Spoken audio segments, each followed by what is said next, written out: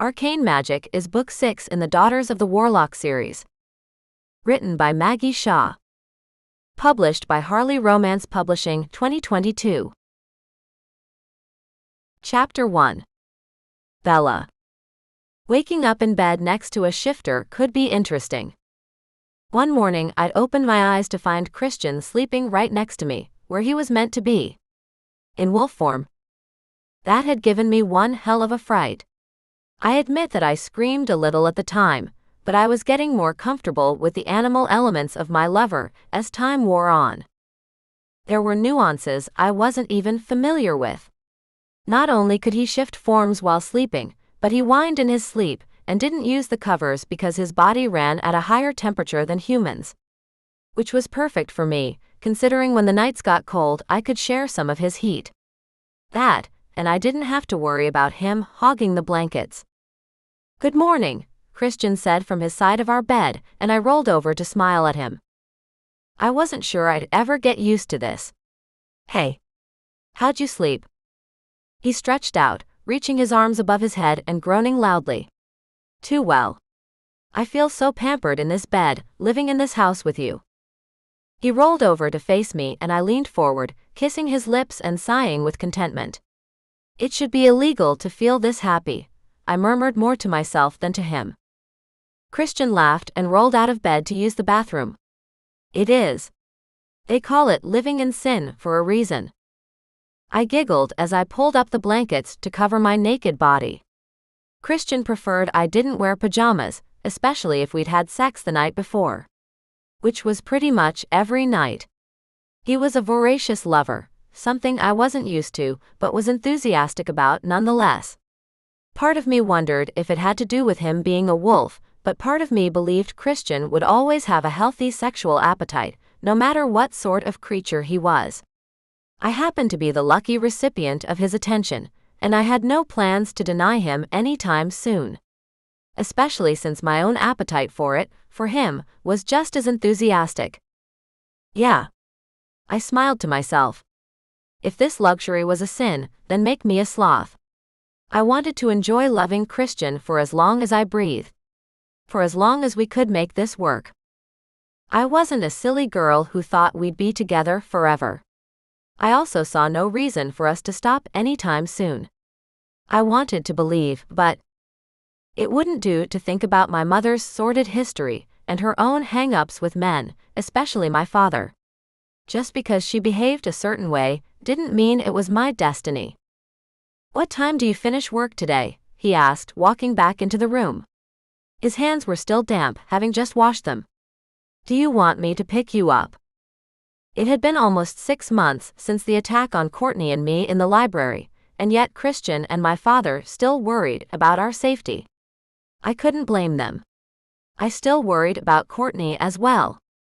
And since we had yet to discover who was behind that attack, I didn't fight them on what could be construed as overprotectiveness. I'd do the same thing. "I finish around 3, but you don't need to pick me up. Ava's meeting me, and we're going shopping for baby things. I mean, unless you want to help us pick out the perfect crib." My sister was ready to pop. Ava was one of those perfect pregnant women who had flawless skin and an iridescent glow. Her hair shined. I could only hope if I ever decided to have a child, I would have inherited a fraction of those qualities too.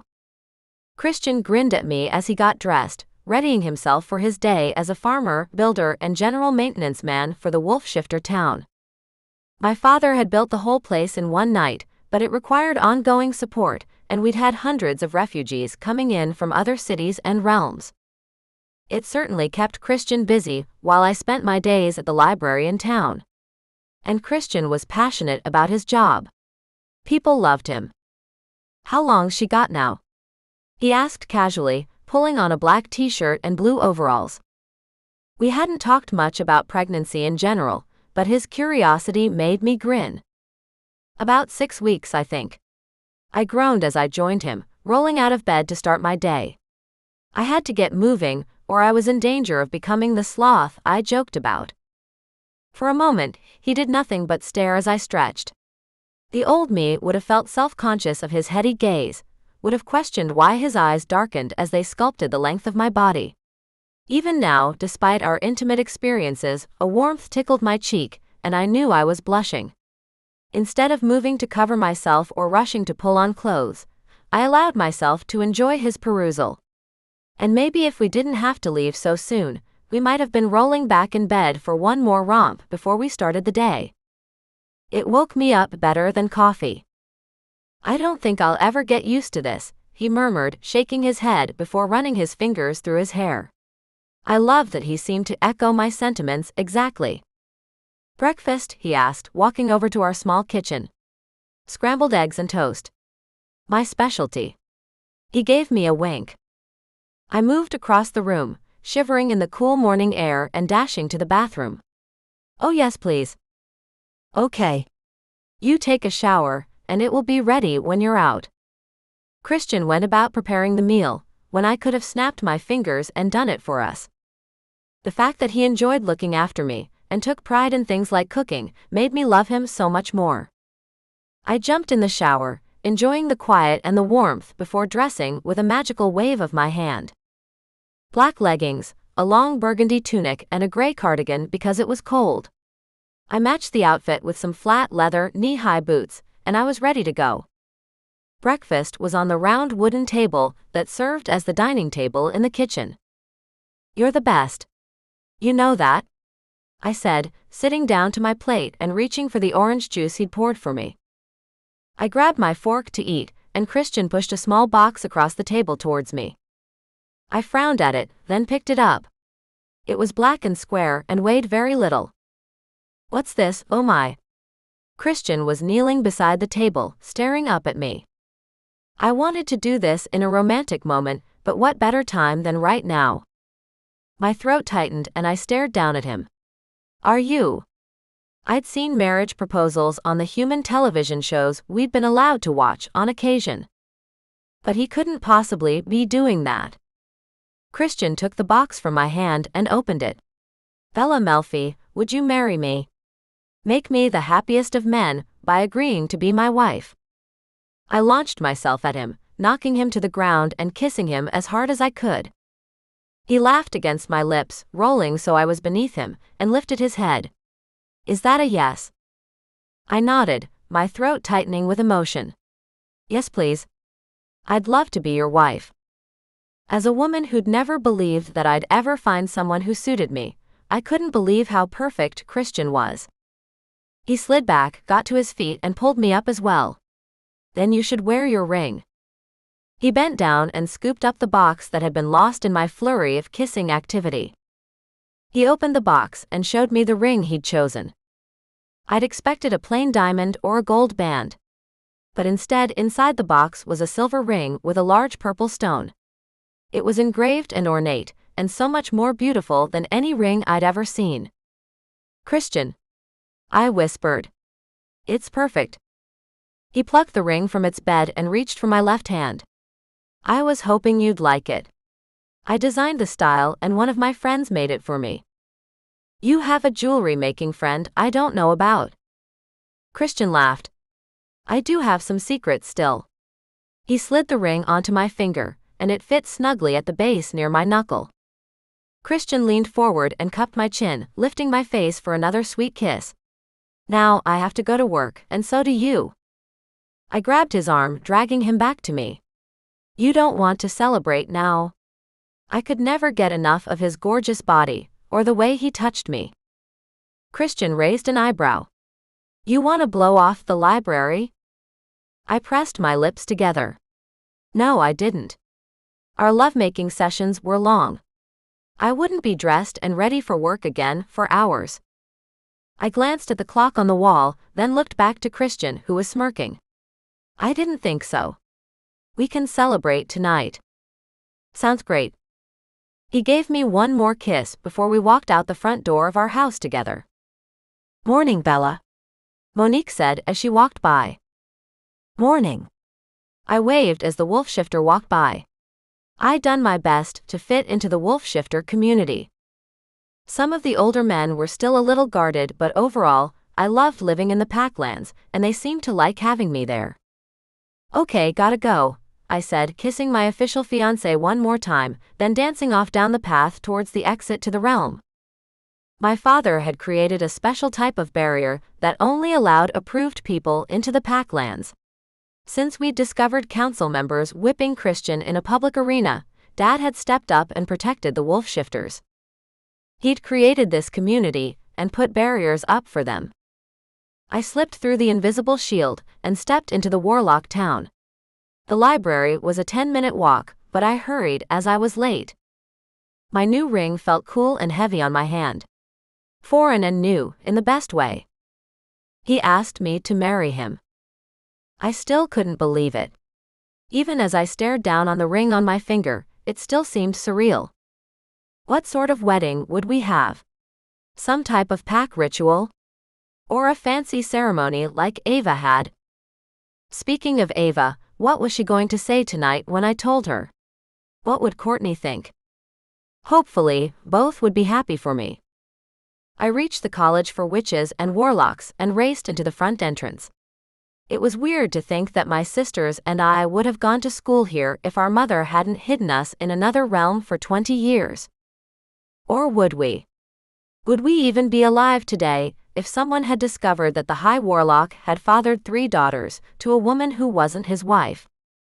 And with that strange thought in my head, I pushed open the door to the library and raced over to the reception desk. Morning, Hillary.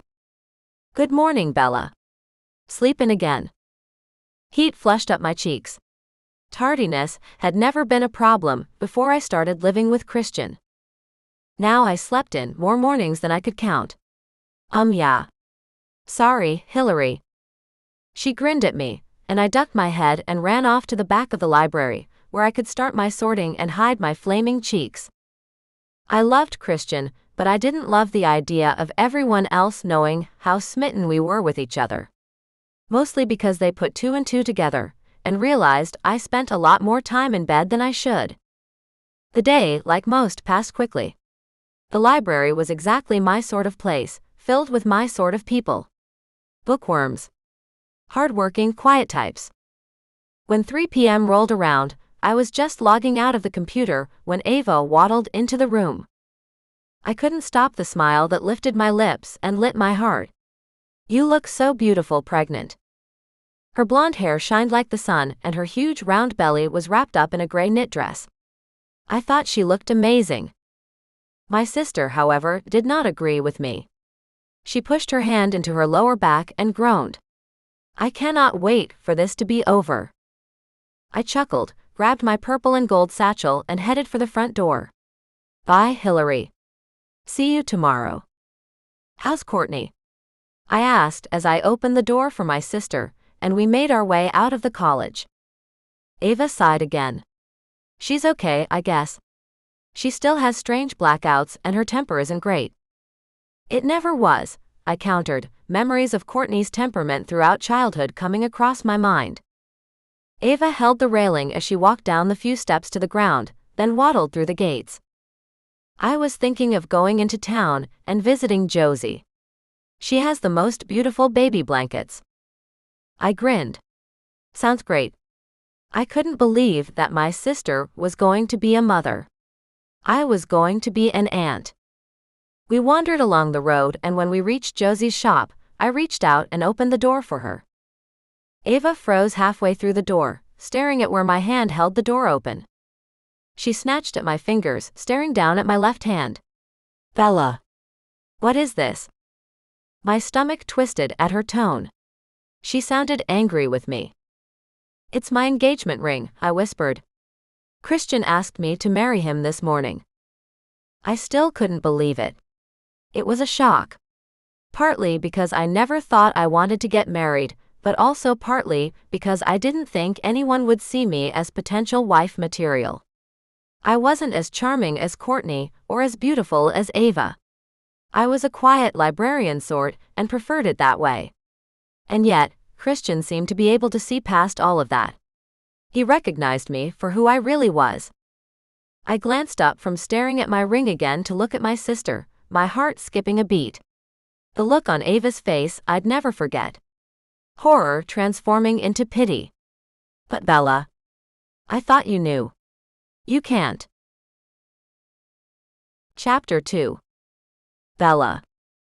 I pulled back my hand and placed it on my chest over my heart, which was thumping like a bongo drum. Surely, I couldn't have heard her right.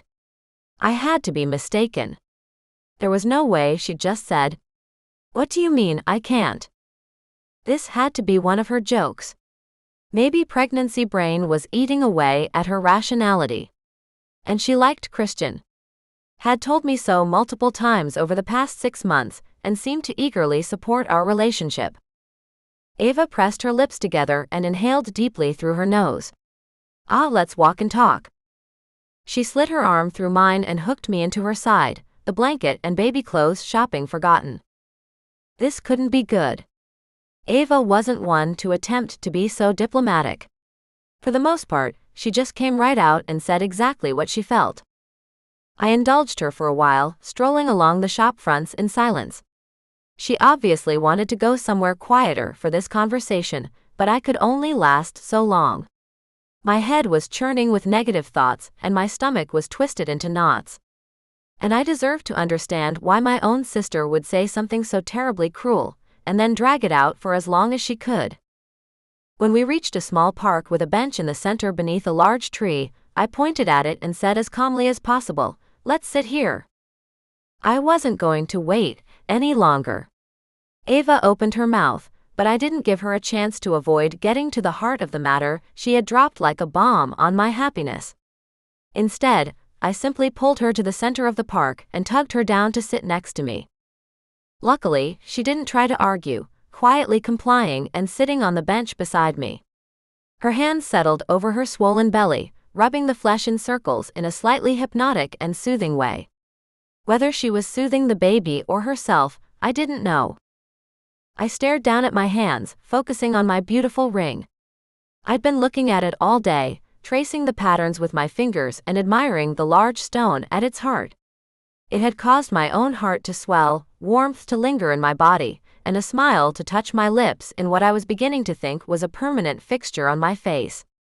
I was incandescently happy, and now. "Spit it out, Ava," I managed to say, though my throat was tight and my heart was aching. I still looked at my ring like it was a lifeline. Like no matter what Ava said, I would figure this out. "You were saying I can't marry Christian." Ava lifted her arm and whispered a spell. I couldn't see the shield wrap around us, but I had to assume she was making sure that no one else could hear our conversation. Ava was our father's oldest child, and the heir to the High Warlock and all his power. She was very good at magic overall, but would be adept at protective spells now. It was actually a brilliant move on her part, one I was surprised I hadn't thought of first. Once she was satisfied, she turned on the bench to look at me. For a moment she didn't say anything, she just looked at me. Just when I thought I couldn't stand the silence any longer, she began to speak. "I didn't realize that you didn't know. I'm so sorry." I pulled my hair out of the bun I'd put it up in, tugging at the strands in frustration. I couldn't look at her eyes, couldn't stand to see the pity in her face. "Ava, assume I'm totally stupid and have no idea what you're talking about. Explain it step by step. Slowly." I was going to be sick if she didn't hurry up with her explanation. Actually, I might have just left Ava there. I wasn't in the mood to play stupid games with her. Something on my face must have alerted her to that fact, because Ava waved her hand and magicked up a bottle of water. "Here. Have a drink." I took it and gulped down the cool water, enjoying the way the drink immediately quenched my parched throat. Even so, this was just prolonging the inevitable, and it grated on my nerves even worse than someone cracking the spine of a book or folding pages instead of using a bookmark. After I'd swallowed it down, I waited for her to explain. But she didn't. "Ava," I growled at her, sick of waiting. She rolled her eyes and groaned. Her head fell into her hand. "You're not going to like it." A reason I couldn't marry the man of my dreams. Of course, I wasn't going to like it. "Tell me anyway," I said, setting the bottle next to me and bunching my hands in my lap. I swear, magic was ready to burst out of me if I wasn't careful.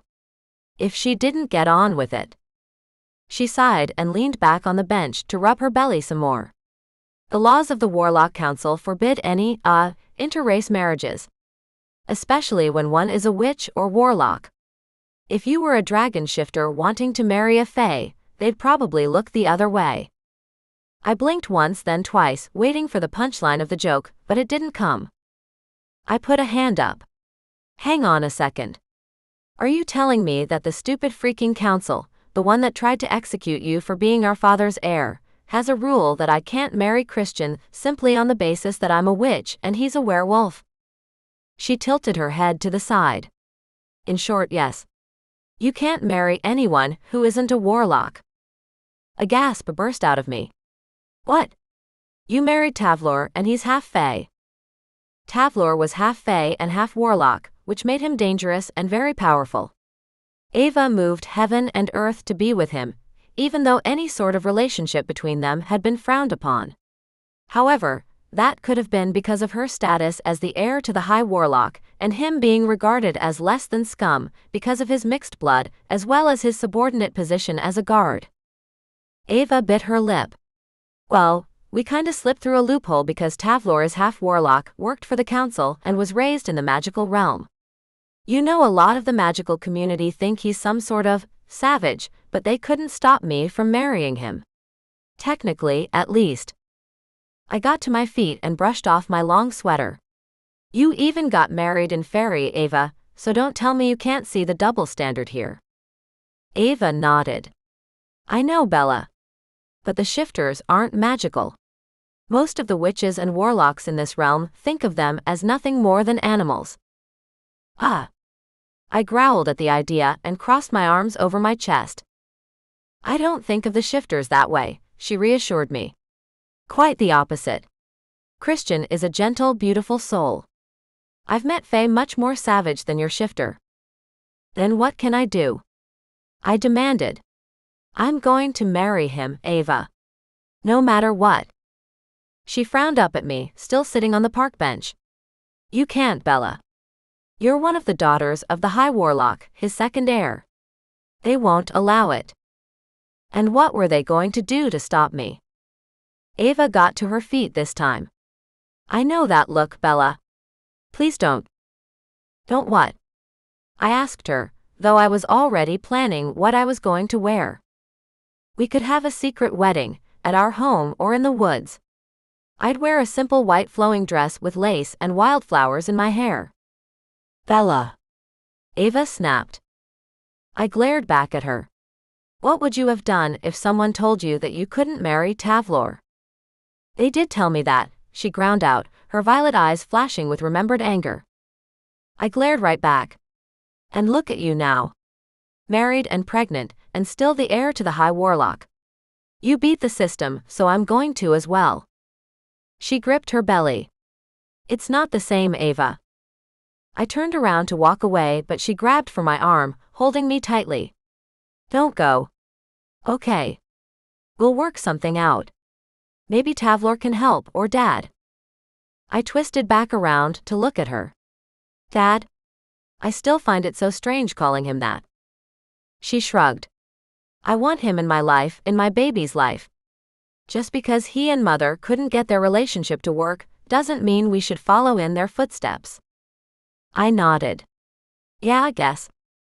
I'd never really wanted a relationship with our elusive father, but Ava and Courtney had. Now that I had him in my life, I didn't mind it, but it was still strange. So what's the next step? I asked her. She pressed her lips together. Would you consider just living in sin like you have been? For how long? I asked, in full knowledge that she was going to say forever. For as long as possible.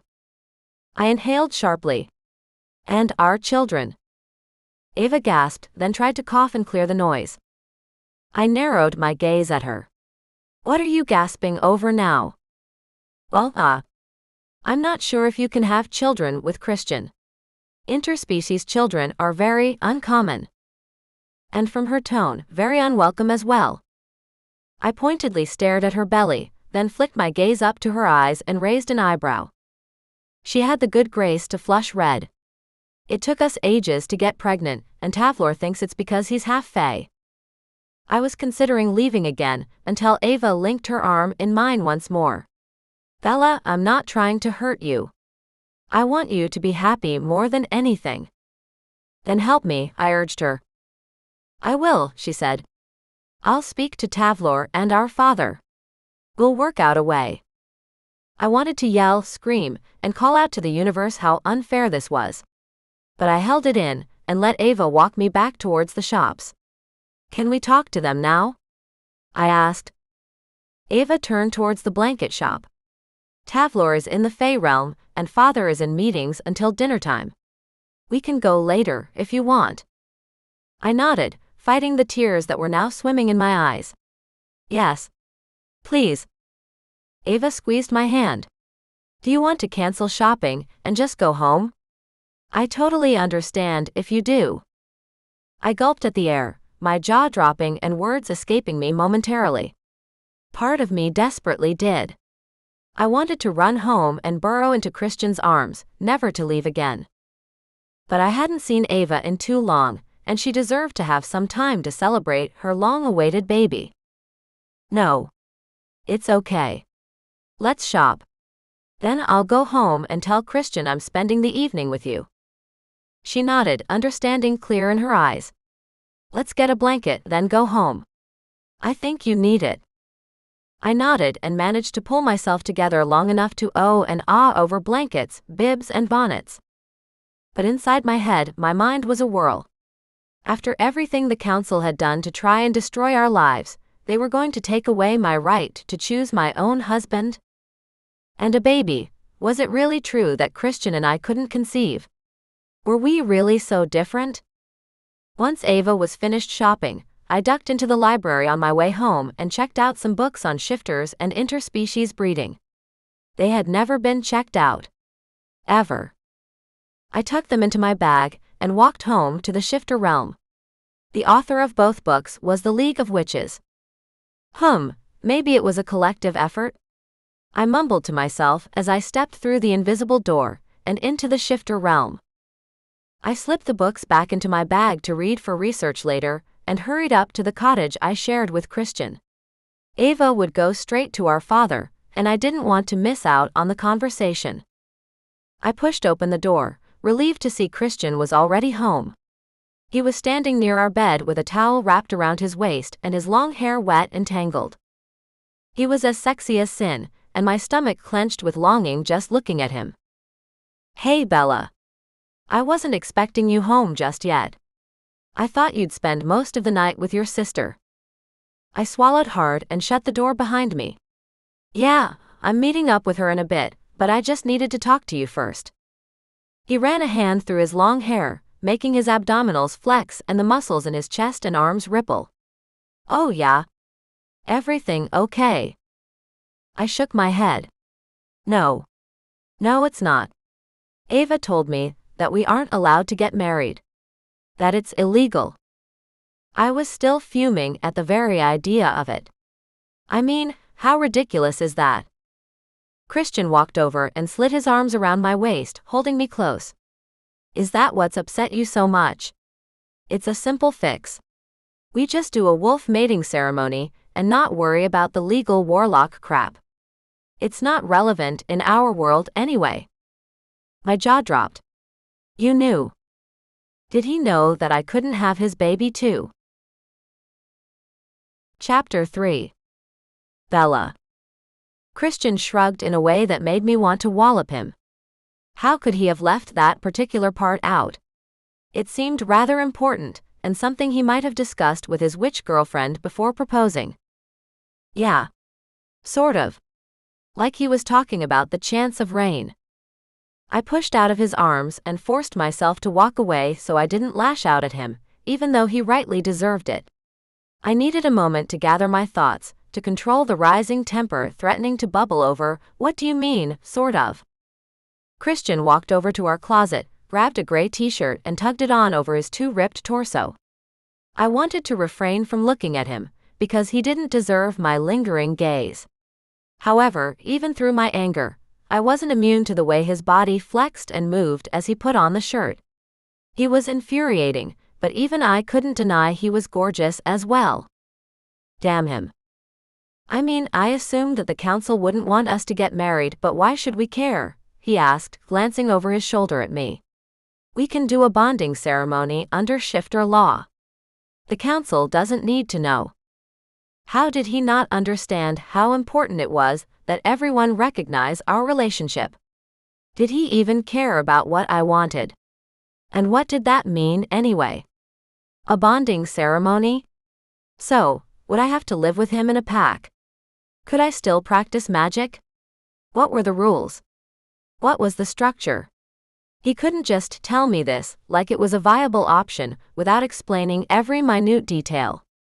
Christian continued, plus your dad supports us. He built us this place, and created a safe space for my pack to thrive. What more do we want? I inhaled deeply, and asked the last question for which I wanted an answer. Is it true that we can't have a baby? I asked slowly. A baby, he repeated, his eyes going wide, like I had shot him with some kind of spell and he hadn't been prepared for it. I hadn't really thought about. Christian was only a few years older than me, so at 24, he probably hadn't thought much about it. He was also a man who didn't think he'd be proposing either. I understood that. I did. But to me, it was important. Not that I'd ever thought I'd have a husband, let alone a family. But being surrounded by the pack made me think about my future, and I wanted what they had. I wanted my own family. I wanted the freedom and ability to do that. To create life with the man I loved. Ava said that we won't be able to, I said, bitterness clear in my voice. That because we're different species, we just won't mesh. Our genes won't align or something like that. Which also meant that all the safety precautions we'd been taking to prevent pregnancy could be thrown out the window. Not that it was relevant now, especially since I still didn't know if it was true. Oh. I didn't know, Christian said quietly, slipping on some jeans, then walking over to wrap me up in his big arms again. He seemed a tad more sympathetic. Then again, I knew wolves were notorious for hiding their true feelings. Maybe he was affected and just not showing it. Maybe he was being strong for me. Still, I wanted some kind of reaction that would show me he cared. I laid my head on his chest and took long, steady breaths. I didn't want to cry. Not today. Christian had proposed to me this morning. That should have been enough to make my whole month happy, but here I was, on the verge of a sobbing session because my stupid magical blood wanted to screw everything up. I didn't want to believe Ava. I wanted to reserve judgment, but the truth was, it was logical. We were from different species. There was no guarantee we'd have the ability to procreate. And the fact that I assumed we could just showed me how naive I truly was. I'm sorry, sweetheart. I really didn't know. He rubbed my back in soothing circles, just the way he knew I liked. I closed my eyes and inhaled deeply.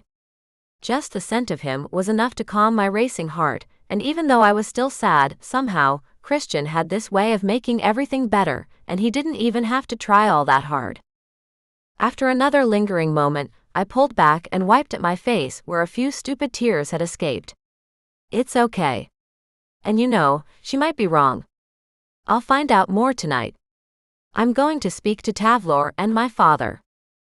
Do you want me to go with you? He asked, touching my chin and encouraging me to look up and meet his gaze. His eyes were warm, supportive. And he did care. His tone might not reveal it, but when he looked at me, I knew he did. I shook my head. No. I think I should deal with them on my own. Because I didn't anticipate the conversation I was going to have would be pleasant, and the last thing I wanted was to be in the middle of something. Again. Okay. Well, I'm here if you need me. I went up on my toes and kissed him, stoking the fire of desire that always simmered between us. How he was able to do that, I didn't understand. Passion was never a word I associated with myself until now. Until Christian. And I hoped that never changed. I've gotta go, I whispered, pushing out of his arms but wishing I could stay. I sighed, curling stray hair behind my ear.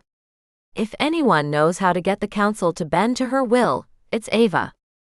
He chuckled. Oh yeah. She's a formidable force. Christian had only met Ava a handful of times, but he went basically mute when he did. She was a force to behold when she went going. Just like our mother had been. The fact that she had the ability to render a werewolf speechless was one of the many powers she possessed. I closed my eyes and used my magic to get changed, wanting to wear something clean and new.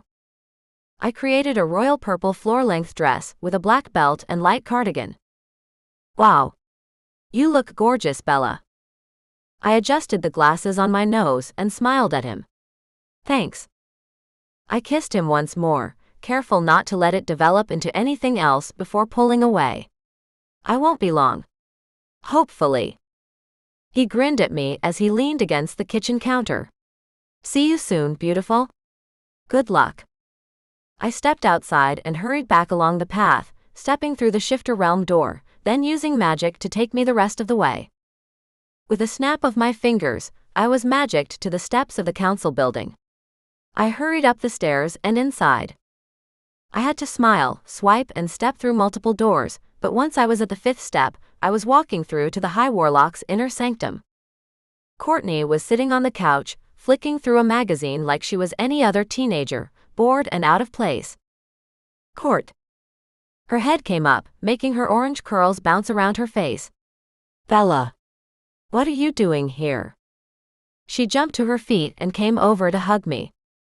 I clung tightly to my sister, relishing in the comfort she brought with her. We were so different, but I loved Courtney like no other. When I pulled back, she was frowning at me. You okay? I sighed. Kind of. I need to talk to Dad. Ava said she'd be here too. Court grinned. You mean the waddling prego? She laughed this time. She wanted a shower, and I think she's still in there. Dad's not due back for? She glanced at the wall where a clock ticked away. Oh, he'll only be a few minutes probably. The door to Ava's old bedroom opened and our older sister came out, ripping her huge belly. I swear I get more pregnant every minute. Well, technically, Court grinned at Ava, you do. Ava glared at our younger sister, then waddled to the couch and collapsed down onto the cushions. Shut up. Not long now, I said, sitting also but on a chair further away. How'd you do talking to Christian? Ava asked me. I shrugged, much like he had. He wasn't as shocked as I was. Shocked about what? Courtney asked, waving her hand over the coffee table and magicking up some sandwiches and a platter of fruit. I hadn't really eaten much today, so I grabbed for a piece of watermelon, crunching down on the sweet fruit. This, I managed to say between mouthfuls, holding up my left hand to display my new engagement ring. Courtney bounced across the room, perched on my seat arm and grabbed my hand. Oh my God. Christian proposed. It's about time. It's obvious he's totally besotted, and so are you. I glanced across at Ava, whose lips turned down on each side. But before I could say anything else, the door opened once more and our father walked in, with Tavlor closely behind him. Oh, what a wonderful surprise, Dad said, walking over to greet me. All 3 of my daughters in the same room. It's been too long. I agreed, it had been. I only wished it was under happier circumstances. Tavlor nodded his head at me, then headed over to Ava. They kissed and hugged, and he rubbed her belly in a possessive way that had my heart aching for things I'd never thought I wanted before now. Is this an impromptu visit? Dad asked, taking off his cloak. Or is there something I can help you with, Bella?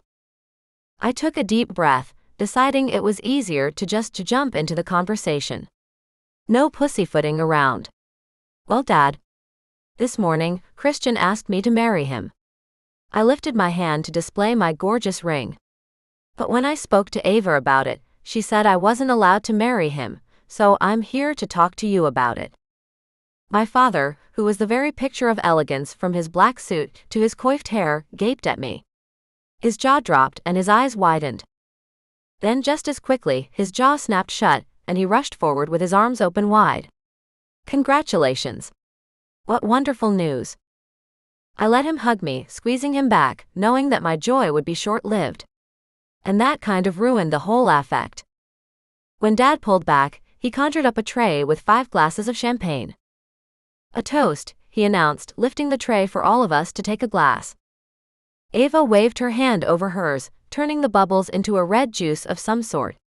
Still no alcohol, Dad. He laughed. I forgot. Sorry. I took a glass, my hand trembling with anxiety.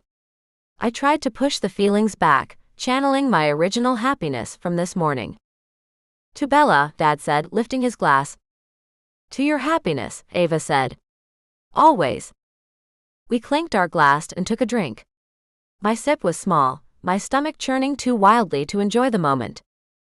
Ava sat down, as she always seemed to need to do in her condition, and the rest of us followed. Courtney curled up on the armchair next to me, Tavlor sat with Ava on the couch, and our father took a seat on the second couch. So, I said, throwing my agitation into the room. Is Ava correct?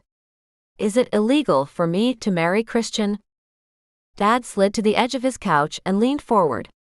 The council has laws about shifters and witches not legally marrying. I heard the emphasis on legal, and it set my teeth on edge. So, you feel the same as Christian? That we should do a bonding ceremony of some sort instead.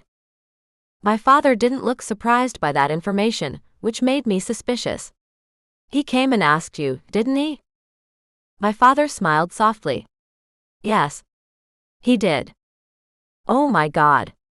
The wolf shifter came and asked my father for permission to marry me. I slouched back in my chair. I can't believe it.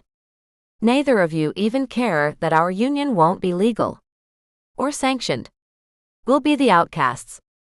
The bastards. And I'd had enough of being a bastard, thank you very much. My father cleared his throat as though he'd heard my internal thought. Bella, Christian believed that his Pax mating ceremony was enough. He'd never really thought of getting married in Warlock terms. He's a shifter. They're different, and that's a good thing. I glared at him. That isn't comforting. Courtney cackled out a laugh. Bella, you never even wanted to leave our realm. Now you've found an awesome guy who loves you and you love him. Who cares if the stupid council wants you to be married or not? Do what you want. I stared at my father. What would happen if I pushed to get married in this realm as a witch to a shifter? My father stilled, and I knew that look. He was worried. I don't think that would be a good idea, Bella, he said, and the tightness in his voice gave me pause. Can't you just smooth over that rule? Courtney asked, piping up again. You or Ava. Just rewrite the law or something. Surely you can do that. When Ava and our father just stared at each other, my anger began to simmer and burn. Why don't the shifters have equal rights to the warlocks? Why are they considered an inferior species? I don't know, Ava responded. It's totally wrong and something I want to change. But those changes take time, my father said. We've already rocked so many boats, and although I'm proud of the changes we've effected since you 3 stepped into my life. Yeah. What's the problem? I demanded, putting down my champagne glass before I broke the fragile stem. You're more important than any law or code, my father said, his tone insistent.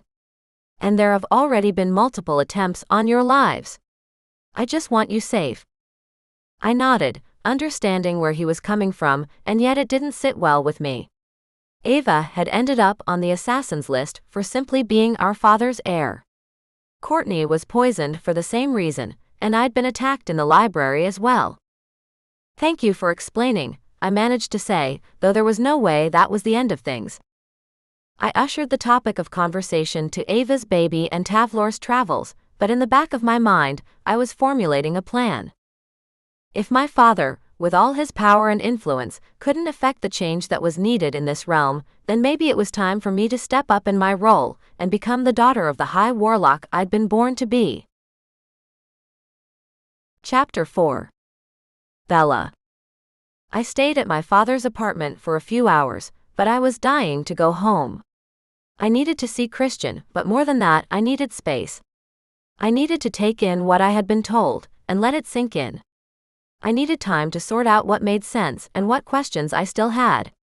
And maybe, I needed a distraction in the shape of a wolf. I managed to say goodbye and leave without an escort, which was amazing. Ever since the attack at the library, I went nowhere without a guard, especially at night. But instead of walking the streets, I magicked myself to the wolf-shifter realm entrance, then ran inside.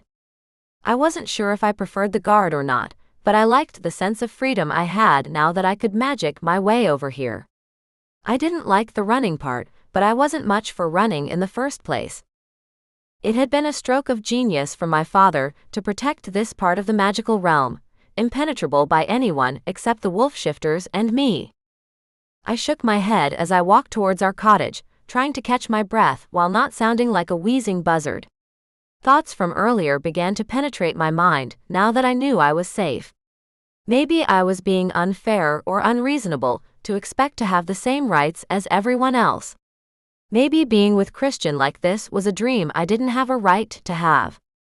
But everything about this situation spoke of bigotry and discrimination. It didn't seem fair. If we both wanted to be with each other, if our relationship was built on love and trust and respect just like everyone else's relationship, why was ours condemned? Christian's mind was rational as was mine. He emoted his feelings. He worked a job, made money, paid his taxes, provided, just like every other man. And yet, he didn't have the right to marry whom he loved. It wasn't fair. And me? I balled my hands into tight fists. I could respect tradition and culture, but this felt as though someone had placed unnecessary control over people who loved each other. So, the magic realm could trade resources with the wolves, we could potentially rely on them for protection, but they weren't good enough to marry? Who decided that and why? My head pinched. I was starting to get a headache. The town was quiet and the streets were empty. The wolf shifters went to bed with the sun, and got up with it too. It was their way. Did they care they couldn't marry a witch or a warlock? I only saw it from the perspective of a witch, from a community that was known to uphold prejudicial traditions and laws, but did the wolves feel the same way? I pushed open the door and found Christian had already gone to bed. His soft snores filled the room, and all the lights were off except for the lamp on my side of the bed. I glanced at the clock on the wall, shocked to see it was hours later than I'd expected. Damn. Guilt grew in my stomach. He must have been worried about me. I should have let him know I would be running late though, to be fair. I hadn't realized how much time had passed. I'd forgotten how easily I lost track of everything in my father's private realm. Time seemed to pass differently there. I tiptoed over to my side of the bed, magicked away my clothes and slid beneath the cool covers. Shivering, I shuffled forward, pressing against my fiancé's naked back. Christian's body was a furnace where I warmed myself, chasing away the shudders that racked my body. Though whether the shudders stemmed from the cold or my frustration, I didn't know. Hi, he moaned, still half asleep. Did everything go okay? I pressed my lips to his back. Yeah. Everything's okay. Go back to sleep. You're late, he pointed out, stifling a yawn. I was worried. I'm sorry, I said, and I meant it. I didn't mean to worry you. But I'm here and I'm okay. You can go back to sleep. He immediately returned to snoring softly, and I nestled into him and didn't move, thankful I didn't have to tell him everything I had learned just yet. Unfortunately, I couldn't sleep. Instead, my mind cycled through memories. Some of my childhood. Magic lessons and my mother's strict parenting. She'd kept us safe from the wrath of the council, but she'd also made sure we didn't know a thing about the outside world, which left us ignorant and vulnerable. I'd thought I'd be happy for the rest of my life, alone. Solitary. Having no one to count on, and no one to count on me. I could tend my garden and take care of my sisters. But here I lay, listening to the steady thump of my wolf shifter's heartbeat, and I couldn't imagine being alone again. I also couldn't imagine being with anyone other than Christian. I loved him more than I'd ever thought possible. So, could I be happy having our union seen as nothing more than an illegal marriage? Would I be satisfied to never have a child of my own? Should I be grateful I got to have him like this, even though I wanted more? My memories flicked back to the day I'd left my mother's magical realm forever. Courtney had been poisoned and was dying. I'd gone to my mother's oldest friend, Aunt Allison, and she'd given me the help I'd needed to save Courtney. She'd also said, "You won't be alone with your books for long. Don't be sad, and don't be afraid. Just leap into this new world and follow your heart. You won't go wrong." Was this the future she'd seen for me? And if Christian and I couldn't have children, would he be happy with that? Would I? Could the pack be enough? I'd have nieces and nephews, more than likely. Could they fill our lives and our hearts enough so that we'd never miss the children we couldn't have? Sadness swamped me, but I closed my eyes and pushed the feeling away with all my strength. Christian loved me. That had to be enough. For now. The next morning, I was up early, having slept on and off all night. Christian grabbed a quick bite and headed off for the day. Houses to build. People to save, he said with a grin as he kissed me goodbye. I waved him off and curled up in my barrel chair in the corner with the books I'd checked out of the library yesterday. I still had an hour before I had to be at work, and wanted to see what the League of Witches had written about. Trying to convince myself through the night that Christian was enough hadn't really worked, because our inability to marry was only a symptom of a much larger problem. The inequality in the way the different races were treated within the magical realm was shocking. The witches and warlocks lorded their magic over everyone else. Mixed breeds like Tavlor would be considered savages or worse. The Fae were looked down on, but were higher on the hierarchy than shifters because they were ancient magical beings. The shifters were the lowest of the low. Animals. Some of the council believed that all shifters should be exterminated. Others wanted them as slaves. For me, the shifters were people. Big-hearted, loving, loyal, wonderful people. And the idea that anyone else would treat them badly made me so freaking angry. I flicked through the first book and found it to be a lot heavier on the science than I'd expected. Information on genetic codes and such. But in the end, they said something wonderful. That all of us, the witches, shifters and fae, all had a common ancestor on our human side. So breeding between all the different factions was possible. More than possible. I covered my mouth with my hand. I'd never read anything so wonderful. When I looked up at the clock, I jumped to my feet. Shit. Going to be late again. I tucked the book into my nightstand pile and ran to work, my heart happy and my happiness level on an ultimate high. If Christian was content to have a bonding mating ceremony, why shouldn't I be happy as well? We lived together, loved each other, and had the full support of both our families. Not to mention the fact that I'd just learned that we could have a baby. Not that I was in a hurry, but knowing the option was there made everything else so much easier to deal with. I was being ridiculous, wanting more. The day passed quickly, and I even told Hillary about our engagement. "Oh, Bella. I'm so happy for you." "Thanks," I gushed, and enjoyed the boost to my already saturated happiness level. Late in the afternoon, I was in the encyclopedia section, and there was a book out of place. I pulled the thin, leather-bound book down from the shelf and stared at it. The front cover didn't have a title, only a strange star with a moon and a magical flourish, all in gold embossment. I opened the front page, and there were the words that had been hanging around me the last few days. The League of Witches. But who were they? I didn't really believe in signs. That wasn't a part of magic that could be quantified. But my mother had been a big believer in following your gut instincts, and everything inside of me was telling me I needed to track these authors down. I took the book to the front desk and checked it out. Once again, there had never been another borrow date.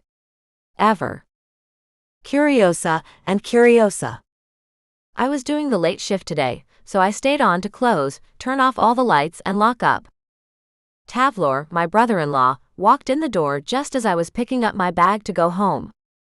"Hi, Bella." "Tavlor," I greeted him warmly, pleasantly surprised to see him. "I wasn't expecting you. Do you need something from the library, or is it me you're here for?" He inclined his head and held his hands behind his back, much like a royal guard would. "The High Warlock asked me to escort you home." I narrowed my eyes at him. Something was off. "Really?" His smile was adorable.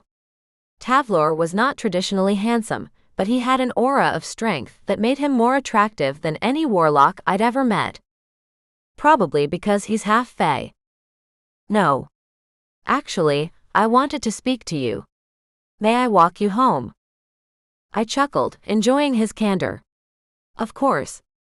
Give me just 1 minute." I snuck my new book into my bag, grabbed the keys, and locked up as we left. Once outside, I pulled on my sweater, the temperature much cooler than when I'd left home this morning. "I wanted to officially congratulate you on your engagement," he said, his words and language more formal than I was used to. "Thank you. And I wanted to tell you that I admire you for loving someone who is outside the norm for so many other witches." I gave him a sidelong glance. "You know we aren't traditional witches. We didn't grow up with your screwed-up view of society." He smiled at me this time. "I know, but I still think it's worth saying. You're an impressive woman, Bella."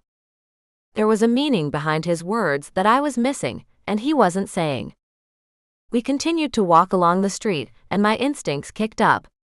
I wasn't sure if I was going to regret asking the question, but everything inside of me was pushing at me to ask anyway. "Hey, Tavlor," I said, my stomach twisting at the prospect of the answer. "Yes?" "Have you heard of the League of Witches?" His silence was deafening.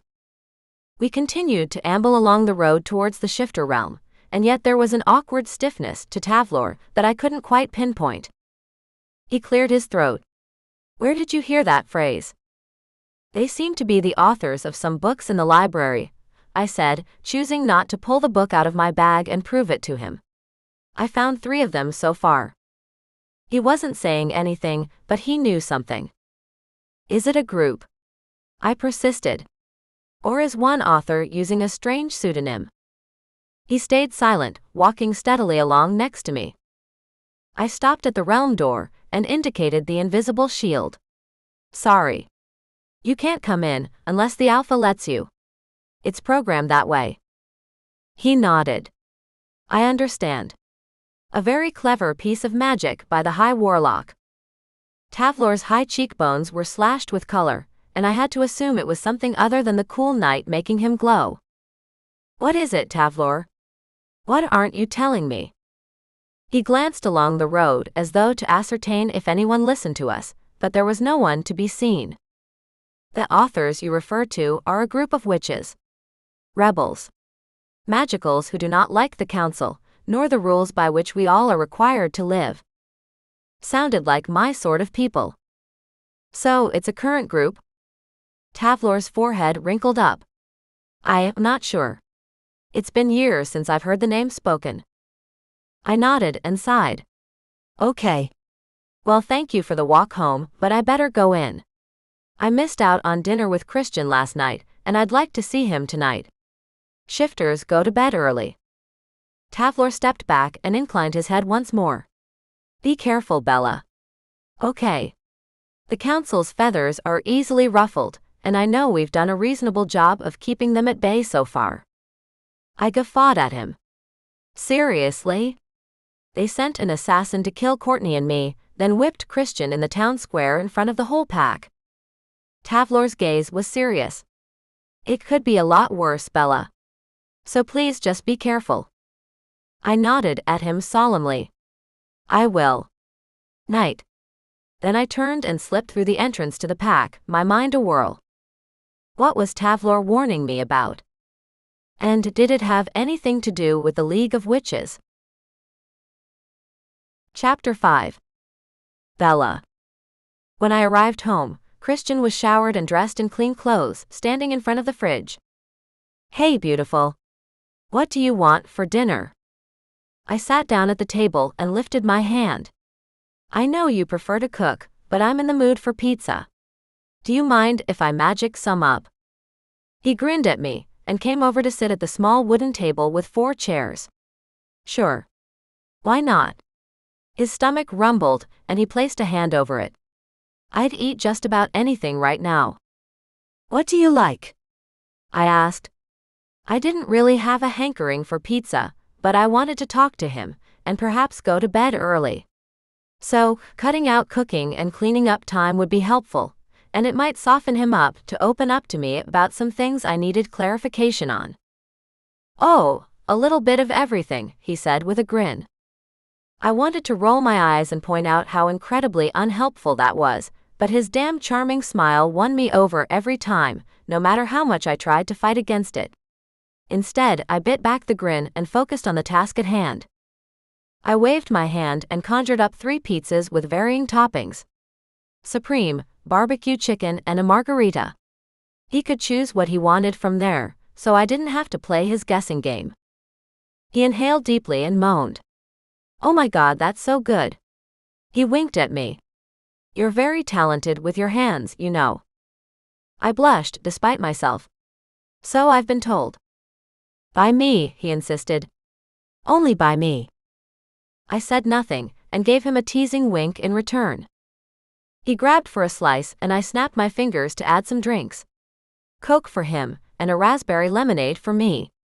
The ice tinkled as I picked up the glass and took a long sip. He laughed this time. "Is there a special occasion?"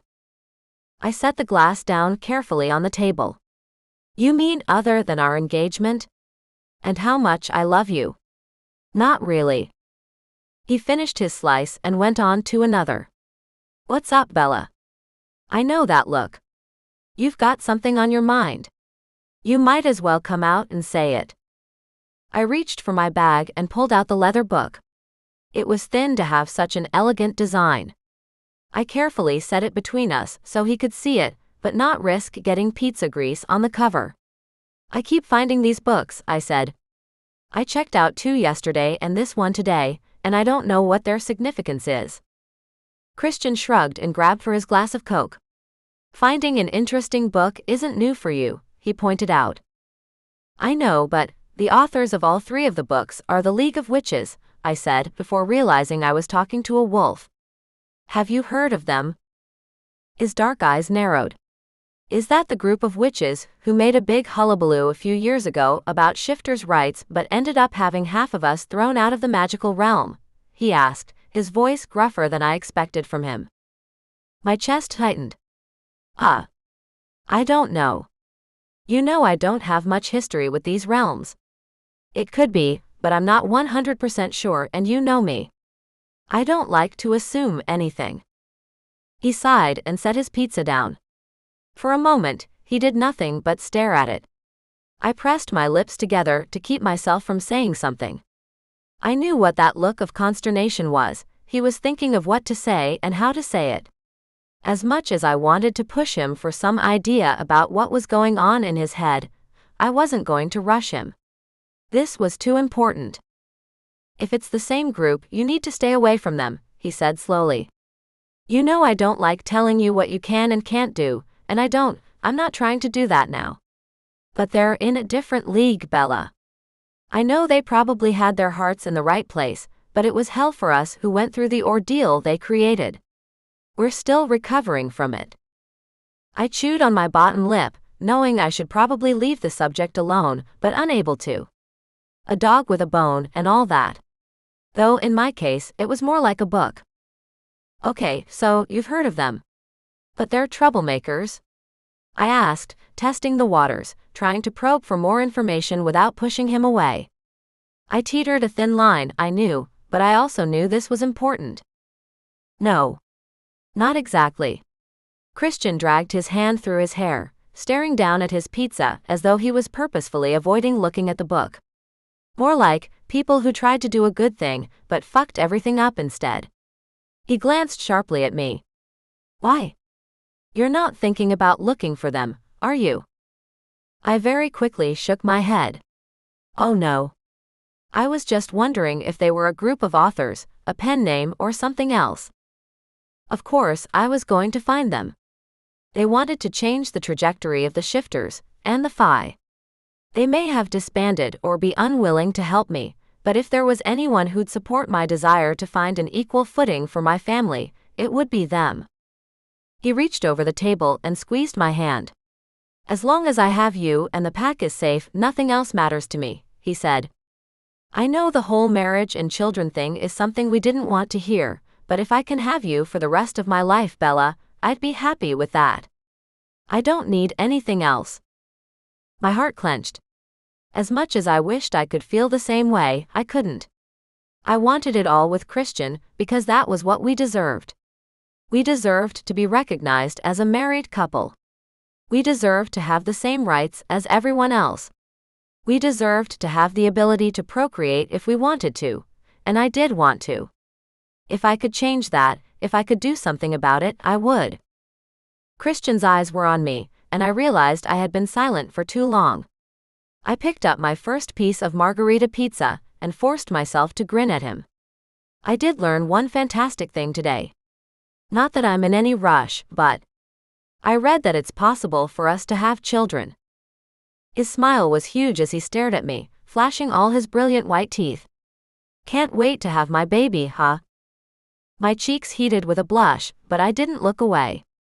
Well, I think we'd be good parents. Someday.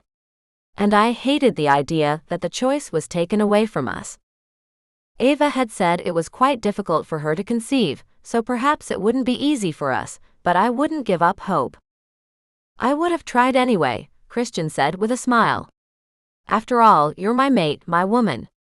I knew the moment I laid eyes on you that we were meant to be. Did you now? I asked, chuckled at the way he waggled his eyebrows at me. Of course, he said. And that means babies. Family. Love. All of it. Sounds amazing, I said, and finally started eating properly. We went to bed and loved on each other in a way that I'd only thought was possible in books and movies. The next day, I wasn't working, so I'd kissed Christian goodbye and sent him off with a huge basket of blueberry muffins I'd magically whipped up. Don't tell them, I'd said, and he laughed as he walked off to the area where all the new construction was going on. My father could have built them all new houses, but the pack wanted to manage the construction, and they were a proud bunch. As soon as he was gone, I took a shower, got dressed in comfy warm clothes, and curled up in my reading chair with my books. The first book was all about bloodlines and how we all came from humans originally. Even the Phi, which was why the very idea of genetic supremacy was complete hogwash.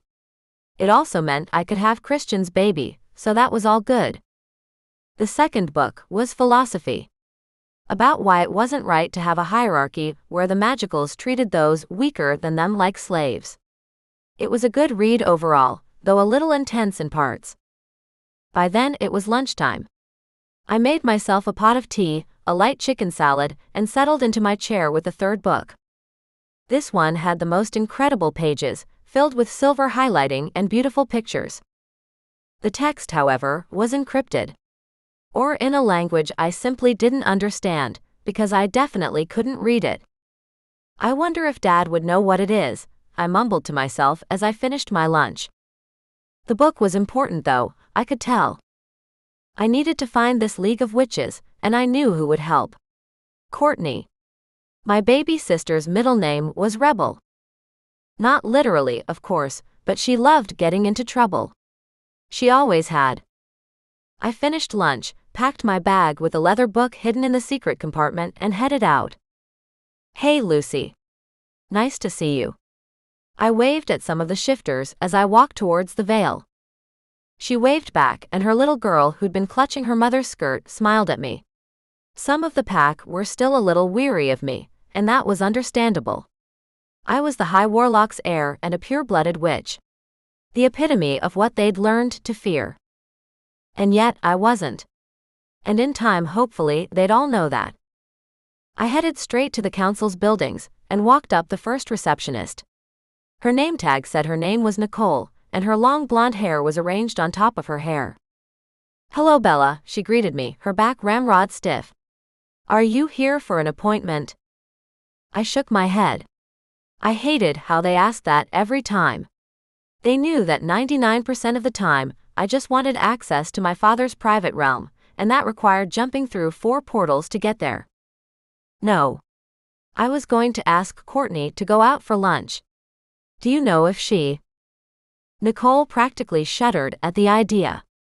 Oh, I wouldn't know anything about the High Warlock's personal affairs. I sighed. We didn't have an easy way to communicate at the moment. Because of the security around Dad's realm, and the fact that Courtney was either there or in the Adenolfi family realm, calling her on the phone just wasn't an option. I sighed. Fine. Buzz me through and I'll jump through all the doors to see her. Nicole inclined her head and magicked up the first of the traveling portals. I gripped my bag and moved through the first of the strange, cold jumping ponds. The next room had a large male security guard. It was the same drill, until I was finally opening the door to my father's apartment. Oh, thank God you're here. I practically groaned at Courtney, who jumped up from couch where she'd been reading. What do you mean? She asked. What's wrong? Nothing, I said, hugging her to me. I just hate having to move through 4 freaking portals just to see you. I wish we had an easier way to communicate. Courtney laughed. Yeah, me too. I get so bored here alone. There was an undercurrent that I didn't miss. She was lonely, but she'd never say it. Maybe you should come live in the pack realm, I said off the cuff. Dad could whip you up a little apartment near our cottage. It's quiet, but you'd like the people, I'm sure. She sat down on the couch where she'd been when I walked in. That would be great, but I need to stay here for a little while longer. I'm still having some strange outbursts and my energy isn't great. I sat down on the chair closest to her, my heart tugging at her words. Courtney wasn't one to reveal a weakness if she could help it. So, if she was telling me she wasn't doing so well, then she wasn't. I decided to change the subject, because the most powerful witches and warlocks in this world were already working on Court's problems. I could do something else. I could distract her. I pulled the leather book out of my bag and passed it to her. Can you take a look at this, and tell me if you recognize the language? I can't read any of it, not even a word. Courtney rolled her eyes at me. Seriously? If you don't know what it is, I won't. I almost smacked her. Just look, please. Courtney groaned and opened the front cover. But instead of throwing it back at me like I'd expected, she stared at the pages with her eyes narrowed. Do you recognize it? I asked. Sort of. Yeah, she said. Really? I asked, jumping over to her couch to sit next to her. How? Well, I still go to the Adenolfi family realm, as you know. Yeah, I do. Courtney was still receiving treatments for her poisoning. You've seen this lettering there. When? How? She nodded. Yeah, I have. I'm sure I've seen books like this in our grandparents' library. Not that I was supposed to do any reading while I was there, but you know me, I'm a snoop. My jaw dropped as a piece of the puzzle fell directly into my lap. Our grandparents? The League of Witches? The Council? It was all linked. Chapter 6. Bella. Courtney stared at me like I'd gone insane. And honestly, I couldn't blame her. Are you, like, going to hyperventilate or something? I shook my head. No. Can I tell you what I've found so far? I asked. I needed to get this off my chest. I needed to share this with someone who might actually listen. Before she could respond one way or the other, I rattled off a summary of what I'd learned in the books. About babies and genetics, power, and the obvious discrimination that the warlocks were holding over the other races. Courtney nodded along, and made disgusted noises in appropriate places to let me know she was listening. By the time I finished, I was out of breath and enraged all over again to the point where I could hardly stand up.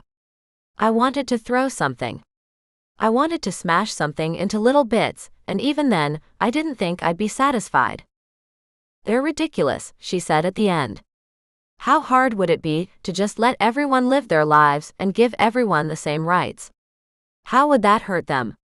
Her tone was genuinely confused, like she didn't understand the thought process behind everything.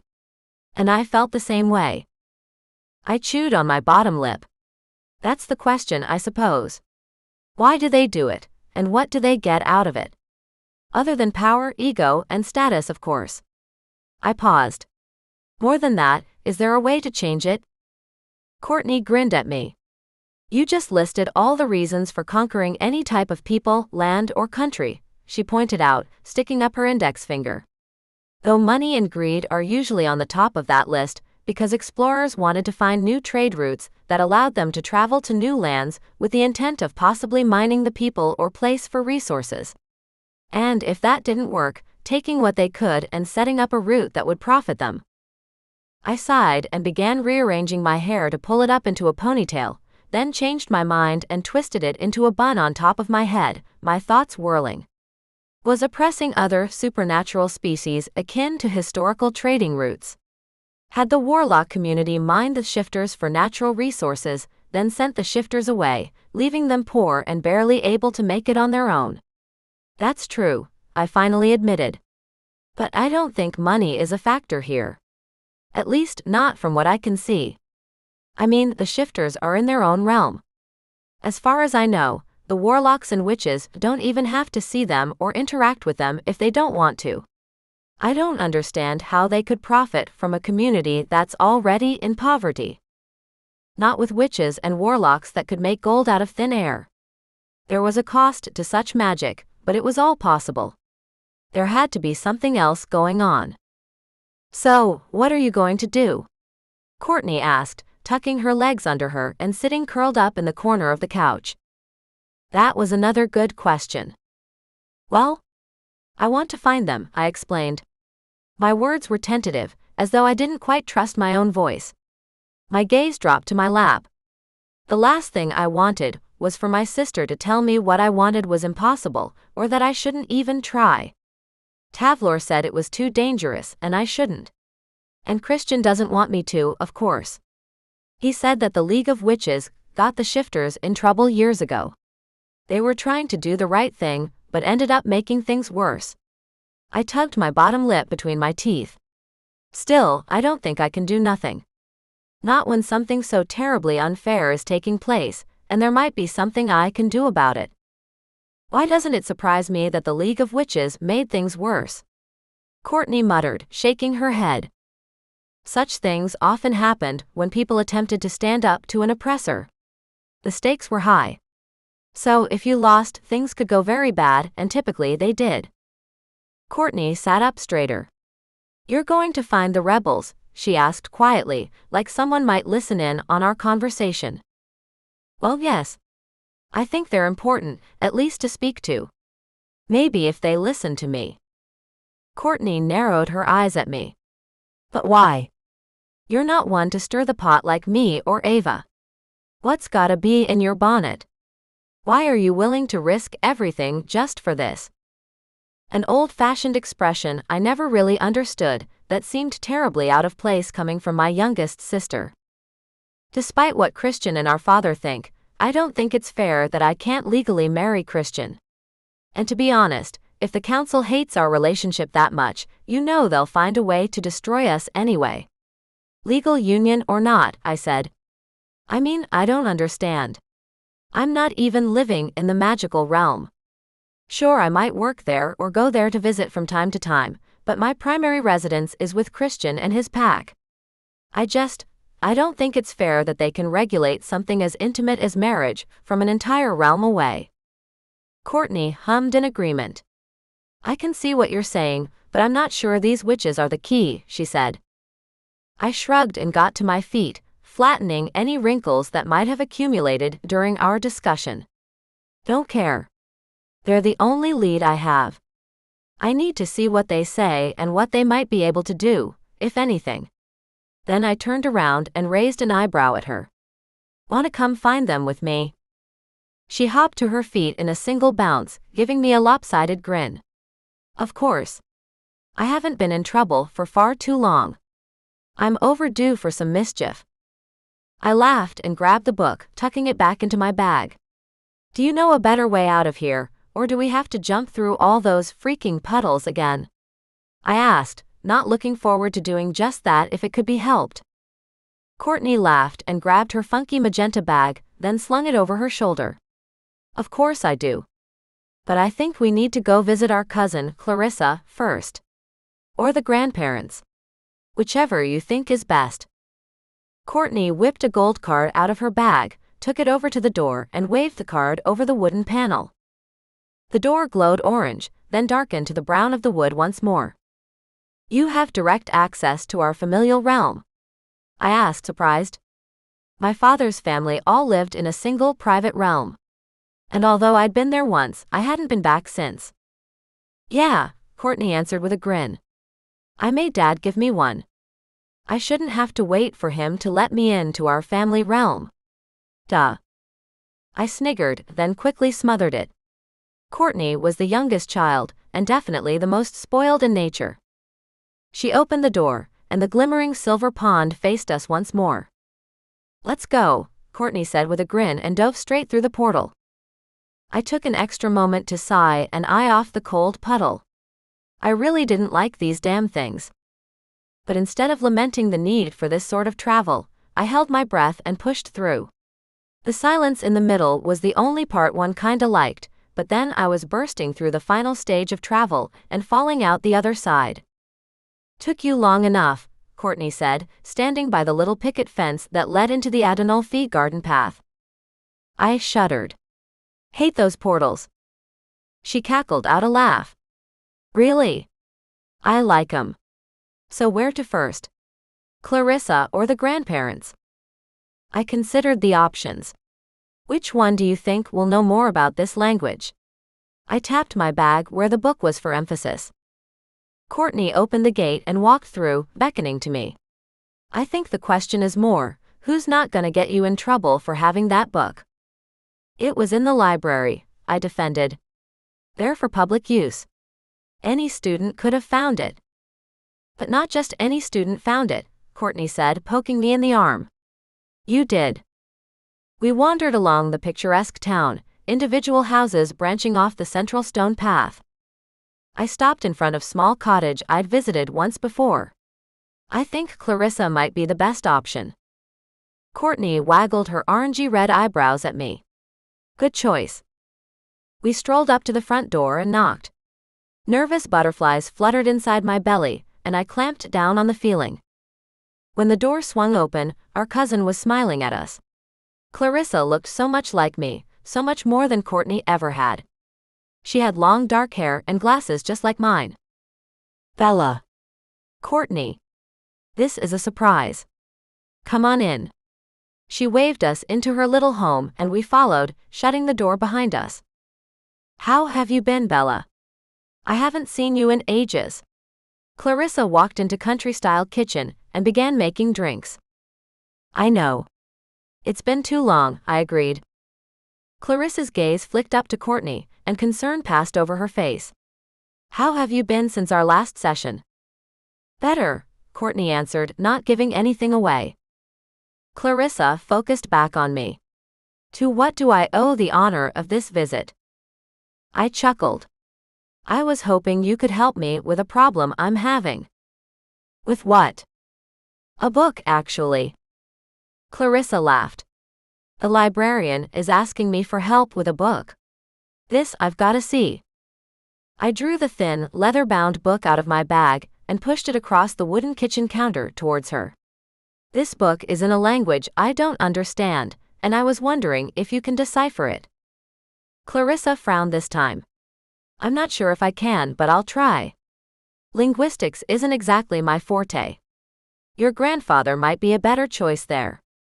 She drew the book towards her and opened the first page, staring down. Clarissa glanced up at me. It's blank." "What?" I pulled the book back and stared down at the page. The plain white page. I have no idea what happened.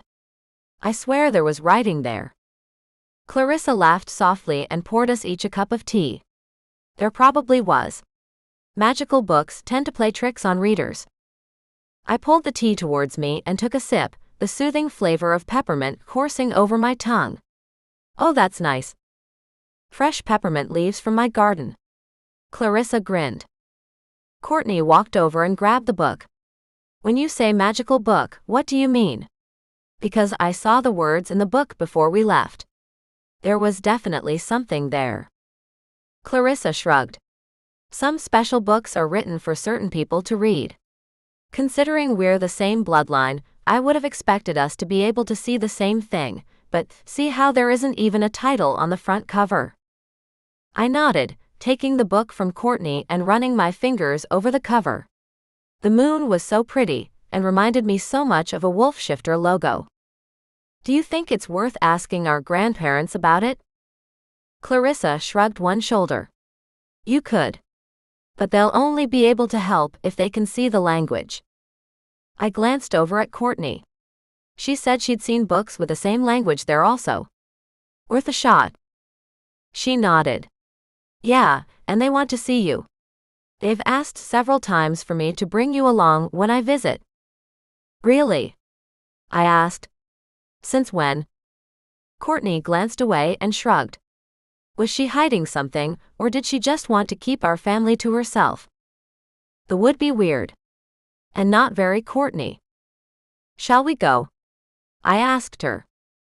She nodded. Yeah. Let's go. We thanked Clarissa for the tea and assistance, and headed off to the much larger and much grander house that was home to the High Warlock and his wife from the last generation. Why didn't you tell me? They've been wanting me to visit. I asked Courtney as we walked up to the front door. She cleared her throat in an awkward way. They don't like shifters. My jaw dropped. What? She stared at me pointedly. You heard me. Oh my God. Of course they don't. Then where do they think I live? Who I'm dating? Courtney stepped closer and whispered, You live by yourself in town in an apartment near the library. And you are not dating anyone. Hide that ring. I grabbed my beautiful engagement ring, pulled it off my finger, and shoved it into the secret compartment inside my bag. I can't believe we're doing this. The door swung back, and an older version of my father stood staring at me. Bella. Wonderful to see you. I went into the house in a bit of a daze, lying in almost every sentence I spoke. Courtney was as smooth as silk, whereas I was as awkward as an ass. I hated it. When I showed the book to my grandparents, neither of them could see anything on the pages either, and I left disheartened and no closer to the truth than before. I trudged out of their house. Well, that was a waste of time. Courtney opened the gate and walked beside me back to the portal. Yes and no, she said with a secretive smile. What did you do? I asked. She chuckled. You know when I went to the bathroom? I grabbed that book I'd been talking about. The one with the same writing. She patted her butt cheek, where I assumed she'd used magic to store the cumbersome book in her jeans pocket. Awesome. I grinned. Well done. Courtney pulled out her gold portal jumping card and swiped it. Well, thank you very much. The portal shimmered and Courtney disappeared through it. I slid my hand into my bag and grabbed my ring, sighing with relief as the weight of the silver wrapped around my finger once more. I'd felt terrible removing it, but now that it was back, I wasn't taking it off again. I jumped through the portal and traveled back to the home of the High Warlock. It was time we found out what this mystery was all about. Chapter 7. Bella. Unfortunately, the book Courtney had borrowed from our grandparents didn't give us much of a clue as to what to do next. The language was the same, but that didn't help since we couldn't read even a word. Annoyingly, all the words in our book had reappeared the moment we'd stepped back into my father's office home.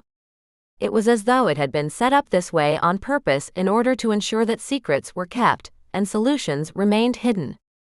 So what else can we do? Courtney asked, pacing around his living room. There was so much energy pent up in her that I was surprised she wasn't running. Arms were thrust around her back, and she was practically stomping the way she had when she was a kid who hadn't gotten her way. Luckily, she had grown up a bit since then and managed to control herself, even if it was only a little. We need to find the League of Witches, I said, speaking aloud more than actually organizing a plan. It was an obvious solution, one I had been repeating over and over again. The only problem was actually locating them. How would we do that if they're in hiding? Do you think they'd have a meeting place or something? The second I suggested that, I bit my bottom lip. It was stupid. A meeting place. If everything was supposed to be a secret, why meet at all? Wouldn't that pose more of a risk? Unless they were that arrogant. Unless they didn't actually think they had done anything wrong. In fact, I had no reason to believe they had disbanded. Tavlor had said they'd fought the council and lost, but that didn't mean they would have disappeared altogether, did it? People who tended to disagree with the council weren't exactly on best terms with them, but at the same time, would the council have done something drastic for a semblance of control? I didn't know, and couldn't begin to guess. I could only hope that they were still together, were still convening and meeting and discussing things. We needed to find out either way. Courtney flopped down onto the couch and magicked up a chocolate bar. Yeah. Probably. Do you know any location spells that could work with just their book or name or something? She asked in between bites. The sweet aroma of the chocolate wafted through my nostrils, and I was tempted to conjure one up for me. Instead, I walked over to the small kitchen and grabbed a soda out of the fridge, my brain scrolling through all the location spells I knew. Most of them required a lot more than an empty book and intent, and I wasn't sure it was possible for us to obtain everything we needed in order to make it work. Suddenly, a thought hit me so hard and unexpectedly, I nearly dropped the can. Intent. That's it. I carefully placed the soda can on the table and bolted back to the lounge. That's it. I said out loud, which was much easier than holding it back in my head. Intent. I bet a group like this has their location cloaked by intent. If I can prove I only want their help and don't wish them any harm, I might be able to locate them. Courtney conjured up a drink for herself and glanced up at me. I wasn't surprised to see that she had already finished the chocolate. Okay. When? And how? How about now? I suggested, grabbing my bag and pulling out the book. Why wait? Courtney chuckled. Are you forgetting where you are? Dad has so many protection wards on this realm, you'll never be able to get a spell out. Plus, do you want him to know what we're doing? I'm sure there'd be some way for him to figure out what we were up to. I glanced around at the comfortable, warm room. Oh yeah. I forgot. I sighed dejectedly, pressing the book to my chest. I got to my feet and pushed my glasses up my nose. Well, I'm going back to the magical realm. You wanna come? I don't think I can sit around and wait to do this anymore. Not when I could feel myself get closer and closer. Are you going to search out those kick-ass witches? Courtney asked, bringing the rim of the soda can to her lips before taking a long gulp. I nodded. Courtney downed the rest of the drink and grabbed her red sweater off the back of the couch, heading for the door. I'm not missing out on that, she said in a rush. Let's go. I followed Courtney through the door, and we portal jumped all the way back to the magical realm where I worked. My heart rate increased rapidly, not because of the jump itself, but because of what the jump represented. Because we were finally doing something productive that might actually work. I'd like to come see the pack again, if that's okay. Courtney said, taking a deep breath of air as we stepped out into the magical realm. She fluffed her hair as she stretched out her muscles. It's been too long, and I know you've made a lot of improvements.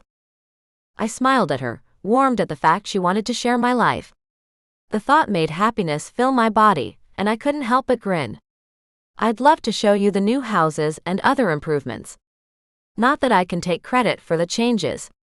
Christian and the pack have done most of the building. I'm just there for moral support. I just worked at the library and enjoyed a peaceful life. Stopping at the edge of the main road, I glanced up and down the street, pursing my lips. I adjusted my glasses as I gently chewed the bottom of my lip. "Whatcha thinking?" Courtney asked. "Well," I began, "I'm thinking that maybe we should go to the library to conduct the spell, but..." I let my voice trail off, trying to figure out how to vocalize what was going on in my head. Courtney shuddered, flaring her nostrils. It was like she could read my mind. "Yeah, I'd rather not." I glanced at her face, surprised to see the unease there. Was she still upset about what happened that night at the library? We were attacked, and I managed to distract the council assassin long enough for Courtney to get away. He'd almost killed me, but Courtney had found our father and he saved me. After the attack, I couldn't wait to get back to work at the same library, but Courtney looked like she didn't even want to visit for an hour. "In that case, where should we go?" I asked, glancing around at the shop fronts in front of me. "We can't go back to the pack's realm. My magic won't work the same there." Not to mention the fact that the wolf shifters had a natural dislike for witchcraft. "What about that apothecary you took me to when you turned me into Thumbelina?" Courtney said suddenly. "Doesn't he help wolf shifters and others?" "Oliver's?" I asked. I haven't been back there since my first visit. Though why, I wasn't sure. He'd been a great asset, and someone my family trusted. "That's actually a great idea," I said to her. "Let's go." We took off across the road and walked down the street towards Oliver's shop. "So, what are you thinking for your wedding?" Courtney asked suddenly. "Something small. Low-key." I elbowed her in the ribs. "No. I want 100 people staring at me like at Ava's wedding." We kept walking, further away from the center of town. Oliver's shop was about 3 blocks down, in the less reputable area. Courtney laughed at my response. "Yeah, I know you're different, so I kind of figured you'd want something smaller." "Very different," I agreed, then made a turn down a darker alley and felt a strange shimmer of something passing over my neck. It felt almost like a cloaking spell.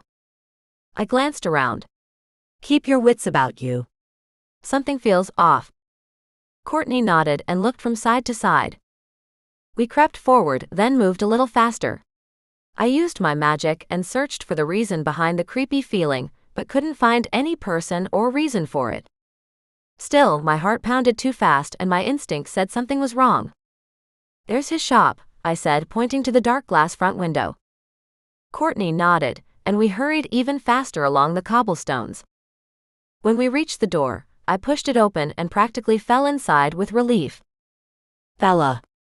And is that Courtney?" "2 of the heirs to the High Warlock in my shop." "What an honor." I glanced up and met the amused gaze of my father's school friend. "Oliver. Long time no see." His once purple hair was now longer and aqua blue. His eyelids were painted with silver, and his gorgeous hands were decorated with the most beautifully crafted, ornate rings I'd ever seen. I closed the door behind Courtney and walked forward. "Hi." Oliver cackled out a laugh, swept his arms out wide, then scooped me up into a big, welcoming hug. Unlike the first time he hugged me, I didn't feel awkward or overwhelmed. I hugged him back and sighed as his immense aura folded around me. Living with Christian and the pack had made me much more aware of people, and the need for affection. "It's nice to see," I said as he pulled back. "And you remember Courtney." He grinned and moved to hug my sister, who held him just as tight. "How could I forget? Damn girl, you're one tough witch." Courtney laughed, but I didn't miss the sparkle of unshed tears in her eyes. "Well, I have you and Clarissa to thank for bringing me back to the land of the living." He glanced at me. "And your sister. She has more talent in her pinky finger than most fully trained witches have in their whole bodies." I blinked at the compliment, but didn't really get to process the thought before Oliver was clapping his hands and walking back towards his counter. "So, how can I help you two today? I hope Ava is well." And you don't need any help with any new poisons? He said it as a joke, since he grinned and laughed as he said it. But a shiver coursed down my spine at the mention of my sister being in trouble. Ava's due to have her baby soon, I informed. Is there anything you recommend that would help in any way? Oliver's brow furrowed. The child is a quarter fae, is it not? I nodded. Yes. She's having Tavlor's baby, so it'll be 3/4 warlock and 1/4 fae. Oliver went to a glass cabinet and pulled out an amulet. The issue with crossbreeding, especially with the fae, can be the amount of magic coursing through the baby during the birthing process. Fae are not only powerful, but they live for over 1,000 years.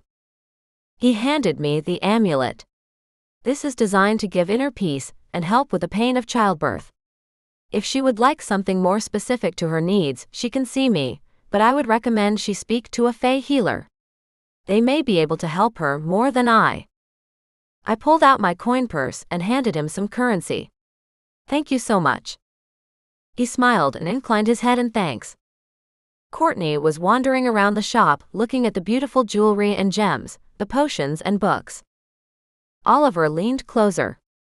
She is still struggling from the effects of the poison still. I nodded. She doesn't tell me much, but yes. I believe so. Can you help her?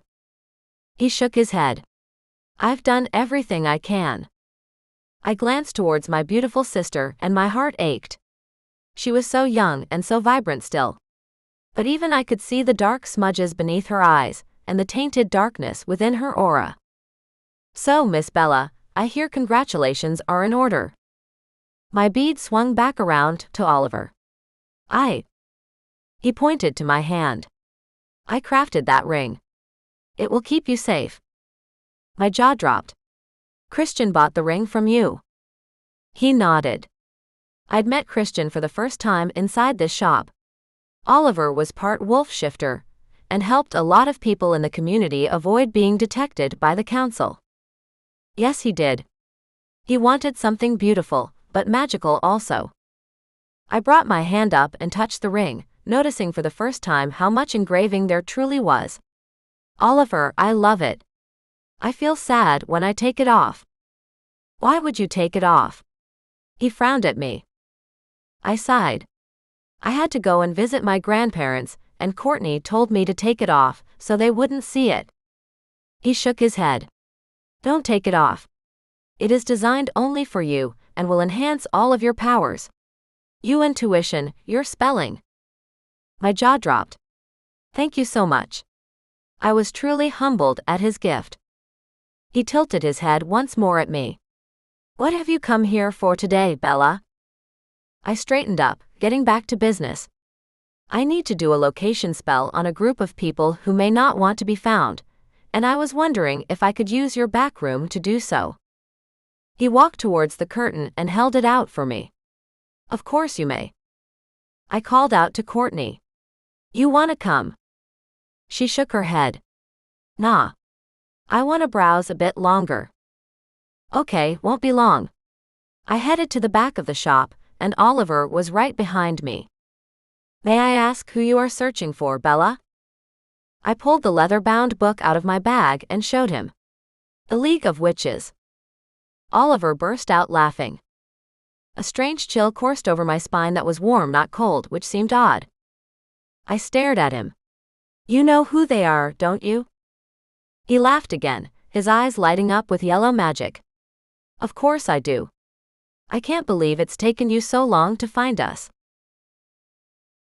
Chapter 8. Bella. I gaped at him. Was he serious? It's you, isn't it? You're the leader of the resistance. Even saying it sounded strange, like the words didn't quite fit together the way they needed to. Oliver cackled, pulling back his long blue hair and tying it in a low ponytail. I wouldn't put it like that. I raised an eyebrow, crossing my arms over my chest. He was toying with me, something I didn't appreciate. How would you put it? He grinned, his white teeth flashing at me. Well, I believe that everyone should have the right to live free and without fear, he said as though it was obvious. Except, that didn't really answer the question. Who was he exactly, and what was his role in all of this? I put a hand on my hip and stared at him, waiting. When he didn't elaborate further, I sighed. I was ready to pull my glasses from my face so I could pinch my nose between my fingers. Okay. So, do I need to do this location spell or not? I asked. I needed answers, and right now, he was wasting my time, something I didn't appreciate. His laugh rumbled out of him this time. I didn't understand. Even I knew I wasn't this funny. More than that, I hated how he believed everything that came out of my mouth was filled with humor, when all I wanted was for him to take it more seriously. No. I handed him the book. Maybe he could help me in a different way. Can you make this readable for me? I asked instead, trying to keep the attitude out of my voice. He opened the first page. You can see the writing? I nodded. Yes. But it seems like a language I've never even seen before. It's all diamonds and squiggles. I can't make any sense of it, and the research I've already done hasn't shown me what language that even is.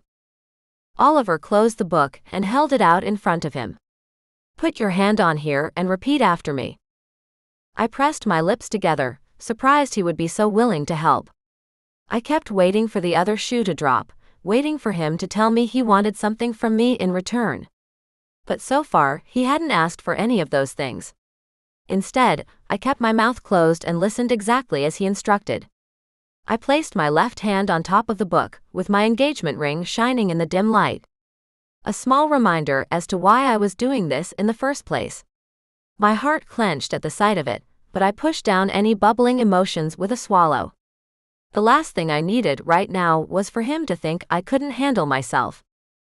I believe in the power of choice, of love, of right, Oliver said, and I repeated the words back to him slowly. I will never betray a member of the League of Witches, and I will fight for the rights of people who are weaker than I. I smiled as I repeated the second line, believing inside my heart of the truth in every word. It was strange. These words filled me with a sense of empowerment, and saying them seemed to reaffirm I could do absolutely anything. Oliver nodded and pulled the book back, then opened it for me once more. He gestured at it with his hand. What do you see? I narrowed my eyes at the book, then gasped at the words I saw. There on the first page was the title. Welcome of the League of Witches. I had to make sure this wasn't some kind of trick. What if the title appeared, but the rest of the book was still in that language? I took the book back from him, careful not to snatch it rudely out of his hands, and flipped through the pages. It's a manual of sorts, I muttered, skimming the words, all of which I understood.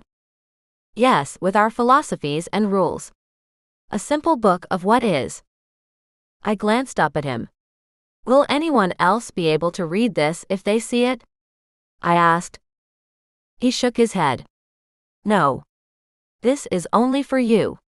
You recited the incantation. You're the one who pledged your loyalty with your hand on the cover. The contents have revealed themselves to you and only you. What about Courtney? I asked. Oliver crossed his arms over his chest. I'm not sure. I know she may want to fight. She has a good heart. But I'm afraid she isn't stable or strong enough for this. There was a sudden crash from the front room, and Oliver took off down the hall. I was hard on his heels, clutching the book to my chest, not wanting to lose contact with it for one moment. I wasn't sure if that would affect the book in any way, if there was a chance the words would go back to the way we were, or the book itself would lock me out. After another moment, the two of us burst into the room. We found Courtney collapsed onto the floor. Courtney! I rushed over to her and knelt beside her, pushing her curly hair off her face. I set the book down next to me, my concern reserved only for my sister. What happened? Are you okay?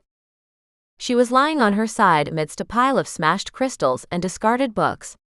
She'd knocked over one of the display cabinets, too. Wake up! I called to her, but she was unconscious and deathly pale. I put my fingers to her throat to feel for her pulse. It was there, rapidly beating under my fingers. Oliver! I looked around the room and found the Warlock walking over slowly. I called your father. He's on his way. Oliver's brows were knitted together as he knelt down on the opposite side of Courtney. He ran his hand over the top of her, whispering an incantation. I stared up at him, unable to speak due to the heavy lump in my throat. When he looked at me again, worry creased the edges of his eyes. She's stable, but she isn't well. We need to get her to Clarissa as soon as possible. The bells above the door flew off their strings as my father burst into the shop. Oliver. Down here, Oliver answered, and Dad rushed over, dropping down to put his hands on my sister's pale face. What happened? He asked, assessing her just as quickly as Oliver had. Nothing. I gulped, tears burning my vision. She just collapsed. Dad picked her up in his arms. I need to get her to help. Go to Clarissa, Oliver said. Now. Can you give me a boost? Dad asked, glancing at Oliver. The part wolf shifter nodded, putting one hand on Dad and the other on Courtney. Matlock. Go. And my sister and father disappeared into thin air. My jaw dropped. What? How? Oliver shivered, then shook off his hands as though dusting them off. I have wards on my shop that don't allow certain magic. Matlock needed help to transport out of here. To get into his family realm takes a lot of power too, so I gave him a boost. Oliver staggered sideways and I rushed to hold him up. You okay? He nodded. Yes, that just took a lot out of me. Lock the shop door and we'll go in the back and talk for a while. I rushed to lock the front door and turn the sign around to say it was closed. Then I followed a hobbling Oliver into the back where he collapsed into a chair. I'm getting far too old for this shit. I sat on a chair nearby and smiled at him. If Oliver was a similar age to my father, then he'd only be 43 or 44. But I could imagine that he'd lived a hard life. Then, out of nowhere, the confirmation I'd been looking for hit me. Of course, I can have a baby with Christian. You're part wolf shifter, aren't you? Oliver stared at me with an intensity I'd never seen before, then his eyes flashed with the yellow of his shifter. Not many people know that. Did Matlock tell you? Sort of. I asked him if it was true, because I can see the yellow shifter flicker through your eyes. I saw it the first time we came here. Doesn't everyone see it? Oliver relaxed a little into his chair now. No, they can't. My ring hides my shifter. He lifted his hand, reminding me of the disguising identity ring I'd picked up on the first day we'd met. Oliver took a deep breath, then exhaled slowly. But you were destined to be mates with a wolf shifter, so perhaps that is why. I picked up the book I'd left in the room and flicked to the first page. Oliver was struggling to breathe and needed to rest, so I read while he recovered. The League of Witches Handbook was basically rules surrounding the shifters and fae. And mostly how important it was to protect those who do not have the choices or power of the witches and warlocks. The history of the group was interesting. It was set up hundreds of years ago, when the council first decided to kick off any non-witch or warlock member. According to Ava, the council had originally been set up with members of every race. Witches, warlocks, shifters and fae. Then they voted in a high warlock, who were my ancestors, and kicked anyone non-magical off the council. Catching up on your history? Oliver asked suddenly, his voice breaking into the silence like a clap of thunder. Whoa! I jumped, almost dropping the book in my surprise. Shit. Sorry. Forgot you were there for a moment. He was standing and composed once more. You've got the color back in your cheeks, I said, closing the books and standing up also. He indicated to the door. My apartment is at the back of this shop. Would you join me for a tea and something to eat? I could use some lunch. I'd love to, I managed to say, surprised more than anything by the invitation. I followed the part shifter, mostly warlock man through an enchanted door that he opened with a flick of his hand. Then we stepped into an incredibly beautiful home. The walls were white, the kitchen was epic, and the furniture was royal in color and size. Have a seat, Oliver said, gesturing to the long dining table. I'll get us some nourishment. He went to the kitchen in the open-plan living area and began pulling out drinks and bread and meats from the fridge and cupboards. Then he whisked his hands through the air and created platters of sandwiches and colorful jugs of drinks. Wow! That looks fantastic, I said, my mouth watering as he brought over the tray. Thank you. He inclined his head and sat beside me. I think I gave Matlock a little too much power. I haven't felt that weak in a very long time. I reached for the silver goblet he handed me and took a sip of the orange drink. It was sweet and tangy and hinted of a little alcohol. Maybe it was Courtney that weakened you, I suggested. If you tapped into her as well while helping our father, she could have passed some of her poison on to you. He frowned and reached for a beef sandwich. You may be right, not about her poisoning me, that is contained. But I may have transferred power to her, and in her weakened state, given too much. We sat in silence for a few minutes as we ate and drank and refilled our stomachs. I hadn't thought I was hungry, but he'd been right. I needed to eat. When we were done, Oliver cleaned up and I glanced around the room. This place is beautiful, Oliver. Thank you, he said. I like it. Part of me wanted to ask him about family, or perhaps a lover he might have. But there were no signs of anyone else, and I was loath to probe into his private life. So what's the next step? I asked. How do I join the League of Witches? Oliver sat back down and stared at me. Why did you think you couldn't have Christian's child? Ava told me I might have trouble, I told him honestly. That a mixed-breed child would be difficult. I'd obviously seen evidence that wasn't the case, and was very happy to hear him correct me. I'm a quarter wolf shifter, Oliver confided, as your niece or nephew will be 1/4 fae. My mother died at my birth, and I was told that was unfortunately very common. I gasped at the new information. But I thought we all came from the same original species. Namely, the human. Where did you hear that? I read it in a book in the library. Oliver's eyes lit up with amusement. We planted multiple books in that library many years ago, waiting to see if the next generation had witches who believed the same things we did. But nothing happened. I shrugged. I found 3 of them. 2 I could read, then 1 I couldn't. Oliver's eyes grew wide. Then you are the one we have been waiting for, Bella. I sat up straighter. So, you'll let me in? Why do you want in? He asked. You haven't explained yet. I want to marry Christian, I said in total honesty. And the Warlock laws say I can't. Oliver nodded. More than that. Once the council ascertains how serious you are, if they haven't already, they will try and rectify the situation. I clenched my jaw tight. That's what my father inferred. It's what they do, Oliver said with a long sigh. Fuck up everyone's lives. I leaned forward, placing my left hand on the polished wooden tabletop. We need to stop them, Oliver. They can't keep ruling over people's lives like this.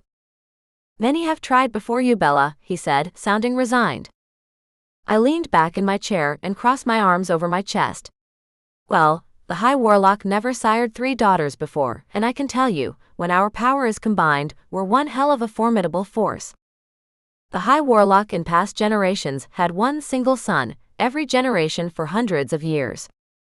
My father had unwittingly broken the mold, and together with my sisters, I was going to smash it apart. Chapter 9. Bella. I went home to try to relax, and Oliver promised me that he would speak to the rest of the league and organize a meeting. I was anxious to get started with them but terrified as well. This was an exceptionally big deal, and I needed everything to go as perfectly as possible. If it didn't, everything I was working towards would be for nothing, and I couldn't have that. At the same time, a small voice of doubt couldn't help but creep into my thoughts. What would they think of me? I was a nobody. Granted, I might have been my father's daughter, but I wasn't sure that was going to help me or hurt me. My father had a reputation, And while he put a great deal of effort into righting the wrongs he had participated in when he was younger, there were a lot of people who didn't like him for his previous mistakes. I wasn't sure if the league was going to hold that against me or give me a chance. When I arrived home, Christian wasn't there yet, so I got some dinner cooking on the stove and sat back with my book. I needed a distraction, and since I couldn't wrap myself up in Christian just yet, a book was the next best thing. At first, it was difficult to concentrate, but after a while I began to immerse myself in the language and the world building, so much so that I didn't even notice when Christian came home, until I heard the door close. When he walked into the kitchen, he was sweating and smelled of pine and wood. It made my chest bloom with warmth, and suddenly the book couldn't quite hold my attention the way it had before. I love your smell, I said as he leaned down to gently kiss me on the lips. I closed my eyes, letting myself get overwhelmed by it. If I could bottle this up like some sort of perfume, I would wear it every day just so I could feel closer to him when we were apart. He chuckled. I find that hard to believe. I'm going for a shower. He wandered over to our bathroom and went inside. I considered following him in there for a time. On the one hand, there was so much to tell him, I nearly burst at the seams just waiting to do so. On the other, I was also twisted up inside about Courtney. How was I supposed to tell him both things when they were so different? What was more important? I put my book down and walked over to the open bathroom door, enjoying the view from where I was standing. My lips curved up slightly as I watched him, once again, pinching my arm at the thought that this man was mine. How could I have gotten so lucky? But it wasn't just his good looks, it was the fact that I could tell him anything. The fact that I could trust him with things I couldn't trust anyone else with. That was what made him so outstanding. That was what made him different. Having realized all of that, I knew I needed to tell him everything, and even if it didn't come out in the most perfect way, Christian would still be there for me. Courtney collapsed today. My voice was just above a whisper, but I knew with his sharp senses, he'd still pick it up with his hearing. Christian had his head tipped back and was washing his hair, but upon hearing my words, twisted to look at me, shampoo running down his neck and shoulders. Seriously? He asked with obvious concern. Is she okay? I shrugged, shifting my weight. I don't know, I admitted. I didn't like saying I didn't know something. It was difficult to fit that particular phrase into my vocabulary, especially when it was about my sisters and their well-being. But I also knew I wanted to be honest, and Christian deserved the truth. Our father took her away, transported them both to our family realm where Clarissa lives. Hopefully, they can help her there. That's your cousin with the healing powers? Christian clarified, tilting his head to wash more of the shampoo away. I nodded. I told Christian everything that had happened when I'd first arrived in the realm. Yeah. That's her. Do you know what happened? I sighed and leaned my head against the doorframe. We were investigating this strange book I found in the library, and went to Oliver's for help. You went to Oliver's? Christian asked, scrubbing his chest with soap and dunking his head under the shower spray once more. I nodded. Yeah. I was talking to him about the book when Courtney just collapsed. I knew she wasn't quite right. She's been pale and has dark smudges under her eyes. But I didn't know she was that bad. Tears were threatening my composure now. I gulped at the air around me, and I tried my best to quell my tears. I'm so sorry, Christian said, turning off the shower, quickly drying himself, then wrapping a towel around his waist. He came forward and put his arms around me, offering silent comfort and his strength. I sighed and leaned into him, then let him lead me back to the couch. I sat while he got dressed, then he joined me again. Tell me everything. I wiped at the tears in my eyes. That's the problem, I don't know much more. Oliver said he's done everything he can for her, Clarissa too. And yet she'd still having blackouts, dizziness and headaches. I swiped at more tears as they ran down my cheeks. It's not fair. She's 21 years old. She shouldn't have suffered in the way she has. Christian nodded, then tilted his lips up. Does she still have her star? The protective one on her belly that you conjured for her? The change of subject was just what I needed. I smiled and the tears dried up. Yeah, she does. Mine's gone, so is Ava's. But Courtney's still got another life on her. I was proud of myself for finding and performing that spell. It had saved Ava's life, and then mine in the library. Christian touched my leg, squeezing my thigh. Now tell me the real reason you went to find Oliver today. I sobered and bit my lip. I found a book. A book, he repeated, his eyebrows flicking up in surprise. I nodded. Yeah, in the library. I went looking for information on shifters and interbreeding, and all that. I was pretty annoyed that we can't get married legally. I still am, if I'm being honest. Always be honest, Christian said. I took a deep breath, then released it slowly. Anyway, the 3 books I found on the same topic were all by the same author, League of Witches. Christian frowned. Yeah, I know you don't like them. We'd already had that discussion. But I need to do something, Christian. I can't just sit by while the Warlocks dominate everyone else. I want to be a part of a movement that will make a change. For you. For our family. For our future children. I didn't want our babies growing up like Tavlor, feeling out of place, unloved, unwanted. Christian leaned back against the sofa back and groaned. I knew this was going to happen. You can't ignore it, can you? No. I can't, I said simply and waited for him. I never thought I'd be this person. Someone who wanted to effect change. Alter policies. Unseat people in power. But I did. Maybe I am more like Ava than I thought. Finally, Christian's lips kicked up at the side. What if I told you I want you to stay away from the League of Witches? That we're perfectly safe and fine in this realm, and you should ignore the problems of the magical world. I sucked my lips into my mouth and pressed my teeth down, staring at him. Was he serious? Then I saw the other side of his mouth kick up into a smile, and I began to relax. You're baiting me. He shrugged. Had to at least give it a go. I put my hand out to him. If you really want me to stop, I will. I'd be angry at him, but he knew this world a hell of a lot better than me, and I knew his worry came from a need to protect me.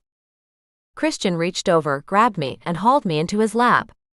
Sweetheart, I love you more than anything. Would I prefer that you were always safe? Of course. But will I stop you from fighting the injustices on my people? No. I pressed my head into the crook of his neck and cuddled in. Thank you. We stayed like that for a long time. When I heard Christian's stomach rumble, I got up and served our meal, eating quickly before climbing into bed together. You know, if it comes to a fight, my pack and I will be right beside you, he said quietly into my ear as I was beginning to fall asleep. My eyes sprung open. But you'll get hurt. I felt more than saw his shrug. Won't change the fact that we'll fight with you. I nodded and closed my eyes, but now my mind was whirling. I wanted to fight for my own rights and those of the shifters, but I didn't want any of them to get hurt. But how was I going to protect them? The next day, I received a letter from Oliver, hand-delivered by the Pack Alpha. Thank you, Max, I said, bowing my head. The older man smiled at me and walked away. The letter was sealed with an elaborate purple wax and smelled of roses. I couldn't help but smile as I broke the seal and opened the single sheet of white linen paper. My dear. We meet this evening. My shop. Midnight. Bring an offering. Oh. An offering. I said aloud. Did he mean I had to bring some food? A book? A spell? I had no idea. So I spent the day reading, cleaning, and practicing some defensive spells just in case. Christian was of the opinion, and rightly so, that this would probably end in a fight. And I didn't want to be the only one who couldn't protect my family. When Christian came home from work, I told him about the letter. He immediately wanted to come with me. It's pretty late, I teased, my gut twisting with unease. You'll be tired. I'll have a nap before we go, he said with a grin. I'm not missing out on this. He was true to his word. We had an early dinner, and Christian went to bed at 8 p.m., setting an alarm for 11:30. I couldn't sleep. My mind was too fixated on what we were getting ourselves into, and the offering that Oliver had requested. After 2 hours of stressing about it, I walked outside into the night and worked a spell. The shifter realm made a lot of my magic muted, a safety against the warlocks that may wish harm on the shifters. But this magic flowed easily and well. I crafted a ring for Oliver. The image was emblazoned into my mind, and so I followed my instincts. The band was yellow gold, thick, large and ornate. I conjured a knife and pricked my finger, taking the drop of blood and spreading it out. I worked it with magic I didn't know existed, creating a ruby for the center of the ring. When it was done, I reached out into the air where it hovered and weighed it in my hand. It was beautiful, but what my blood would do, I didn't know. I wanted Oliver to have it, and I couldn't fight the desire. Lights flicked on inside our cottage, so I knew Christian's alarm had gone off and he was up and moving. I conjured up a small ring box and placed the golden gift inside. I wrapped both hands around the offering and wondered if he meant I should have bought a plate of scones instead. Hopefully not. I rushed inside and got changed. A warm black, long-sleeved sweater and a patchwork skirt that fell to the floor. Are you nervous? Christian asked as he pulled his gray top over his head and tugged it down over his abs. I nodded. Very. I have no idea what sort of night this is going to be. Do they talk and play games? Or do they strategize and welcome new members like us? Christian shrugged. I suppose we're going to find out, aren't we? What's that? He pointed to the ring box. A gift I made for the offering, I answered, then slipped it into one of the pockets hidden within the folds of my skirt. Oh, that's right, he said, yawning loudly and rubbing his eyes. Midnight really was a terrible time for a wolf shifter. Shall we go? He nodded and reached out for my hand. I interlinked my fingers with his and walked out the front door of our cottage, down the path, and through the veil protecting our realm. Who do you think will be there? I whispered to him as we walked down the cold, dark streets of the town. None of the shops were occupied, but at least the streetlights cast enough glow to make it possible to walk without tripping. Not sure, he whispered back. Oliver, obviously. And some other witches, maybe? No idea. I didn't have any clue either. We walked side by side down the street, turned right, then left, and found the alleyway where Oliver's shop resided. My heart thumped in my chest and my belly was as tight as a drum. Ready to go in? He asked me as we stopped and stared up at the darkened shop. There was no sign of life anywhere, and the closed sign hung on the door. I nodded. Yes. Let's go. I took out the invitation, assuming I'd need it for entry, and walked towards the door, my hands trembling. With my eyes trained firmly on the front door, I took one step forward, then another. Was the door going to be locked? Then suddenly, I felt it. The shimmer of magic coursing over the door. Hold my hand, I told Christian, who immediately reached out for my extended arm. I moved forward, the coolness of a portal shift passing over my face. I kept walking, passing through the void of space and surfacing on the other side. I kept moving forward, dragging Christian with me. When I glanced around, we were inside Oliver's shop. Ah, that was odd. I looked around, but nothing seemed out of the ordinary. Not that I could see anyway. Can you hear that? Christian asked, walking towards the back of the shop. I listened, but couldn't hear anything. No. Let's go this way, he urged, walking behind Oliver's desk and down the hallway. I hurried after him, trusting the fact that shifters had much better hearing than I did. Then I heard it. Whispers. We walked down the hall, then were standing in front of the door that led to Oliver's apartment. There was no doorknob or even doorbell. But someone must have heard us because the door swung open, and there stood Oliver, in all his royal purple glory. I was wondering how long it would take you to find us. Come on in. Chapter 10. Bella. I stepped through the door and reached for my gift, buried in my skirt. I sucked in a breath, trying not to show Oliver I was nervous. I have the offering for you. I pulled out the box and handed it to him. Thank you for inviting us. Oliver's eyebrows lifted in surprise, but he didn't say anything. I wasn't sure if he was surprised at my thanking him, or the gift itself, but the fact that he so openly showed that surprise was something that would have made me grin had the circumstances not be as dire as they were. Instead, he only nodded his thanks, and I walked inside, my heart now pounding in worried excitement. I was finally here. This was my opportunity to make things right, and I couldn't let it slip from my fingers.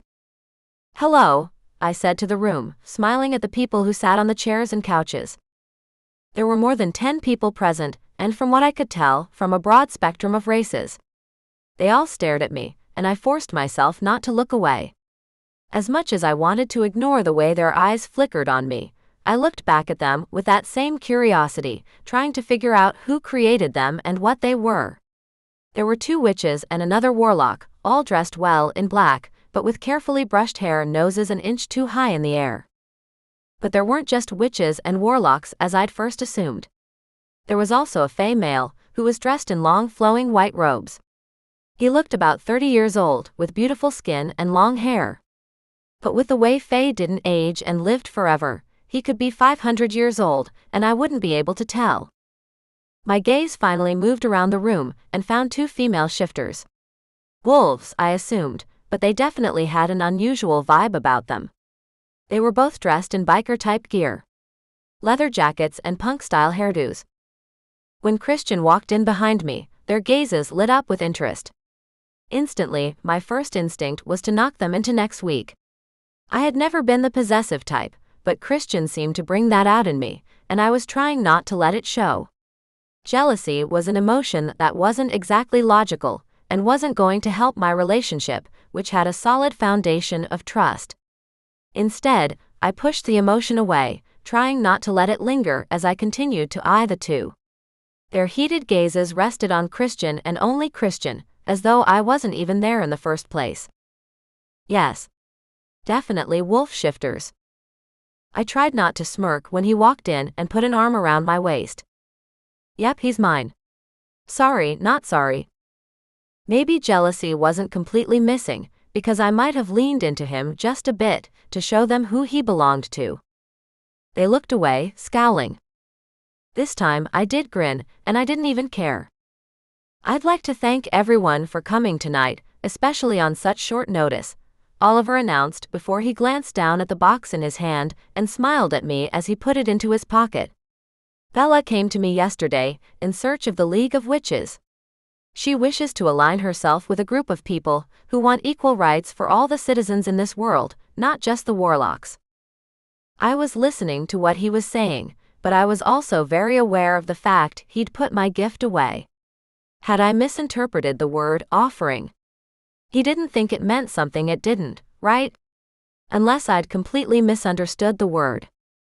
I stopped thinking about it, needing to pay attention, certain what he was saying would be important. I'd find out later, I guessed. The whole group turned towards me. Their expressions weren't hostile, rather more interested than anything else. Even the wolf shifters, while annoyed, didn't look like they wanted to kill me for having Christian wrapped up against me. I smiled but knew it probably came out shaky. I didn't do well in front of others the way my sisters did. My fingers itched to find a book somewhere and hide behind it. Thank you for having me, I managed to get out. And you brought Christian as well, Oliver said, reaching out to shake my fiancé's hand. Nice to see you, as always. Oliver then turned to the room with a commanding presence as he looked around. People naturally seemed to pay attention to him, as though his words alone were powerful enough to affect them. Bella, tell everyone why you want to join us. He swept his arm at those already seated. I gulped. Me. He wanted me to speak in front of these people? I should have expected it, but I couldn't stop the shot of surprise. Christian gave my hip a reassuring squeeze and I took a deep breath. As much as I wanted to crawl under my bed and hide, I knew this was important and it had to come from me. As such, instead of freaking out, I lifted my chin and pushed myself to speak. I could do this, after all.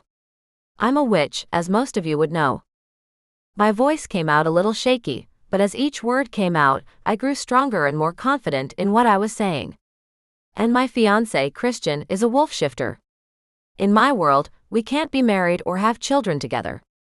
I know that seems like a very small thing, and I should be able to get over it, but I can't. I think we all deserve to be able to love who we want, live how we want, and raise a family together, especially a family born of love. And I am sick to death of the discrimination and hatred that all of us face.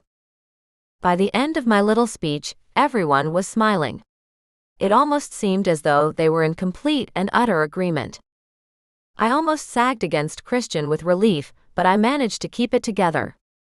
Oliver sat on a high stool nearby. Our founder always said that with equal rights to love come equal rights to live, and the council will never allow such a thing. I sighed. They're right. The council wants to keep everyone down and powerless. Then we need to fight back, the Fae said, pointing to his chest.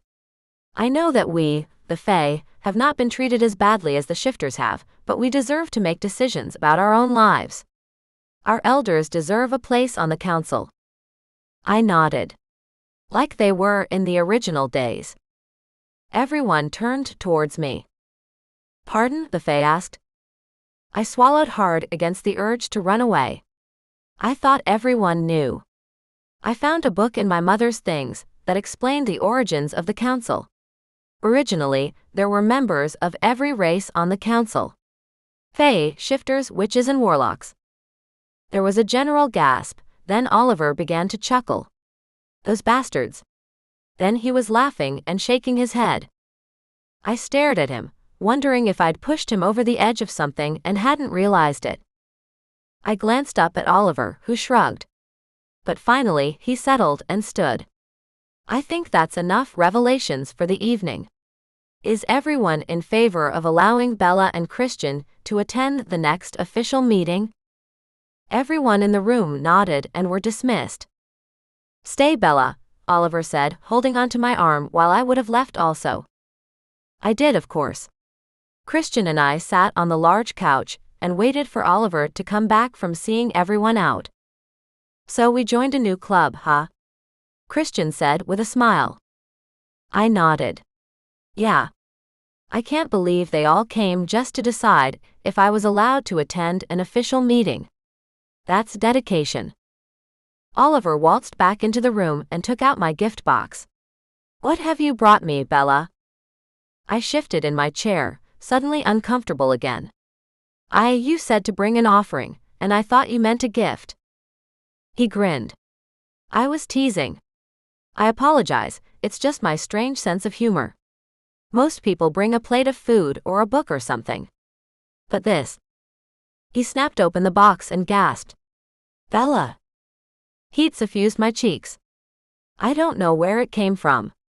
I just walked outside and was thinking of what you liked, and how sometimes your wolf eyes still show despite your ring protecting you and I shrugged. Was that what the ring would do for him? Disguise all signs that he was a shifter? His gaze flicked up to mine.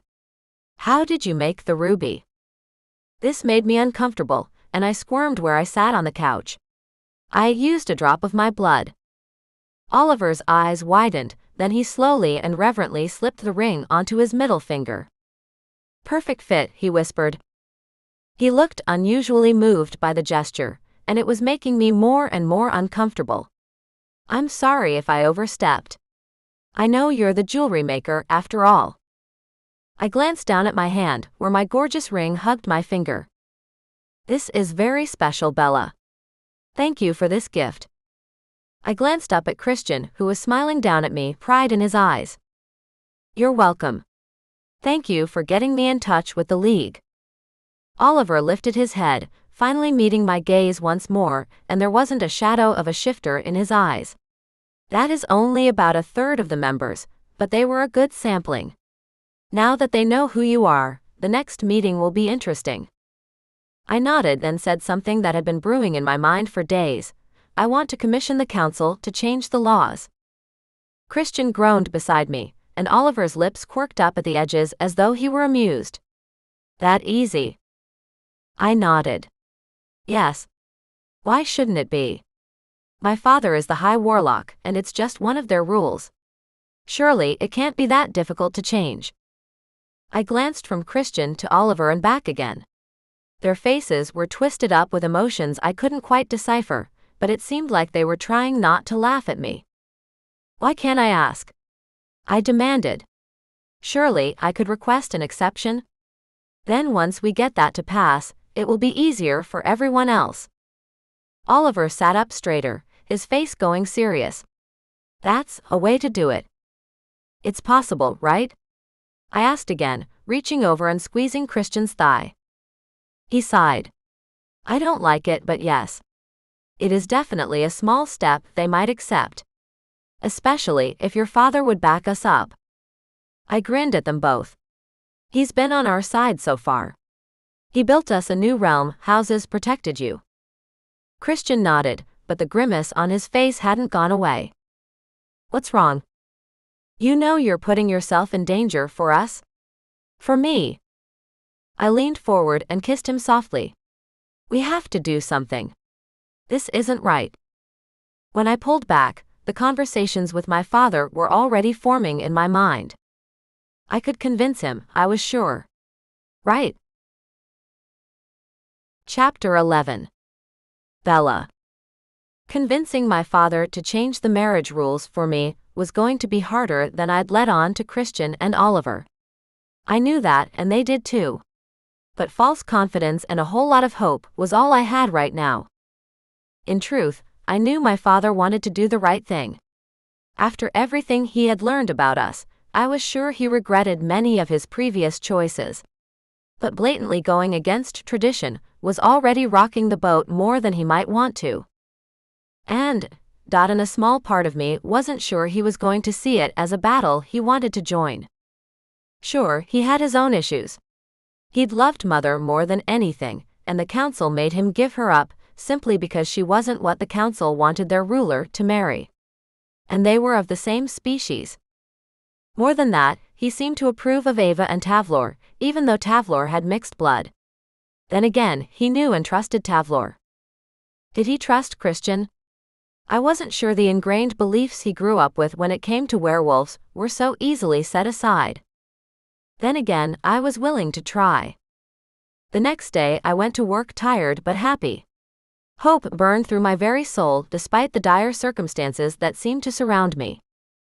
Instead, I reminded myself of what I already had, and that seemed to do wonders to keep the darkness away. I had a man who loved me, and a group of rebels who wanted me to be a part of their group, who looked at me as capable of offering assistance should they need it. In a world with so much inequality, I would stand beside those that weren't as fortunate as I. I wanted to try to shift the world to make it easily accessible for those left on the outside. I could make a difference. Deep down, I knew I could. My shift at work passed faster than I anticipated, for which I was glad. The last thing I wanted was to wallow in despair or be exhausted because my mind couldn't stop whirling with potential solutions. But I was able to distract myself easier than anticipated, and by the time my shift was over, I was ready to take on my father. After work, I went to the council building to speak to him, moving through the normal amount of security checks as always. 4. Such a drag, and while I knew it wasn't a waste of time, I couldn't help but think there had to be a more efficient way of handling this. By the time I finally reached my father's office, which he'd converted into an apartment, I was exhausted. The adrenaline I had started the day with had been zapped simply by having to prove I wasn't a threat, over and over again. I collapsed down onto the sofa and magicked up a hot drink for myself. It was quiet in the apartment, too quiet for my liking. I didn't think anyone was home, but I called out anyway, "Hello? Father. Courtney." Then a jolt of pain hit me. Courtney couldn't be here. She'd collapsed yesterday, and our father had taken her to Clarissa for treatment. I still hadn't found out how she was. I really needed to speak to her or Dad as soon as possible. I couldn't believe I had so easily forgotten such a thing. Had I really been that distracted? I shook my head. Guilting myself wouldn't help. I checked the time from the clock hanging on the wall. 5:30 p.m. He'd be here soon. My foot tapped on the floor with my impatience, and I took a sip of my drink. Relaxation began to replace the exhaustion, and I hummed to myself. I was here. I would get somewhere, no matter what. I would find answers. I would make progress, no matter what that might look like. I closed my eyes and lifted my legs so I could curl up on the couch for a minute. So much was happening at the moment, and the lack of sleep really wasn't helping my brain function. In fact, what I thought was adrenaline might have been exhaustion driving me mad. Anything was possible at this point. Another sip of my drink met my lips and sighed again. It would be so easy to fall asleep here, to drift off. I must have dozed off because the next thing I knew, my father was shaking my shoulder softly. Bella. Oh, I sat up, wiping the drool from my chin. Sorry, I must have fallen asleep. I wasn't sure if I should wake you, so I hope I chose correctly. He sat down on the couch opposite me. My father looked tired, and was wearing all black without his normal flourish of color. That didn't bode well for his mood. Are you all right? I asked, taking a sip of my now cold hot chocolate. He groaned out a sigh. Yeah, just a lot going on. But there always is. I slid to the edge of the couch. How's Courtney? My father ran a hand through his hair, tugging it out of a low ponytail. The strands fell around his shoulders, and I couldn't help but stare at him. He was a handsome man, though that was a strange thing to admit. But in this minute, I could partly see why my mom had been so enamored with him. Then he was straightening up and fixing his hair, and his youth disappeared all at once. Courtney isn't great, he said, then looked directly at me, his stare reading my soul. But we can talk about your sister in a moment, if that's why you came here. Or is there something else? I inhaled sharply, my flight or fight mechanism making my legs shake. I wanted to run away from this awkward conversation, but I couldn't. There was more than my life at stake here. I want to ask the council to allow my marriage to Christian to be made legal. Here. Everywhere. I don't want to just do a bonding ceremony with the pack. My father's lips thinned, but he didn't speak. I waited quietly, the patience I'd inherited from my father taking over. Silence didn't intimidate me. After long minutes, he said, I'm not sure that's possible, Bella. I frowned at him, unable to ignore the stabbing pain around my heart. Why not? He sat up straighter. Because those laws have been in place since well before my grandparents were even born. I shrugged my shoulders. So? That makes them outdated and antiquated. He groaned and pinched his nose. I can't just waltz up to the council and demand they change this law for you, Bella. My power within the council is limited already. I clenched my hands together in my lap, changing my direction. Would it be possible to ask them for an exception? For me? My father seemed to relax a little, his face smoothing out from the lines furrowed into his brow. Ah, that might be possible. Though you understand they would demand some sort of payment for such a gift. I wanted to scoff. Gift? For the right to be like everyone else. I'd like to ask them. Would it be best for me to come with you?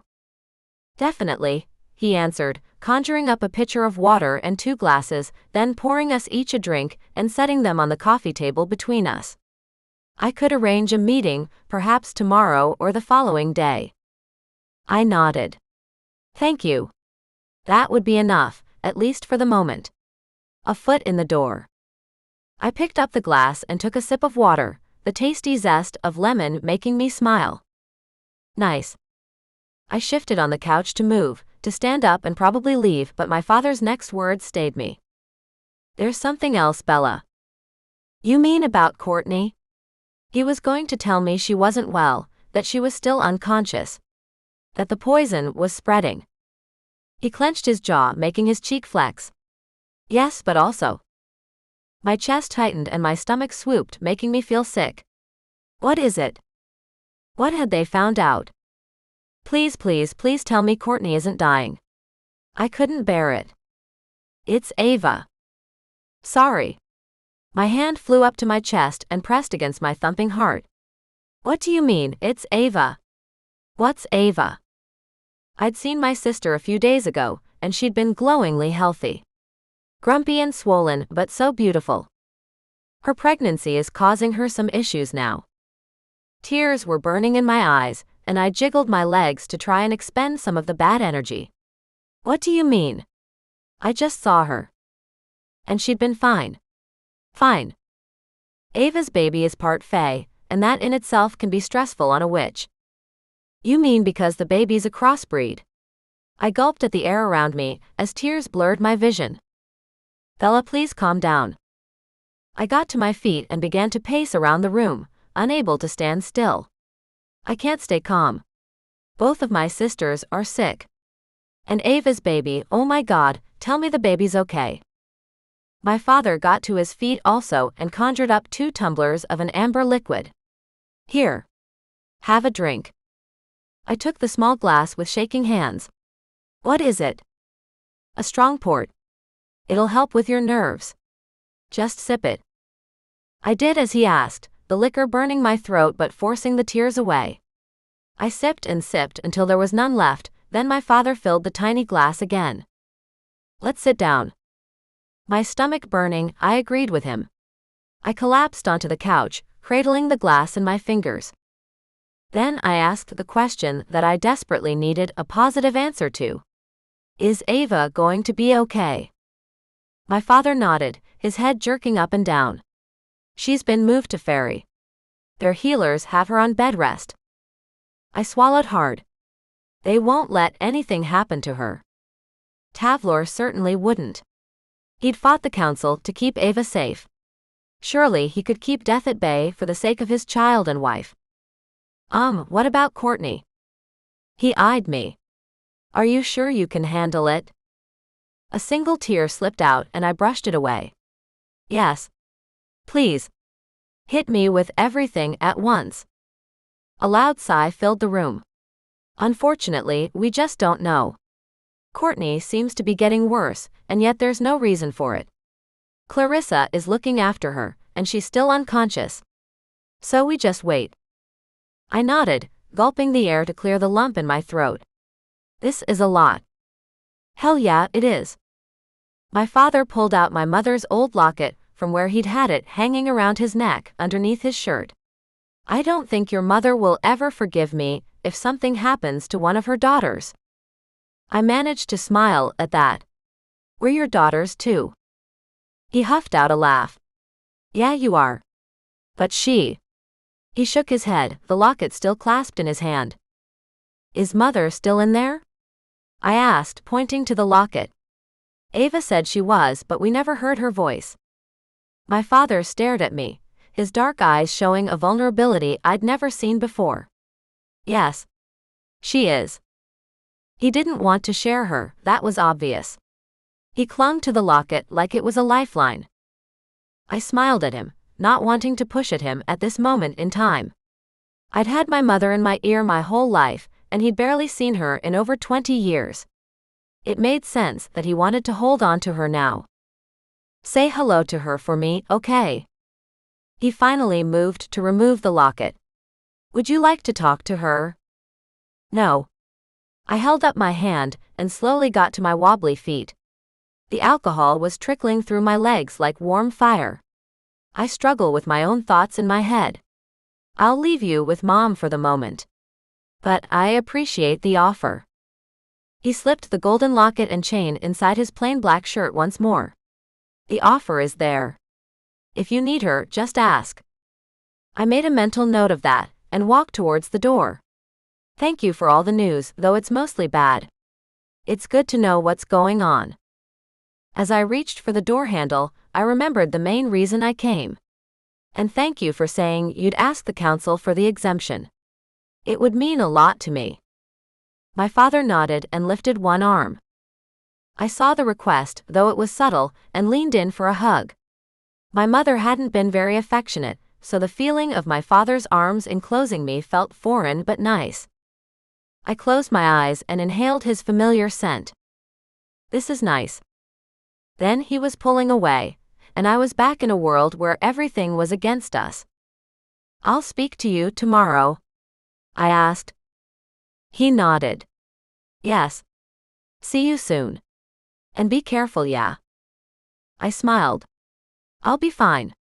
And I walked out the door, having partly accomplished what I'd come here to achieve. Sort of. I wandered home, disheartened despite my win. My father would ask the council for an exemption for my marriage, which was the foot in the door the league needed to change the laws. And I'd fight alongside them for that change. With the equal rights to love, come the equal rights to live, and the council will never allow that. Those words haunted me, circling inside my mind. What a horrible thing to believe. And the worst part, it was true. I rounded the corner and glanced up from the footpath, and there was the hidden door to our realm just ahead. Unfortunately, between myself and safety were two men dressed in black. And they did not look friendly. What was worse? It appeared they had their sights set on me, and that they were heading straight towards me. Chapter 12. Bella. "It's all right. You're all right." I tried to reassure myself as the men continued to move with grace in my direction. I wouldn't have suspected much of them had they not been wearing such ominous clothing or been staring straight at me. If that wasn't a dead giveaway as to their true intent and purpose, I didn't know what was. My heart began to pound, sick and heavy in my chest. I thrust my hands behind me, hoping it would keep me from being obvious, and wiping them across my clothes in order to get rid of the accumulated perspiration. I slowed my walk to an amble, and kept my gaze fixed on the two men in front of me. I knew there was no point in running, especially since I hadn't done anything wrong. I also didn't want to give them a reason to suspect me of anything if all of this was in my head, which I was pretty positive it wasn't. But still. As I got closer, I forced myself to study them. Might as well try to see just what I was dealing with here. They looked like warlocks. There wasn't a pointed ear or flash of yellow eyes between their two strong faces. "Can I help you, gentlemen?" I called out as strong as I could. I was sick and tired of waiting for them to make the first move, when I had the power to be in control of the situation. They were at least 10 years older than me, and each of them weighed double what I did. If this came down to a fight, I was in trouble. I wasn't good at hand-to-hand combat, and I was sure they had much more experience than I did. Then again, who said it had to be a physical fight? I put my shoulder bag over my head so it now hung across my body, and got my hands ready to defend myself just in case. The best strategy I possessed in any scenario was being prepared, and having a backup plan in case something went wrong. Plus, all I needed to do was get out of here successfully. Once I was through the veil, they wouldn't be able to touch me. But I had to get through it first. That was the problem, one I hoped to be able to handle. They still hadn't spoken, and they were now standing shoulder to shoulder, glaring at me silently and blocking the entrance. I stopped walking. I couldn't call my father from here, though making a run for it was possible. Maybe. At this point, I didn't care about what they thought of me. It was clear they weren't friendly, and they were suspicious of the very nature as to why I was here in the first place. Running might have to be an option, and while their girth gave me little confidence that they would have the power to catch me, I had been wrong before. Maybe I could call someone else. I began to think about the variety of people I knew, who would rush to my defense. I couldn't call Christian from here, and I wouldn't want him to fight two warlocks anyway. The last thing I needed was a wolf, fighting two magical beings, all while I was trying to fight for equal rights. Even if the two bastards deserved the fight and basically asked for it, Christian wouldn't come out of it looking good. I couldn't put him through that, even though I knew he would have done anything for me, especially if it resulted in my safety. Looks like you're going to have to do this yourself, Bella. Unfortunately, the voice in my head was right.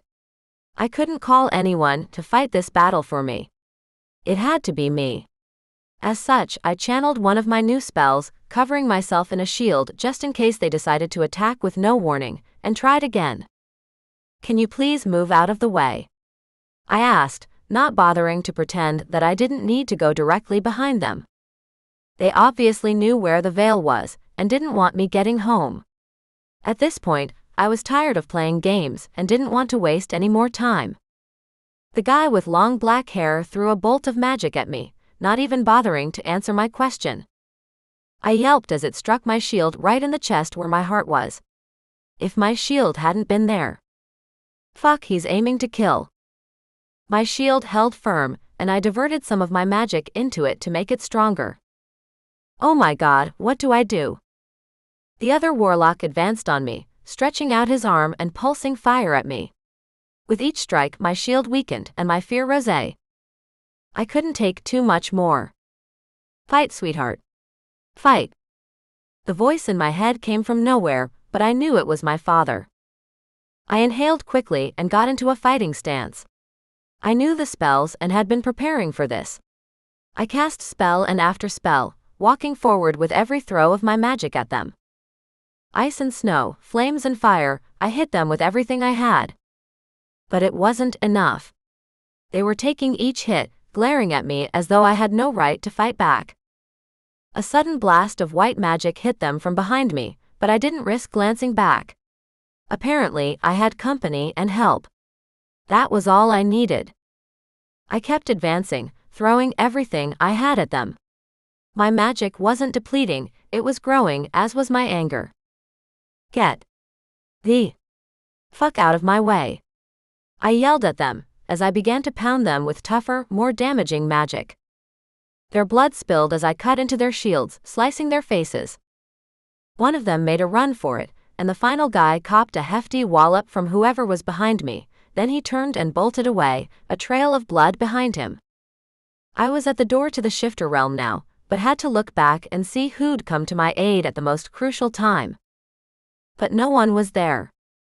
I stared into empty space, panting and out of breath. Hello. No one answered, and I had to go. I couldn't withstand another attack like that. So, with one more look into the dark street, I slipped through the veil and into our protected realm. Only then could I slump and stagger down the path to my home. Now that it was over, I was trembling and cold. I pushed myself to hurry a little faster down the road. Christian was waiting for me on the porch, like he knew I needed him. Because I did. Bella, he called when he saw me, rushing down the steps and sweeping me up into his arms. What happened? My teeth were chattering now. Let's get you inside and warm you up. Christian carried me inside. He set me on the couch, grabbed blankets from our bed, then came back and bundled me up in his arms. I laid my head against his chest, surrounded by warmth, and willed myself to relax. To breathe. It's okay. You're home. You're home, Christian whispered, but I could hear the growl in his voice. His shifter was very close to the surface. The heat of Christian's body and the cocoon of blankets finally made my teeth stop chattering, and I relaxed against him. I lifted my head and looked up at him. I had no tears, still in shock. Can you tell me what happened? Christian asked, his voice still shaking. I sat up, beginning to sweat from the amount of heat we were making. I went to see Dad. I asked him about the marriage laws, and he told me he couldn't change the rules. However, when I asked if we could get an exemption, he agreed to ask the council. It still angered me so much that the council had so much power. And my father, who was the High Warlock, was only a figurehead of that power. That's good, isn't it? He asked, beginning to relax beneath me also. I nodded. Yeah, but I wanted to tell him that both my sisters were ill, but that felt like just too much tonight. So, I moved on to the other truth I'd had to deal with. But when I got back to the realm entrance, there were 2 warlocks there blocking the door. And they attacked me. I still couldn't believe it. I was a single woman, alone. Why the hell would they feel the need to attack me? The answer was staring me in the face, of course. I was the High Warlock's heir. With Courtney out of the picture, and Ava now on extended leave, I was the only one left strong enough to do any damage to the Council's power. Christian was practically vibrating with anger now. You were attacked. I nodded, putting a hand on his chest to reassure him that I was okay. Yes. But they didn't hurt me. I fought back and someone helped me. I don't know who. Whoever it was disappeared once the Warlocks left. It must have been another Warlock. Or Fae even. The magic had been powerful. The Fae didn't tend to leave Fairy, but I wouldn't rule out the possibility. But why had they left before I could say thanks? It didn't make sense. Whoever it was, thank the heavens the assistance. I nodded, sliding off his lap and gathering the blankets to put them back on the bed. My mind was abuzz with all the new information while I folded the covers and put them back on our mattress. Definitely. Without them. I don't want to think about what would have happened. Christian moved into the kitchen and began pulling things out of the fridge to make dinner. Do you think they were there to capture you? No, I said with certainty. They were there to kill me. Christian rose so quickly he whacked his head on the fridge, making it sway and hit the wall. What the? He straightened and turned around, rubbing the spot on his head where he'd smacked it. Really? Why would someone want to do that? I ambled over to the kitchen chairs and sat down. Maybe because I'm my father's only healthy heir. Huh. I explained to Christian about what had happened to Ava and Courtney, and by the time I was done, he'd collapsed in the chair opposite me with little more than some salad ingredients in his hands. That's insane. I nodded and reached inside myself for my magic. Let's have takeout again. I waved my hand over the table, conjuring Indian cuisine with curry, rice, and bread. Christian's face instantly lit up. Thanks. I'm starving. I wasn't. Not at all. But I forced myself to eat a couple of bites because my body needed something to sustain it. I added a few sodas and sighed. This is really shit. Christian nodded. Yep. Your sisters don't deserve to be sick. The fact that Ava was so unwell because she was pregnant with a part Fae baby made me sick to my stomach. Was it really that difficult to carry a cross-race baby? Would I have the same problem? Surely not. Do you think it's just because the baby? I couldn't even say it. Is part Fae? Christian finished, filling in the gap. Maybe. But how would anyone know? Women are sick and on bed rest with their pregnancies all the time. Or that's what I've heard. True. He was right. There were many factors in this equation. I leaned back in the chair and ran my frazzled hands through my hair. What a day. How are you feeling about the League of Witches? I opened my mouth to respond, then stopped. I'm not quite sure now, to be honest. What do you mean? What's changed? I laughed at him, because how could I not? Though even I could hear the bitterness in my tone. What's changed? Are you serious? Both of my sisters are in mortal danger, and I was attacked tonight out of nowhere. Christian grinned at me. Part of the fun of being the High Warlock's daughter, right? I was just about to yell at him, when there was a loud knock at the door. I jumped to my feet and raced over to it. The great thing about living in this realm was the safety. I knew that the person on the other side of the door was welcome in the Pax realm. My father's magic was vast and all-powerful. I wrenched open the door and there stood Oliver, his dark gaze meeting my eyes with that intensity that was distinctly him. Bella, we need your help. Chapter 13. Bella. I had no idea what Oliver was going to ask me, or what compelled him to reach out to me, of all people, but my response would have been the same, no matter what. Of course. Come in, come in. I ushered Oliver inside, stepping aside to make things easier. He was wrapped in a long wool cloak that looked particularly scratchy, and his hair was drenched as though he'd been trapped in a storm. In fact, everything about him appeared soaked. What happened? Oliver shook his wet hair around almost like a dog, and I frowned at him. I wasn't in the mood to be doused with droplets of water at the moment. More than that, my concern made it impossible to be patient with anything else. What was wrong with his magic? I gave him a long look as he continued to shake up and down. "Do you want a quick dry?" I asked, trying to keep the flatness from my tone. He stared at me, his lips quirking up. "Yes, please." I waved my hand over him, drying him from top to bottom in a flash. "Is it raining in the magical realm?" I wondered out loud. Because it certainly hadn't been when I left. He nodded. "It's pouring," he said, shaking his head like he couldn't quite believe it himself. His eyes looked up to the ceiling. "Someone's pissed off." I glanced over at Christian, who met my gaze with a smirk. My heart grew warm without even trying. "Can't imagine who," he said casually. "Knowingly."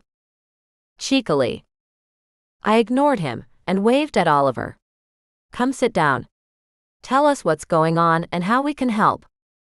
We all went to the two sofas and sat, Christian and me on one, and Oliver on the other. For a moment, Oliver remained silent. Instead, he allowed himself a moment to relax into the softness the seat provided, closing his eyes and sighing in contentment. I burned with a need to ask questions, to demand some kind of response, but I was well aware I needed to control myself or else I was going to lose any ground I had gained with Oliver. Who knew what he had just gone through? I didn't want to be callous, so I gave him some time. Finally, he slowly opened his eyes and that same smirk filled with mischief littered his face. "Go on then," he said, nodding in my direction. "I can feel your need to ask questions from over here. You might as well ask what you need to." Before I could say anything, Oliver sneezed. My eyes widened and I exchanged a glance with Christian. Hopefully, Oliver wasn't getting sick simply because he had been drenched with rain. "What did you do to piss off the council?" Oliver asked, not missing the look between Christian and me. There was teasing in his tone, but there was also curiosity. "I know I promised you questions, but I can't help the fact that I was deeply affected by your actions, even indirectly, and I feel as though I deserve some kind of explanation." I shrugged, ignoring the way my lips curved up in amusement at Oliver's faux seriousness. "Survived a hit attempt." Oliver's eyes opened wide. Suddenly, all traces of joking were gone, and he leaned forward, elbows resting on his knees. "They attacked you?" he asked, almost as though he wasn't sure he heard me correctly in the first place. I nodded. "Yeah, magically of course," I clarified. I didn't want to make too big a deal of it. It wasn't like it had succeeded. I don't think I would have survived, but someone helped me.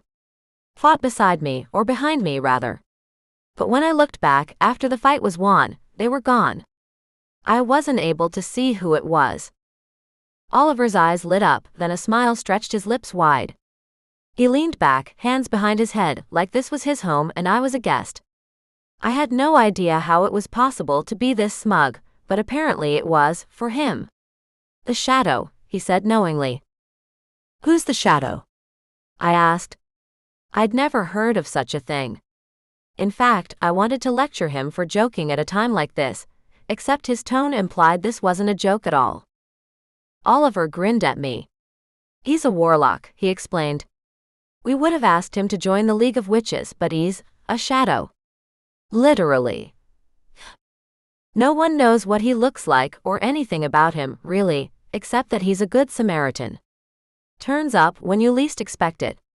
Helps those in need and from what we've heard is very powerful." I nodded. "He turned the tide for me," I said. "Took on the two council assassins and helped me win.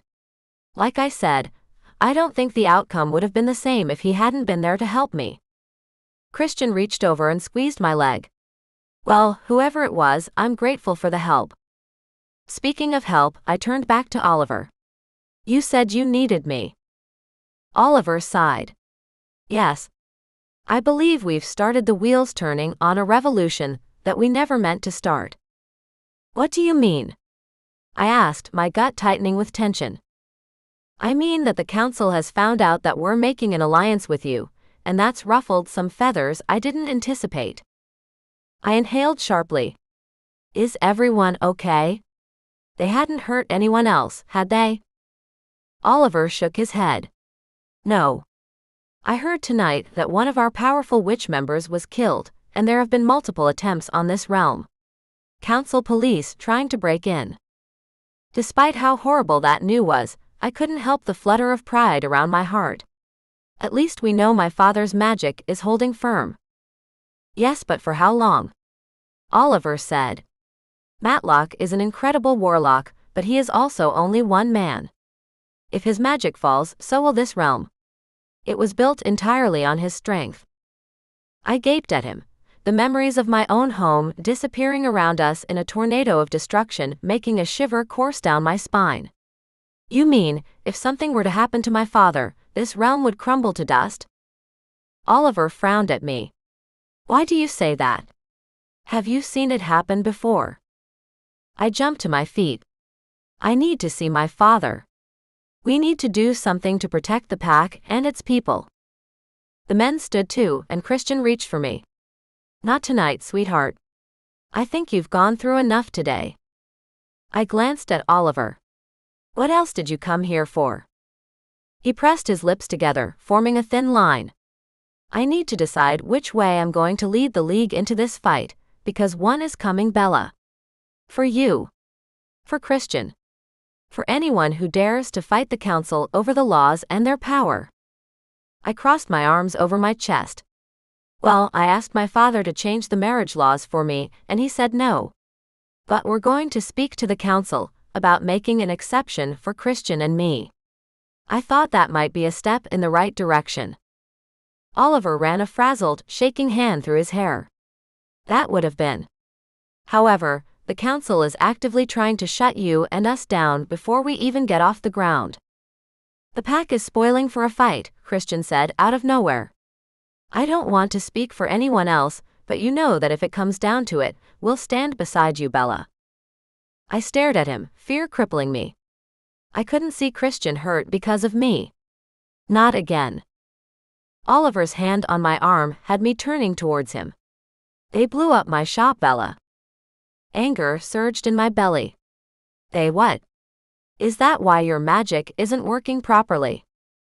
His smile was crooked as he asked, You noticed? How could I not? But I didn't say that, I just nodded.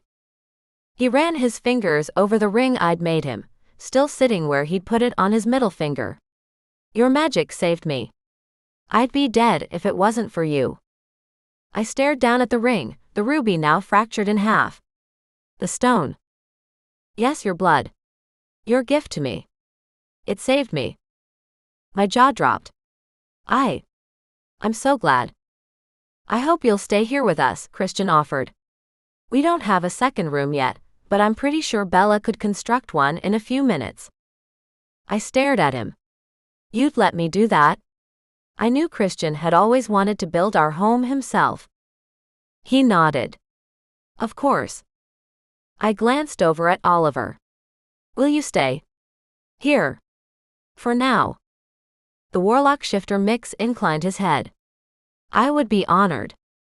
I walked over to the wall next to our bathroom and lifted my hands, imagining the space I wanted and the land behind our tiny home. Before me, a door magicked out of thin air and I opened it, walking into a large space. There I built wooden floors, white walls, and another small bathroom. When I was done, and the room was warm with the heat of a fire in the grate, I turned to him. King-size bed? Oliver chuckled. I'd be happy with a mattress on the floor at this point. The sadness he was hiding hit me hard and out of nowhere. Your home? Oliver's house was at the back of his shop. Was it all gone? He waved his hand.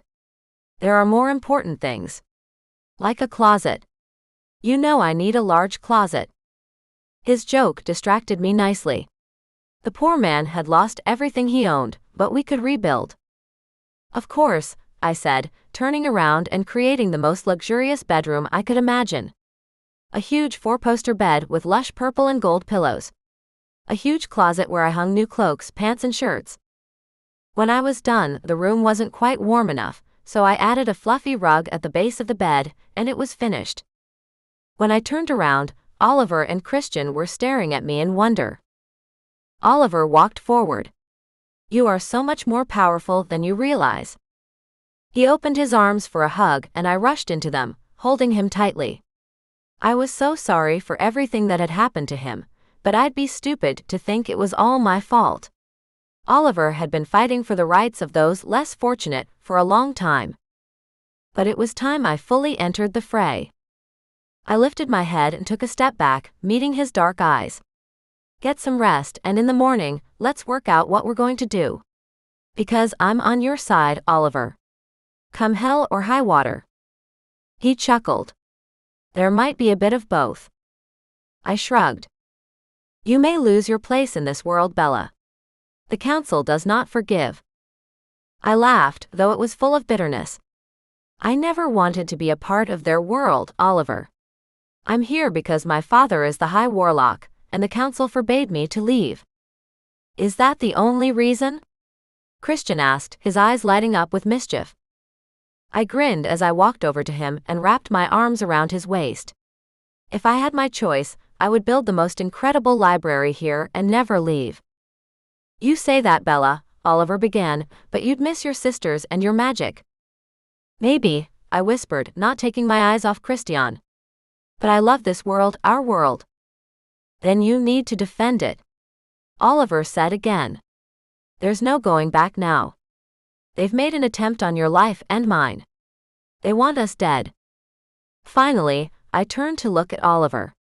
"But they'll come for us again, won't they?" He nodded, and I knew what I had to do. It was time to make the council regret coming after me. Chapter 14. After a restless night's sleep, I woke early and made breakfast for everyone. I needed something to do to occupy my time, because sitting around, thinking of all the possibilities of what might happen or might not happen, was not helping. And anyway, as tired as I was, there was no way I'd be able to get back to sleep. Instead, I focused on something I could put some time and creativity into, something that would be both delicious and thought-consuming. Waffles and fruit, whipped cream and espressos. Just the thought of it brought a smile to my face. Despite the attack yesterday, my magic felt stronger and more alive than ever before. I felt like I could take on anyone or anything, and I wanted the chance to prove myself. To fight for something worthy. The idea of battling the council would have terrified me in the past. To a degree, it still did because the logical outcome didn't quite work in my favor. But it wasn't so much the fighting part as the audacity to believe I could actually take them on, because that wasn't logical. It was wishful thinking. It was hope. And that scared me because it was so easy to be tempted by it. I didn't want to lose my head over it, and I couldn't resign myself to a life I didn't want, either. Some of this was propelled by what I had. And now I had something and someone to fight for. That seemed to be enough for me. More than just someone. As much as Christian meant the most to me in my life, he wasn't the only person affected by this. From what Oliver had said, I had a lot of people to fight for, and who would fight with me. Because we all deserved equal rights, even those who wouldn't stand up and fight, those who hadn't yet been born. My children, my children's children. Anyone who wanted equality and fairness deserved that much. I was so busy thinking and cooking breakfast that I didn't hear anyone pad up behind me until a familiar voice spilled through the room. "Good morning," Christian said as he wandered to the bathroom, then pulled on a pair of jeans and a shirt. Despite the break in conversation, he picked up right where he left off, as though he hadn't left at all. "How are you feeling after yesterday?" I kissed him in greeting as he stepped closer, running my hands through his thick hair. For a moment, I allowed myself the time to linger in this moment, to memorize it if I could. I knew there was a chance we'd be fighting soon, and these quiet moments between us would be few and far in between. I didn't want to take that for granted. If anything, I wanted to ground myself here, so when I didn't have the opportunity, I could remember this and smile. Remind myself why I was fighting in the first place. He slowly pulled apart from me, and I turned my attention back to the food. In a quick snap of my fingers, I created some fresh orange juice and poured it into a glass jug. The citrusy scent bubbled up and tickled my nose. "I'm really good actually," I said, though whether that was the confidence in what we were doing or the kiss we just shared, I couldn't say. Let him figure it out.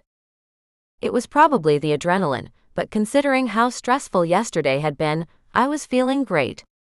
Plus, the spike of the adrenaline I received from that kiss. Our new guest suite's door opened, and Oliver walked out wearing the new black clothes I'd created for him. He brushed his bejeweled fingers down his shirt front. "You did a great job with the sizing, Bella."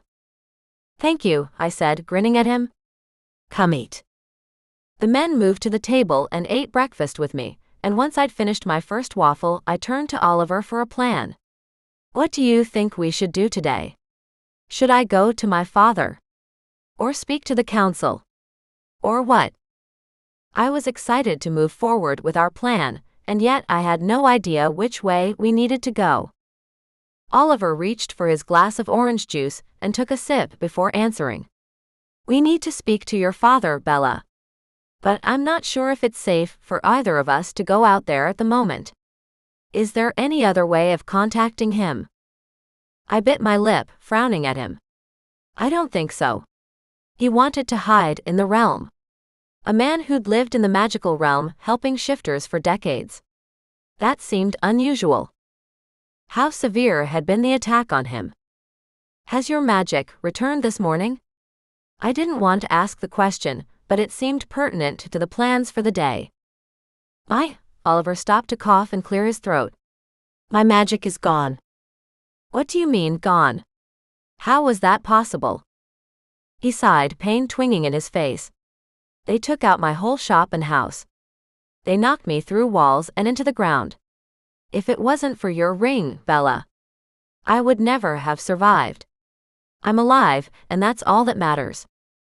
I frowned at him and stood, going to my potion cupboard and taking down the vials and jars. "You need a healing remedy and time. Your magic isn't gone." I refused to believe it. The assassins hadn't been trying to take away his power, they'd been trying to kill him. But it was possible that the physical trauma had knocked his magic so low that he couldn't reach it. I twisted off leaves and added pinches of herbs.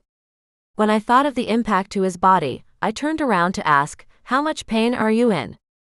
He grimaced out a smile. "I'm okay." He wasn't, but he'd been hiding it well. I added in more herbs to help with his pain, then brewed it with an incantation for body and soul healing. When I turned back around with the mug, both men were staring at me. "What?" Oliver's lips quirked up. "You've changed a lot since you arrived." "Is that a bad thing?" I asked, walking over to hand him the drink. He shook his head. "No. Not at all." Christian reached out for my hand and tugged me to sit down again. "It's a compliment, don't worry. I've always known how confident, capable, and intelligent you are. You just don't always let others see it." I wasn't sure what to say, so kept my mouth shut. Oliver sipped at my potion, grimacing occasionally at the taste. I hadn't brewed it to be sweet or flavorsome, but it would help him. And that was all that mattered. A loud knock at the door had me jumping to my feet and racing to open it. Something was wrong. On the other side of the door was Jason, Christian's best friend. "Chase. What's wrong?" "Someone's trying to break into the realm. There are council police at the door." "Shit." I turned towards Christian and Oliver, who both got to their feet. "We have to do something." "Please, Bella, come." Jace grabbed my arm and pulled. I went with him. Not because I had a plan, but because I needed to help. I ran up the path towards the veil, people scurrying everywhere. Women grabbed children and herded them into the houses. They were running for cover, which was smart. But if the council minions broke through, the cabins and cottages wouldn't protect the wolf shifters or their babies. There was a large group of male wolf shifters waiting by the door, growling and pushing each other as they fought. "What's happened?" I called out. They turned to me, immediately calming. I had a moment where I wanted to shrink into the ground, away from all their eyes, their expectations. But I didn't. I lifted my chin and asked again, "What's happened?" "Nothing yet," Toby answered. He pointed through the veil, and there, as clear as day, were two of the men who tried to kill me last night. "Fucking bastards," I growled. "They can't get through, not unless someone lets them. And even then, my father's magic should keep them out." The ground trembled as one of the warlocks landed a solid blow to the veil, repeatedly striking at the invisible door with his magic. I walked over to the space about 3 feet wide and 7 feet tall.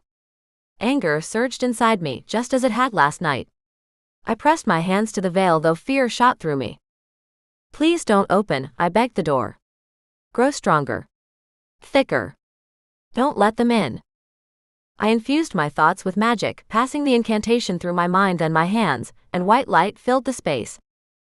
The assassins took a few steps back and stopped firing at us.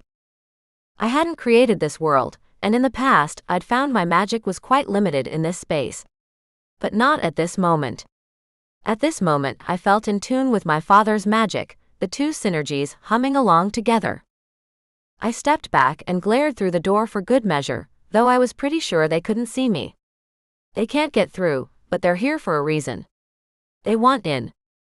Or maybe they want you out," Tad said, a guy to my left who had never liked me. I crossed my arms over my chest and turned towards him. "That's possible." Christian stepped closer to me. "What do you think we should do? Do you think they're here for you or Oliver? Or someone else?" There was no one else in the pack of consequence to the council. Not that I knew of, anyway. Oliver stepped up to the veil, examined it, then turned around and addressed the rest of the men. "Go home. Eat your breakfast. If this turns into a battle, you're going to need your strength." No one argued with him. Instead, they muttered a bit under their breath, then turned and walked away. I sighed and pinched the bridge of my nose, where a headache was building behind my eyes. "What is the council doing?" Oliver groaned. "I don't know, but it's clear that they're actively trying to take us out." A thought occurred to me, and I looked up. What about the rest of the league? Should we contact them? Bring them into the shifter realm? Oliver glanced at Christian, then back at me. "We should. But I don't want to risk anything happening to you, or anyone else who goes out there now." "But they're attacking our people," I argued. "They're going to kill more witches and warlocks, and anyone else who stands up against them. We need to stop them." "They're the council," Christian said with a sadness in his voice I'd never heard before. "There is no stopping them." He shuddered, and I glared at him. "Oh yes, there is. My sister stopped them. Tavlor stopped them. They would have killed my sister if they hadn't been stopped." Oliver and Christian exchanged looks once more, and it only made me angrier. I wanted to stomp my foot, but tried hard not to look juvenile. "Stop having some silent shifter conversation. I'm right here. If you want to say something to me, then say it." Christian sighed and ran a hand through his hair. "Bella, we're outnumbered, outpowered, and to be honest, not in a position to fight the council and win. So we're going to stay in here for, what? Forever. Locked in a prison of our own making, until they find a way through my father's magic and get in. I wouldn't have it. I wouldn't. No." I shook my head, heat flushing up my cheeks as my anger grew. "I will not hide any longer. And I will not just sit around and wait for them to kill me and those I love. If they council wants a fight, then I'm up for the challenge." Chapter 15. The council had wanted me either dead or playing for their side since the moment they found out about my existence. That much I knew. That wasn't so difficult to figure out. Thanks to the fact that I'd been attacked and almost killed, they'd backed off and hadn't pushed the fact that as a child of the High Warlock, I should be in a seat of power. But maybe it was time for me to step into that role. Push back against those things that I opposed. It would be a way I could potentially fight against injustice. It gave me power I knew I needed to accomplish what I wanted done. I spent the day in meetings with the pack leaders, then some of the women and older teens. I needed to know where everyone stood. I wanted to accumulate as much data as I could in order to understand the perception different people had, not only about this issue, but about any other issues I might not even recognize because of my ignorance. I might have grown up in a protective realm thanks to my mother, but I couldn't shy away from the privilege I had been born into, with my father being who he was. And because of that, it was easy to see things from a perspective that discounted other things. I wanted to make sure I knew what other issues were and what the people actually wanted, without making assumptions. Not surprisingly, the whole pack wanted to fight, even though they knew that if it came to a warlock versus wolf battle, they'd lose. As powerful as they were physically, they were no match for magic. That was a fact, not a hopeless cry of frustration. But it was a problem, and I couldn't help but wonder if it was one I might be able to solve. What if I could make them something to help shield them from magic? I asked Oliver, as we were making lunch together. I had been thinking about this for a while, especially after those two men who attacked me had thrown a lightning bolt of magic at my face. If I didn't have my shield, I'd be dead right now. It had saved my life. If I could conjure up a bunch of those for every wolf who fought, maybe they'd have more of a chance. Like a pendant or something they could wear? He asked, glancing over at me as his hands continued to work. I nodded, cutting up the cheese and buttering rolls. Yeah, why not? It's just not fair that the shifters are so disadvantaged. If they could just hold their own with a warlock, they could win. Physically, they're much stronger. And their bodies could hold out. It's just they're better at a close range, whereas the warlocks won't let them get close. Not with the way their magic works. If they keep the shifters at bay, there's no way they'll be able to get close enough to use their power against the warlocks, and there's no way the warlocks would ever let them get that close. Maybe if they had a pendant that would shield them, they might be able to do it. Oliver chuckled while he made exotic-looking drinks. Yeah, a warlock wouldn't physically stand a chance against a wolf shifter in full flight, he agreed. He'd take the warlock's head off with 2 bites. And just like that, a plan was formed. I nearly got butter all over my fingers in my excitement. I couldn't focus on anything else and needed to distract myself before I stabbed one of the rolls accidentally. Can you finish lunch for me? I asked, wiping the butter from my hands with a towel and shoving them under the faucet. It was difficult to think of anything else now that I was starting to make progress. I have to find a spell that will let me do that. Oliver nodded, still grinning like he was amused by my antics, and I raced over to my bookshelf, taking down some of my favorite books and placing them on the round dining table. I still had a few of my mother's ancient spell books, so I started with those. I figured the sort of magic I wanted to use would have been created in ancient times, especially since it was a protective spell. I could be wrong, but I had to start somewhere. I opened the text and began to skim the words, chewing on my bottom lip. I thought I would be sitting there for hours, but within minutes I found exactly what I was after. Yes. This is perfect. What have you found? Oliver asked, finishing up our simple lunch. He was casual with his question, not bothering to rush in the way I might have. Something to help even the fight. Look. I pulled the book over to the side so Oliver could see. He strolled over to where I sat and glanced forward, some of his hair falling into his face. From what I'm gathering, this will give the wolves some protection against magic. It might actually work. It took everything in me not to say it with more certainty. I couldn't be positive, and I didn't want to get my hope up. Or Oliver's. He nodded. It will. It'll elevate the wolf's ability to withstand certain spells, but it won't save them if a warlock truly comes after them with a death spell. I pressed my lips together, thinking hard. And I might need to add something myself. I glanced up at him, noting the paleness in his cheeks. How are you feeling? Oliver flicked back his long dark hair and smiled at me. Perfectly well. though I could use another one of your disgusting healing potions. I can feel my strength returning this morning. Really? Of course. I rushed to the kitchen to make him another remedy. We might need you if it comes to war. The wolves will need shielding, and maybe that is the answer. With enough warlocks and witches on our side, maybe we can shield the wolves enough to be able to attack. I pinched the leaves of a saffron plant and threw together the brew for Oliver. When it was finished, I turned around and his face gave me pause. What's wrong? His nose was wrinkled and one eyebrow was raised. This looks and smells different. I just handed it to him and said, drink it. You need it. I couldn't explain why or how I knew that, but I did. He stared at me, a twinkle of silver magic flashing in his dark eyes. You're very intuitive about your spells and your magic. Is that entirely you, or did your mother have it as well? I chuckled. My mother was all about emotion with spells, so I suppose I might have gotten some of that from her. However, I wasn't sure how intuitive her spells were. She'd never talked about it.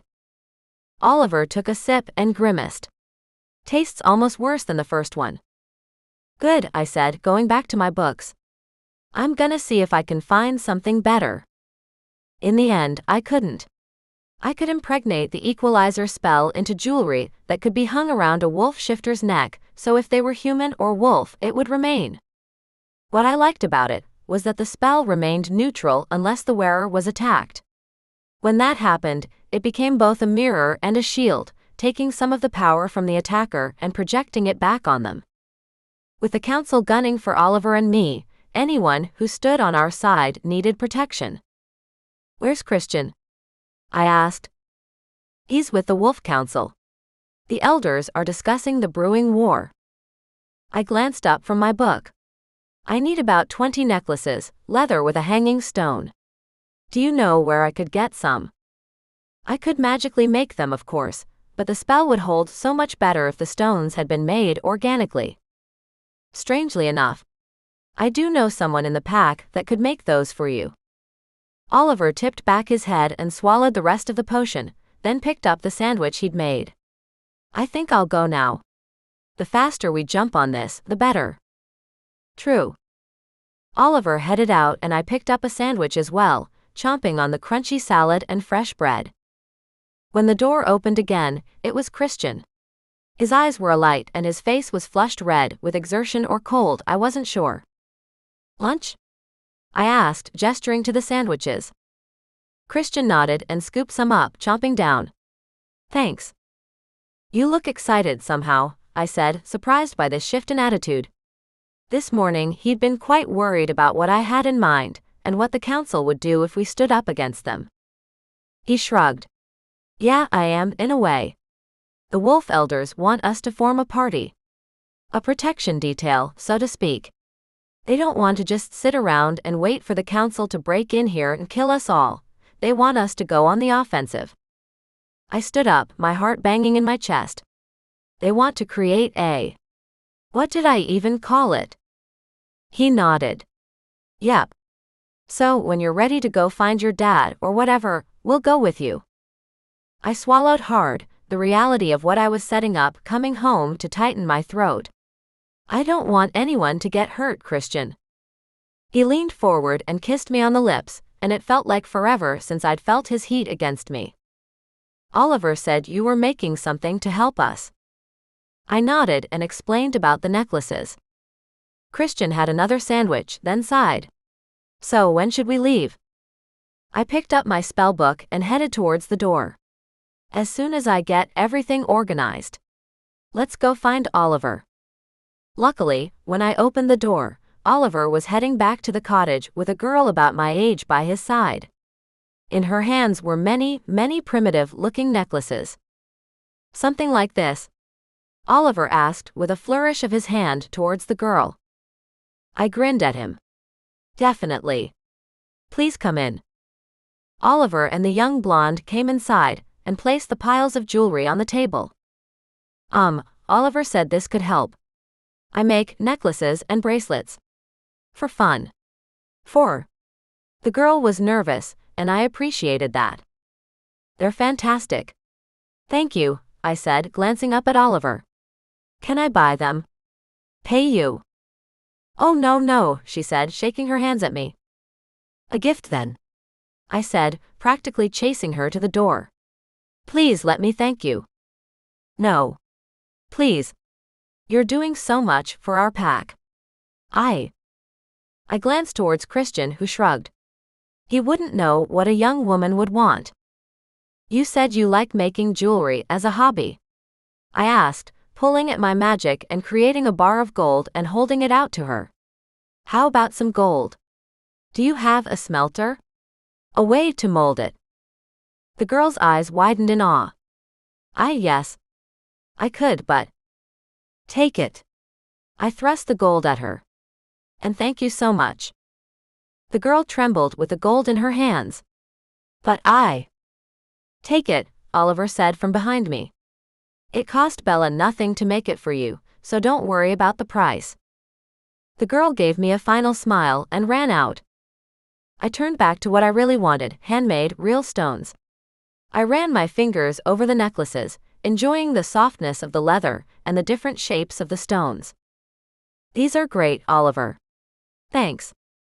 He clapped his hand on my shoulder. Do your thing. I wriggled my fingers and brought the book closer. Thank you. I moved the necklaces around on the table so that each of the stones were obvious, and I could distribute the magic over every piece. I lifted my hands and began the incantation. It was a rather simple spell, but long and required more of my power than I expected. White light filtered from my hands over the jewelry and made it glow. When I'd repeated the spell 20 times, all the strength drained from me. I could barely lift my arms. Whoa! I staggered sideways and grabbed a dining table chair before collapsing into it. This realm seriously sucks the life out of me.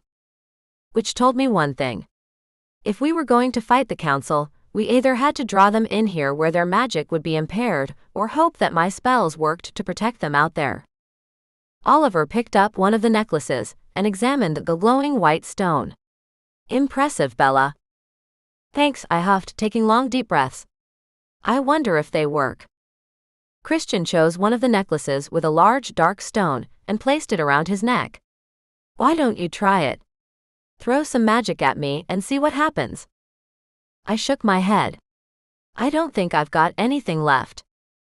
Let me try, Oliver said, cracking his knuckles in a theatrical way. I've got a little juice in the tank. I think. Try it. I gestured between the two men. I had no idea what was going to happen.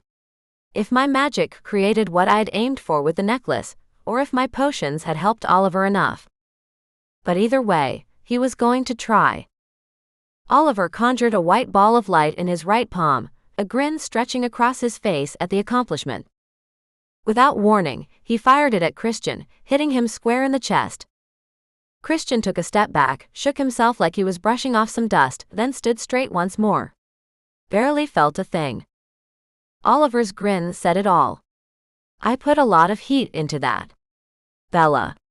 You're a genius. For the first time in centuries, the shifters have a chance at fighting back. Chapter 16. The necklaces were a hit among the Wolf Council and the pack. The strongest of their men and women took a piece of jewelry each, and proudly displayed it for all to see. I beamed when I saw them adorning the necks of those I cared about. Though I couldn't feel the protection magic laced in the material, I knew it was there, and that alone meant everything to me. The fact that they wore them, knowing the significance of what each jewel meant, was enough for me to realize that everything I was fighting for was coming to fruition. We might have a chance. I sucked in a breath and held it, trying not to let the hope bubble up inside of me for too long. The last thing I needed was to disappoint not only myself but everyone here. Everyone who believed in me. They're ready to fight for you, Oliver whispered into my ear as we stood in the clearing watching the wolves showing off their new magical shields. I swallowed. I knew that already, but the fact that he said it was enough to cause every muscle inside of me to freeze, just for a moment. The reassurance, the way he said it with such insistence, to make me understand just how significant this was. I turned to look up at him. I don't want them to fight for me, I said slowly. I'm the one that wants to fight for them, for their rights. They're your rights too, Oliver reminded me, giving me a playful wink that was somehow serious at the same time. You soon-to-be husbands. You're perhaps one-day children. Don't forget how important you are as well, Bella. I sighed heavily, and went back to staring at the pack. My cheeks pinched with a blush I hadn't expected, but I tried not to think about that. I didn't want to think about my future. There were too many questions, at least right now. Maybe later, after all of this, when I would actually have time to think. I patted my stomach in a subtle way, trying to imagine growing heavy with Christian's child. For the longest time, it was all I ever wanted, until I found out that having his child might not even be possible. I wasn't sure I could handle such terrible disappointment, even if we fought and won. Instantly, I bristled. Selfish. That was selfish of me. It shouldn't matter whether I could have children or not in the first place. The only thing that mattered was being able to acquire equal rights for those who deserved them. Everything else would find a way. I could worry about it all later. You're right, I forced myself to say, dropping my hand back down to my side.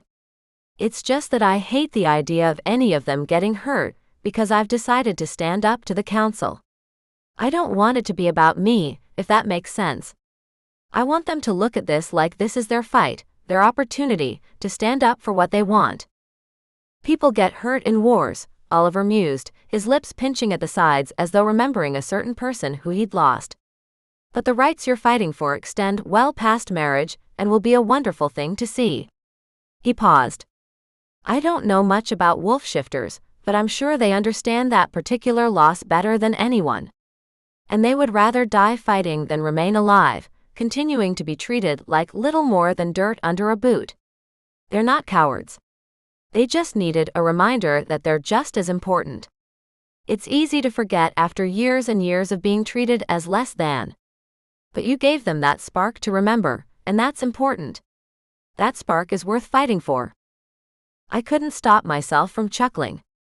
It'll put you out of business a bit though, won't it? I teased, though I could feel my cheeks turn red at the thought.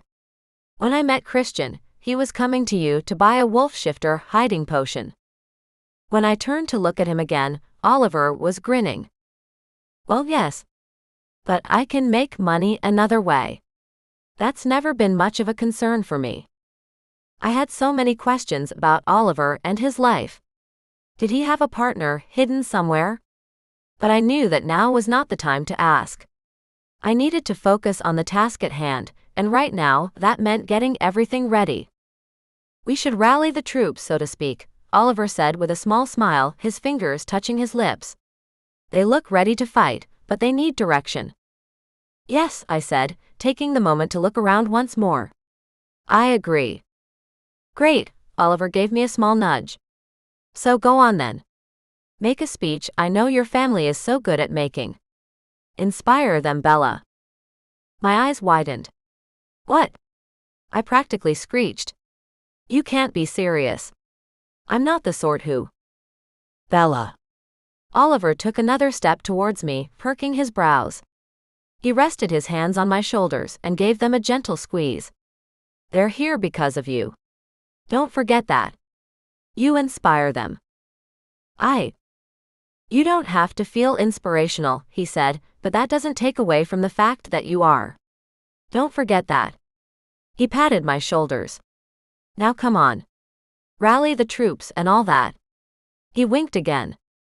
I wanted to argue with him. I was ready to do just that, but then my eyes caught sight of a couple with their child, how the child was playing with his father's necklace and smiling. How the mother's eyes were a touch of sadness, but also just as prideful as the rest. She didn't want to leave her child, I realized. But this was too important not to do something. And if she could do something as difficult and as heartbreaking as leave her child knowing there was a chance she might not make it back, what was my excuse to not give a little speech? I cleared my throat. Excuse me, I said, lifting my voice slightly. Oliver pressed his lips together, clearly amused by everything, but somehow managing to contain his laughter. My cheeks burned even more, and I shifted my weight. Excuse me. This time, I was a little louder, managing to catch the attention of some of the wolves nearby. But it wasn't everyone. Try this, Oliver whispered. He flicked his fingers without even speaking an incantation, and pointed to my neck. What did you? I immediately cut myself off because my voice boomed through the area, and I knew at this point I was as red as the tomatoes in my garden. Sorry. Sorry, everyone? Actually, I just wanted your attention for a moment. I'm glad to see everyone wearing their protective jewelry. I hope you understand the significance of what they are and what they mean. I had no idea where I was going with this speech, but as the words came out, they felt more and more natural. I didn't have to shout, thanks to Oliver's spell that somehow increased the sound of my voice, and surprisingly enough, every wolf turned to look at me. I had their attention. You're fighters, I said slowly. More than that, you're believers. You believe you're more than what they say you are.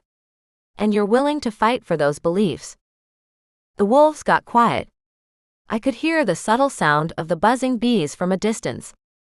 My arms got chills.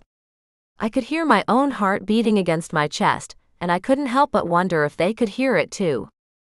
I opened my mouth, ready to continue, when a glimmer caught my eye.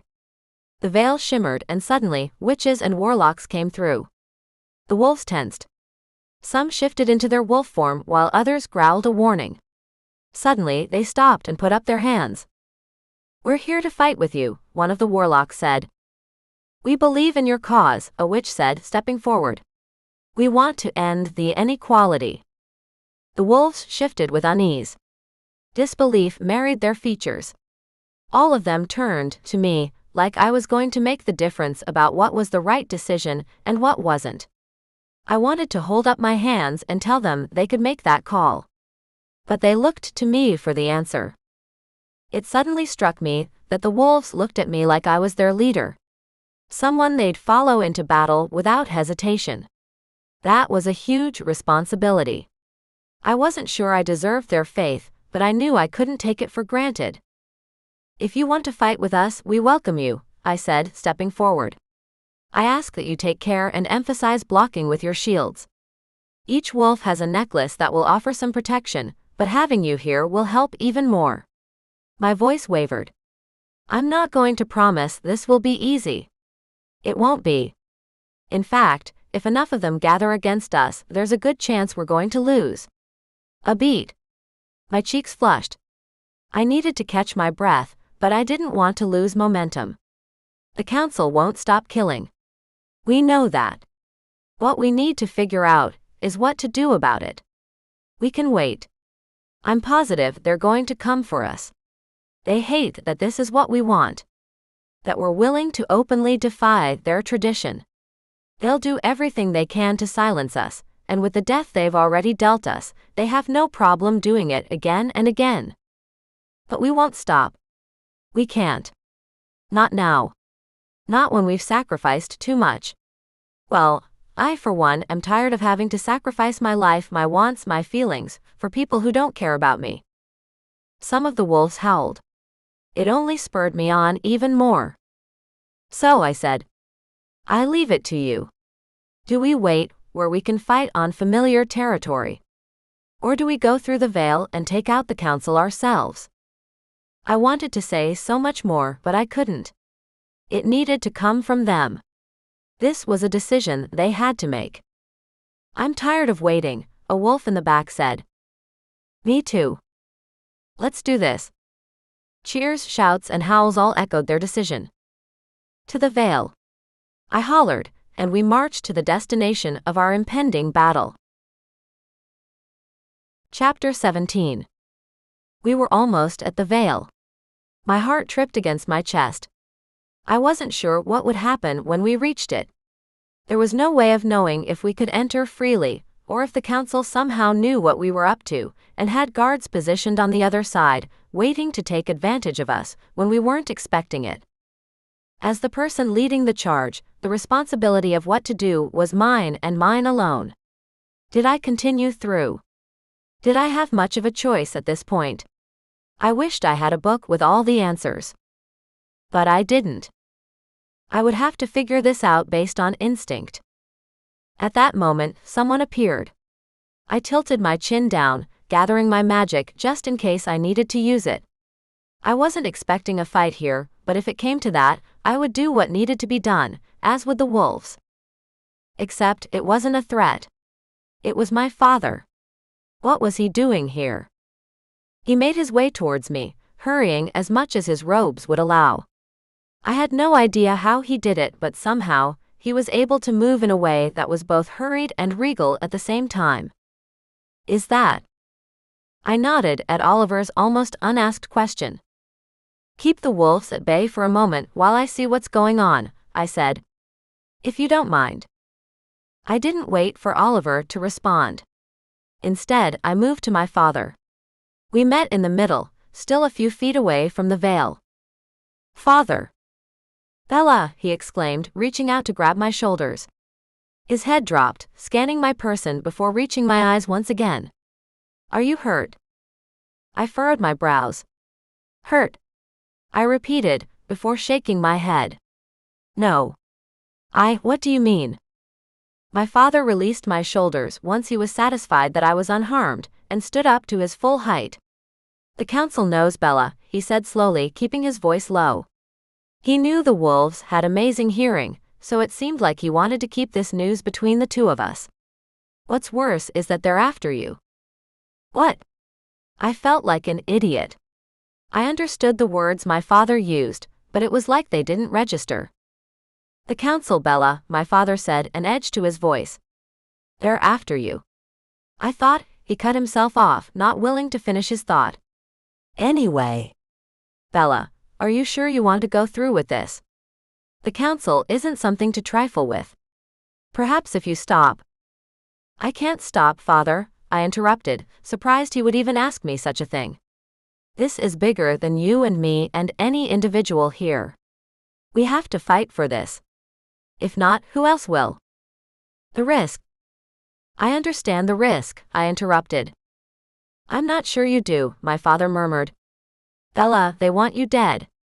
Anyone willing to fight, they'll put down. This whole battle is a threat to everything they stand for, everything they believe in. And if you're going to go through with this, you must understand there's a good chance that people may. I waited. I needed my father to finish that sentence. I was sick and tired of people dancing around their words to try and make me feel at ease. I wanted him to deliver the truth to me. I was tired of having him sugarcoat things to make me feel better. When he remained silent, I lifted my brows, hoping to emphasize my point. My father cleared his throat. I expected he would look away, but he did me the courtesy of hanging on to eye contact. Die, he finished. I understand, I said slowly because I did. I do understand, father. If I wasn't ready to die for what I believed in, I wouldn't be here. But I'm here. I'm ready. Bella, you can't. I can and I will, I interjected. Each time I said something, my voice grew stronger, and I realized I believed in myself enough, in the wolves and everybody who chose to fight with us, more than I thought I did. This is bigger than just me wanting a wedding, even though it is that. Ava can't fight because of her pregnancy, and I wouldn't want her to. We're here because this is right. This is important.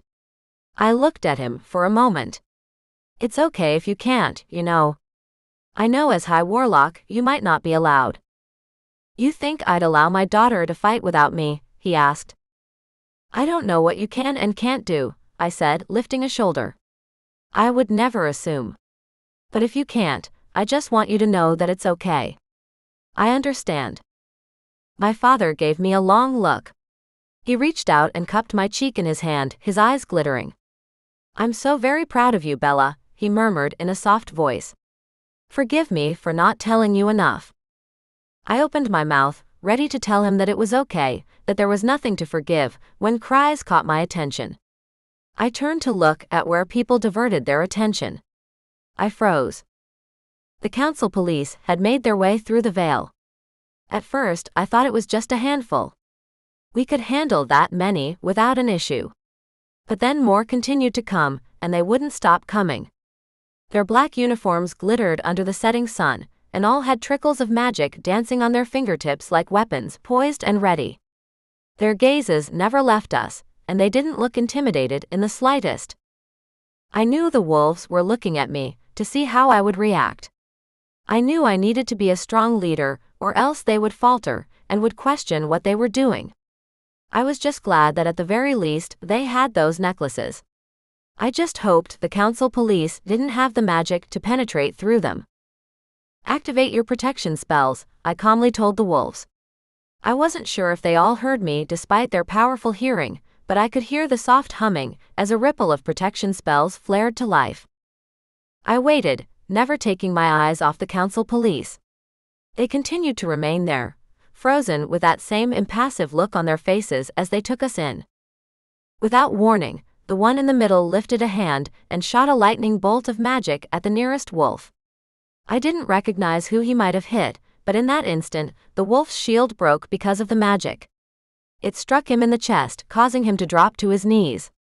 He opened his mouth, maybe to breathe, to speak, but blood trickled down his chin. His eyes rolled to the back of his head and he collapsed forward, dead. My eyes widened. I was ready to storm through there, to fight immediately. Something surged through my body, an unfamiliar feeling that caused ripple after ripple to travel down my spine. Stop this farce at once or you will die, the man said, the one who'd killed the wolf. He didn't seem perturbed in the least that he had killed someone. Hell, I didn't think he cared. How he was able to set aside his feelings on the matter, if he had feelings for them at all, amazed me. I didn't think I would have that same ability, even if I had to kill in order to save my own life.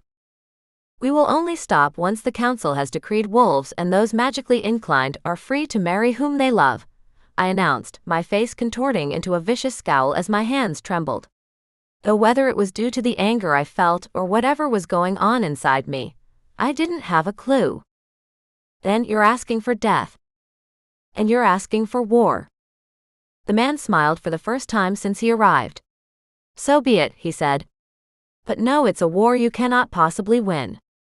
If all these wolves have those pathetic shields, we will cut them down and kill every last one of you.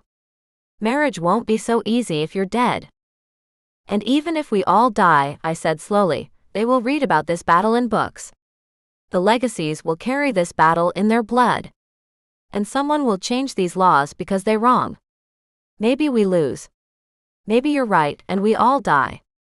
But eventually, we will take what is rightfully ours. We will be equal with you. That is inevitable. The man snorted and lifted his hand once more. This time I knew what to expect and shot out my fingers. Magic sparkled in a way I hadn't noticed before as my shield covered the wolves at the front lines, causing the spell the man cast to bounce off it harmlessly. I released a breath I didn't realize I had been holding. However, I also knew I needed to do something more, because I couldn't protect everyone with my magic. As much as I wanted to, it was impossible.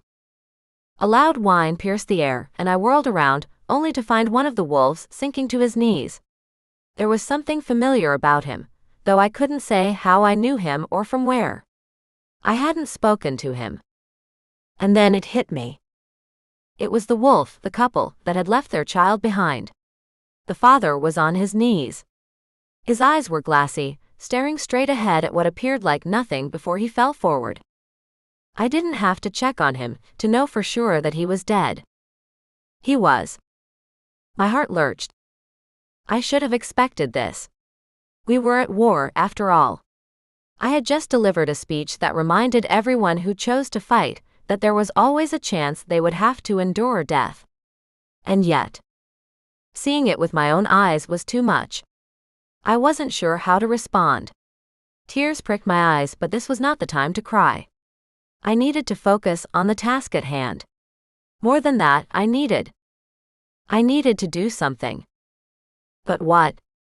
A wolf leapt over me and tackled a woman wearing a black robe to the ground. She landed hard. Before she could emit a sound, the wolf lunged for her neck, tearing at the skin and pulling out her jugular. My stomach twisted into knots. As much as I loathed the witches and warlocks fighting to oppress us, I didn't want to see the violence. I didn't want to see the pain that didn't need to exist if only the traditionally minded would be open enough to let us love whomever we liked. Why did it have to come to this? I clenched my teeth together as anger moved through my system. It didn't make any logical sense to me. I didn't understand why we couldn't have what we were asking for. This wouldn't hurt anyone. We were simply fighting for love. But for them, for some reason, that was too much. A flash of gold caught my peripheral vision, and a group of wolves collapsed next to me, including one that couldn't have been more than 15. All of them were dead. I wasn't sure what happened to their protective charm. Perhaps the magic the warlock used managed to penetrate through it, but it didn't matter. The wolves were being taken out.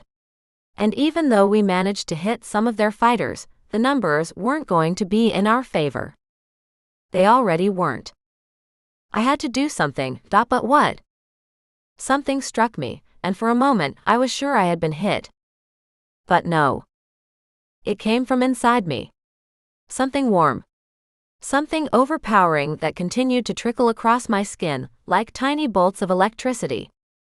And I knew what it was. I knew. Power. It was my power. It was something I could do. Now, I just had to get it to work for me. Chapter 18. The power was building inside of me. I could feel it rising like a storm. Around me, people were dying.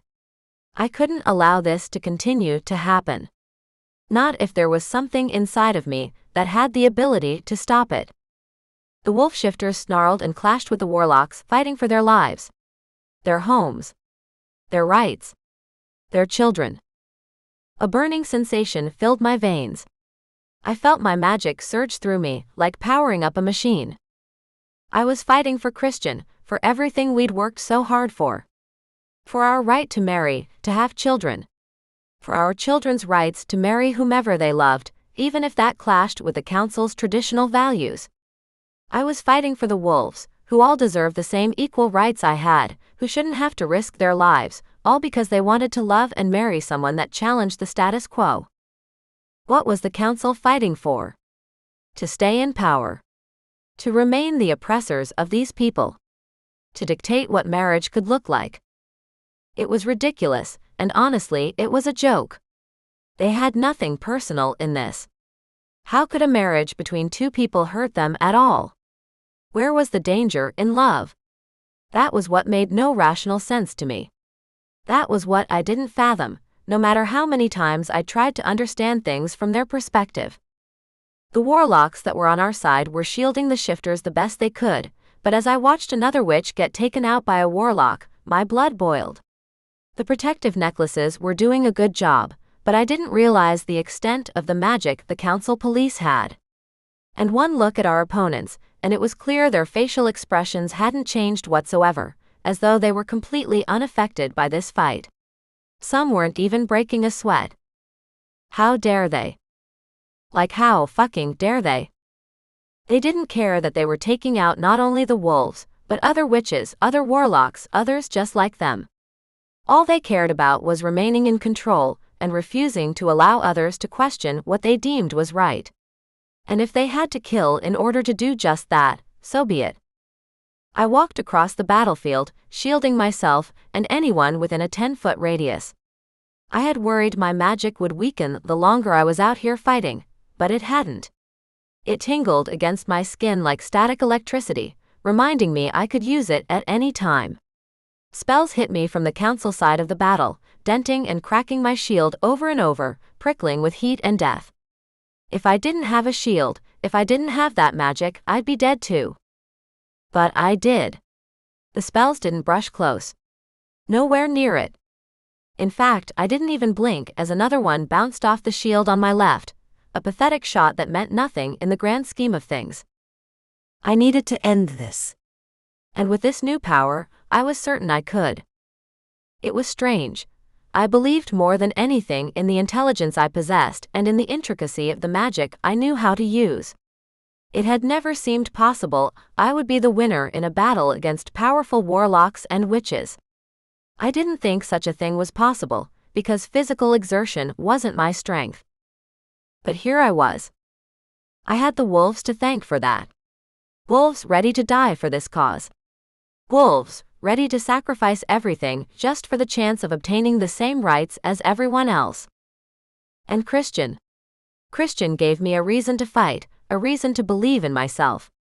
My eyes swept the landscape for him, my heart skipping a beat. I needed to find him, needed to make sure. And there he was. Christian was in wolf form, standing over one of his fallen comrades, protecting him. I took a step towards him, when a prickle of premonition caressed my neck. I glanced over towards the council, and saw an old man throw a knife towards Christian. I cried out, and threw magic in his direction. The knife tilted off course, missing his chest but landing solidly in his left leg. He whined in pain, then stumbled to the ground. I whipped out both hands and faced them. My enemy. Bella. My father's voice reached me, but I couldn't see him. His hand landed on my shoulder. Use my magic. Hit them once. Hit them hard. I didn't understand his words or how to do as he asked. But despite that, magic poured through me as I siphoned off my father's abilities. I brought my hands together, white lightning crackling between my fingertips. The magic grew expansive, until I could feel it inside of me. Angry, hurt, and powerful. I stretched it out wide, flat and huge, like a shield stretching across the entire battlefield. My father fell away. Was he okay? I wasn't sure, but I couldn't look back. I gathered all my power, calling on my father's bloodline and all the love I had in my heart for my family. I leaned forward and let loose.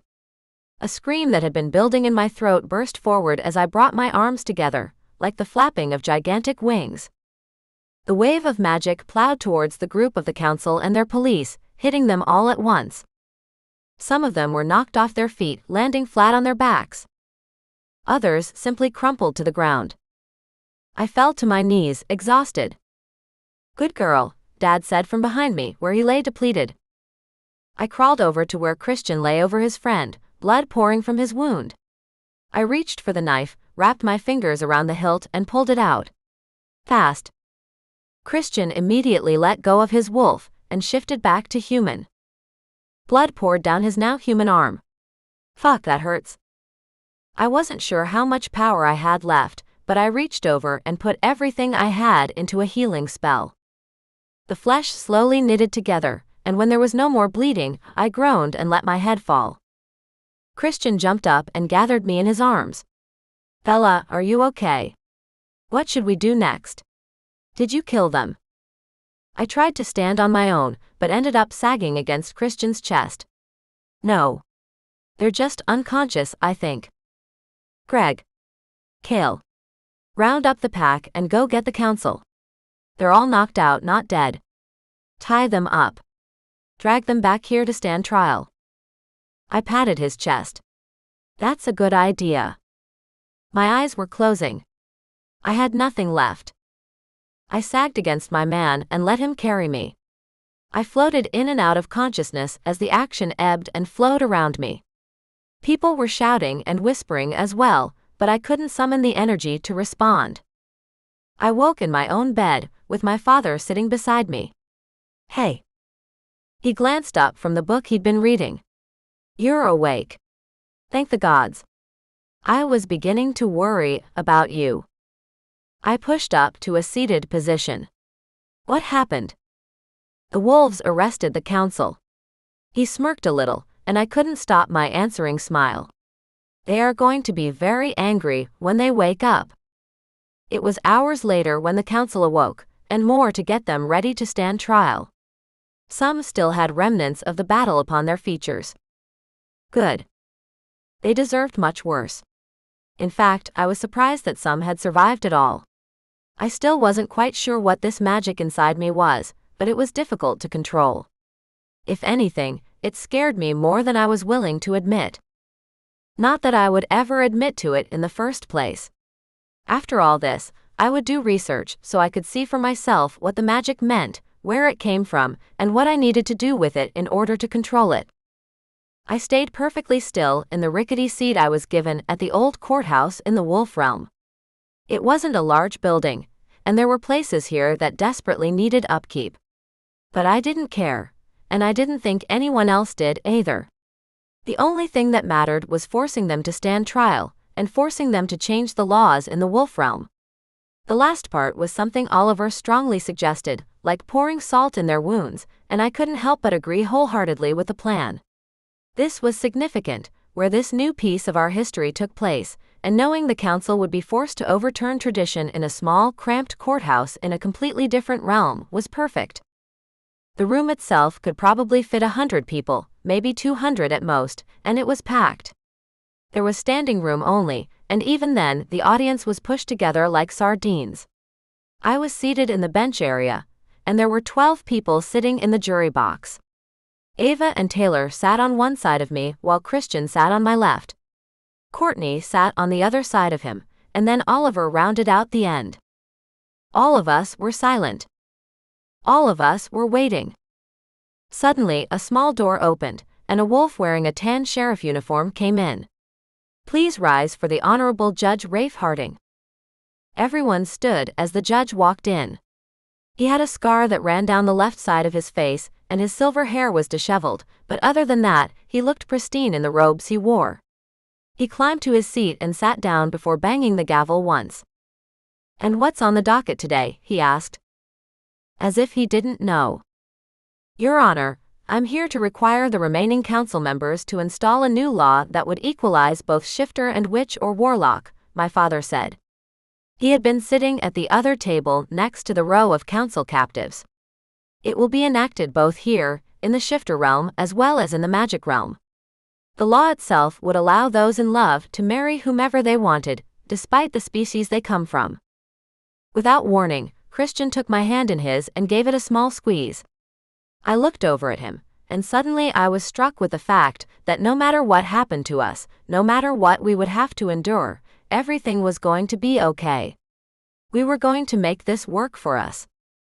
"Present your argument to the court," the judge commanded my father, gesturing at him with his arm. "Your Honor, love knows no bounds," the High Warlock stated. "We are often told to follow our hearts, and then condemned when we do so, and it doesn't live up to society's tolerance of what it believes love is. The marriage laws were enacted centuries ago to keep bloodlines pure. In fact, some of the oldest wizarding families participated in incestual marriage simply to ensure their magic was the only blood passed down from generation to generation, and that has been overturned because of the problematic nature of marrying your brother or cousin or whomever. If such tradition can modernize based on new research, we can surely allow more alterations to occur as our society grows. This isn't to say we must condemn our past. The law itself was created for the good of the magical realm, to promote strong ties, and to increase a family's power. And those aren't bad on their own. Only when such power is paired with bigotry do we have a problem, and that is what I'm here to change." "It will never work," one of the council members said. "This will bring the magical community to its knees. You will make us weak by diluting our blood with animals." An outraged murmur rippled across the small courtroom. The judge had to bang his gavel in hopes, corralling everyone to order. My father wasn't perturbed in the slightest, however. He waited patiently until it was quiet again, before continuing. "Those who are opposed to such marriages won't be forced to participate in them," he said. "We don't wish to take power away from the magic realm. We hope to elevate the status of wolves as equals by giving them the same rights we have. Ultimately, that right comes down to choice. More specifically, the choice of whom someone marries. We ask, Your Honor, that the council abolish the interspecies marriage laws prohibiting a wolf and a witch or warlock from marrying. We think it's the right thing for both realms to unite, should they wish, and progress into our modern day and age." "And we," the same warlock from before said, standing up and banging his fist on the table, "will do no such thing.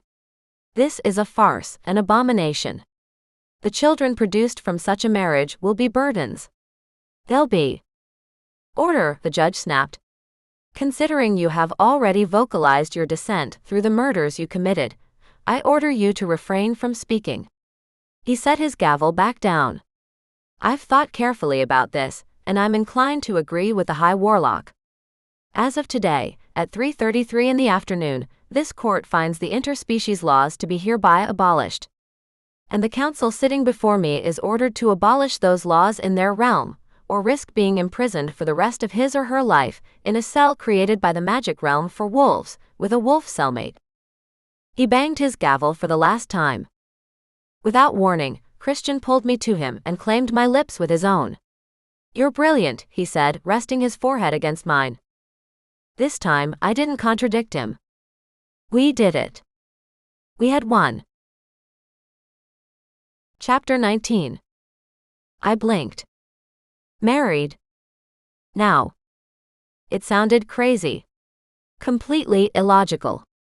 Something only crazy people did. I was a lot of things, but a crazy person wasn't one of those things. And yet.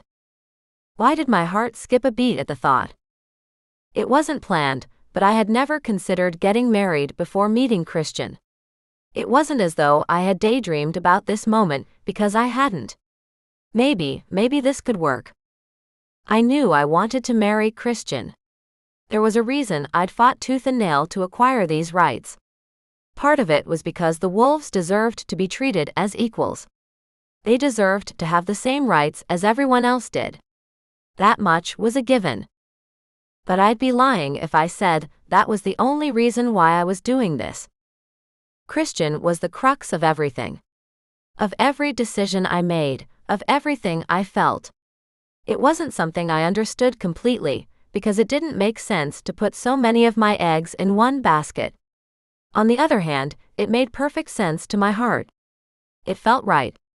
And the thought of marrying Christian now. That felt right too. All right, I said slowly, though my lips curved up into a grin and I couldn't stop myself from practically beaming. Let's do it. Christian's brows rose, like he didn't quite expect me to go along with it. I thought I'd have to do a better job of convincing you, he said. You never have to convince me to marry you, I told him, my tone serious, even if my cheeks pinched with a smile. I do it whenever, wherever. Just say the word. Christian smirked. Word. Pardon me, but did I just hear you say you're getting married? Oliver asked, popping up from seemingly nowhere. Somehow, I didn't think he just happened to drop by. I wouldn't be surprised if he had been there the whole time, listening in. Well? Christian asked, tilting his head in that endearing way of his that always left me breathless. Yes, I said. We are. Oliver clapped his hands. Perfect, he said. I've always been fond of weddings. Let's see. We need flowers, good food of course. An open bar. He snapped his fingers. We need someone to marry you. For sure, a critical element. Do you know anyone who might be ordained and willing to jump into marrying you? Oliver asked, looking between the two of us. I glanced over at Christian. He glanced over at my father. What about your dad? I looked over to where father stood, speaking to one of the wolf leaders. I was surprised when I took him in, a few scratches on his cheek, seeming to favor his left side, but other than that, it looked as though he hadn't been terribly affected by the battle. In fact, if it weren't for those scratches, there was a good chance no one would know he had fought at all. My eyes widened in realization. I knew my father was powerful, but I just didn't realize how powerful. Ah, he said. Bella. He glanced back at the shifter. Would you excuse me, Tobias? The shifter nodded. Of course. He disappeared the second my father turned to give us his complete attention.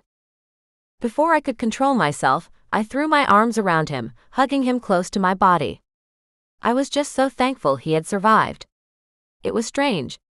I was used to life without him, and thanks to my mother's secrets, I didn't know anything about him until Ava went snooping. But I was so glad that changed. And I was so glad my mother had been wrong about him, even if she was justified in her caution. "What's this?" he asked with a chuckle. "Didn't think I'd survive." "I'm glad you did," I said. "Because I need a favor." My father's lips turned up as he watched the two of us interact. "A favor, you say?" he asked. "Didn't I assist in destroying the patriarchy of our world? What more could you possibly need from me?" I giggled. "Well, if it's not too trouble, can you marry Christian and me? Right now?" My father gave me a long look.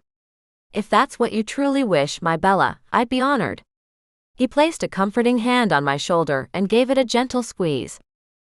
I glanced at myself in the mirror I'd conjured up, so I could make sure I looked presentable. I never understood the tradition of the white dress, but I managed to conjure one that wasn't quite white, more of an eggshell color. It had a scoop neck but wasn't cut down too far, and there was a red lace ribbon placed just underneath my breasts to emphasize my waist. It was the only color I had on, one I wore for Christian, for the wolves.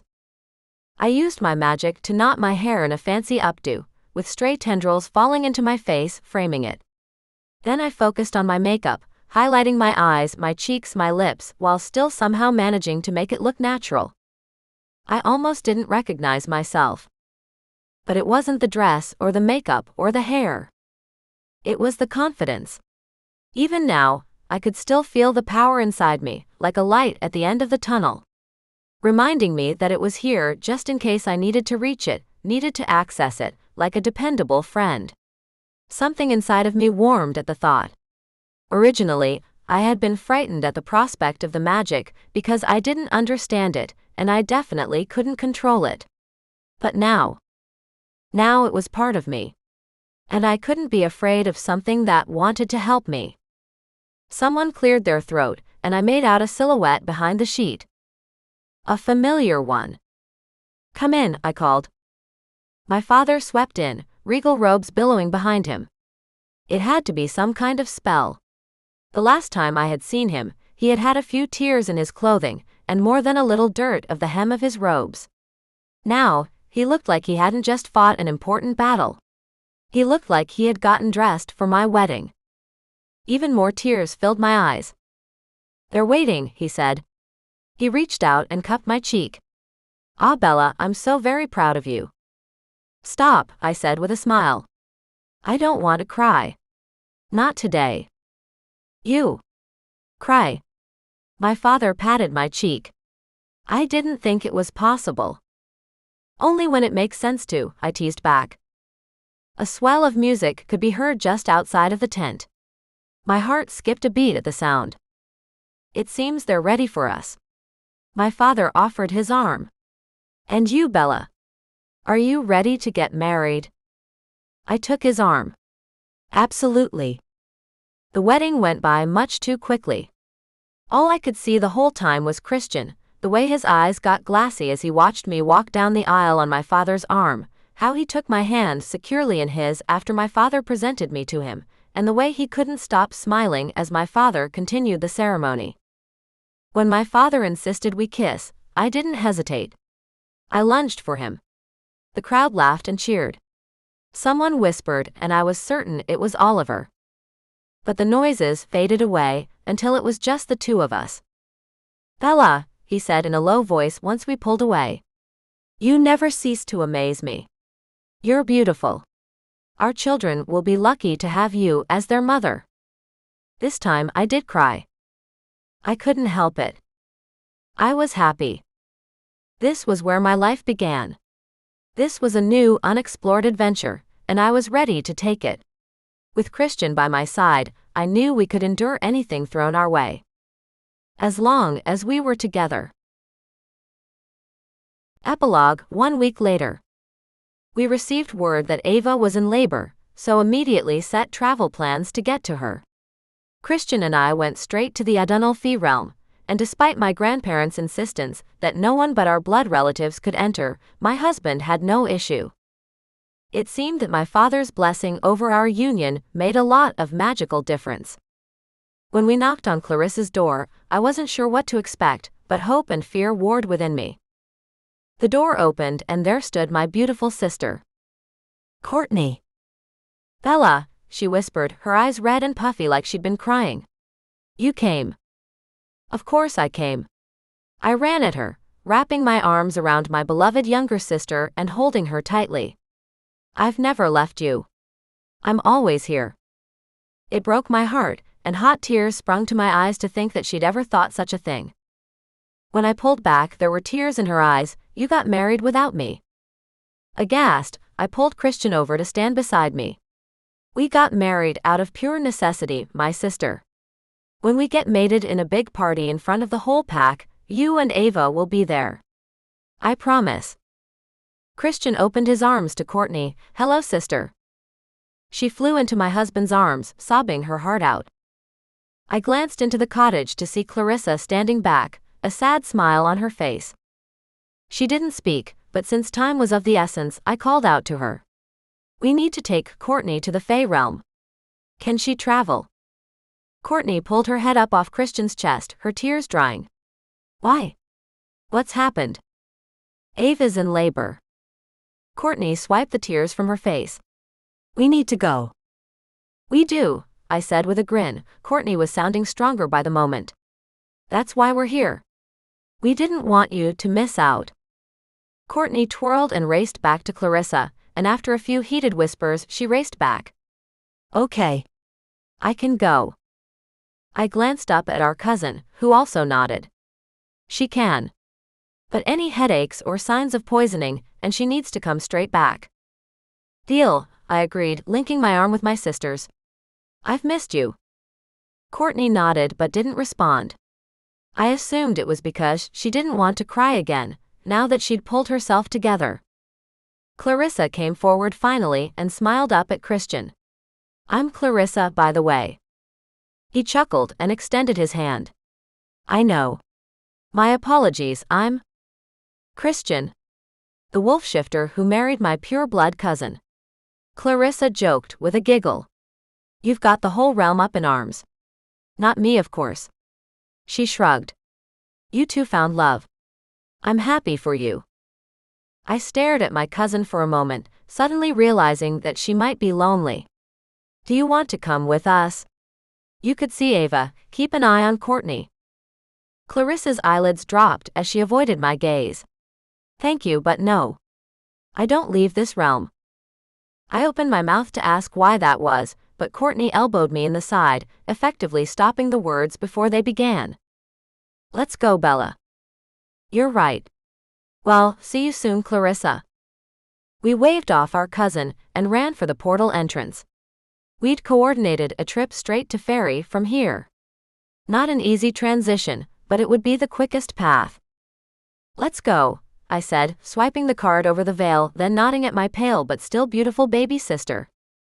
She took a deep breath, straightened her spine, and walked straight through the portal. You're next, I said to Christian, glancing behind me. I don't trust half my family not to lock you in here if I go through first. Christian chuckled, ducked his head, and headed through the portal.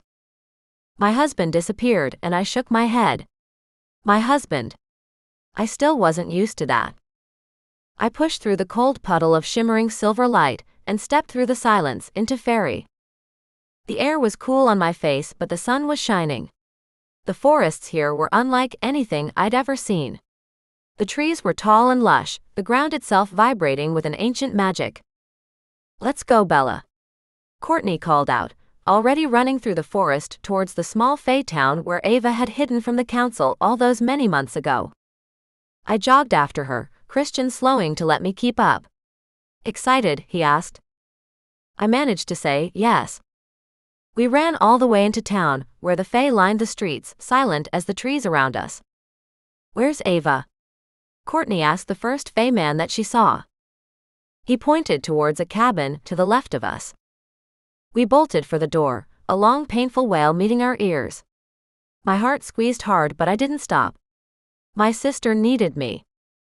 I pushed open the door, and there was Ava on the bed, sitting up with Tavlor behind her, holding her hands. She wore a thin white shirt and little else, her huge belly swollen and her face red and covered in sweat. I bolted for the bed, climbing onto the mattress and crawling up next to her. Her shaking stopped and she collapsed against Tavlor, panting hard. You came. Why did my sisters keep saying that to me? Had they believed I'd abandoned them when I joined the pack? I hadn't.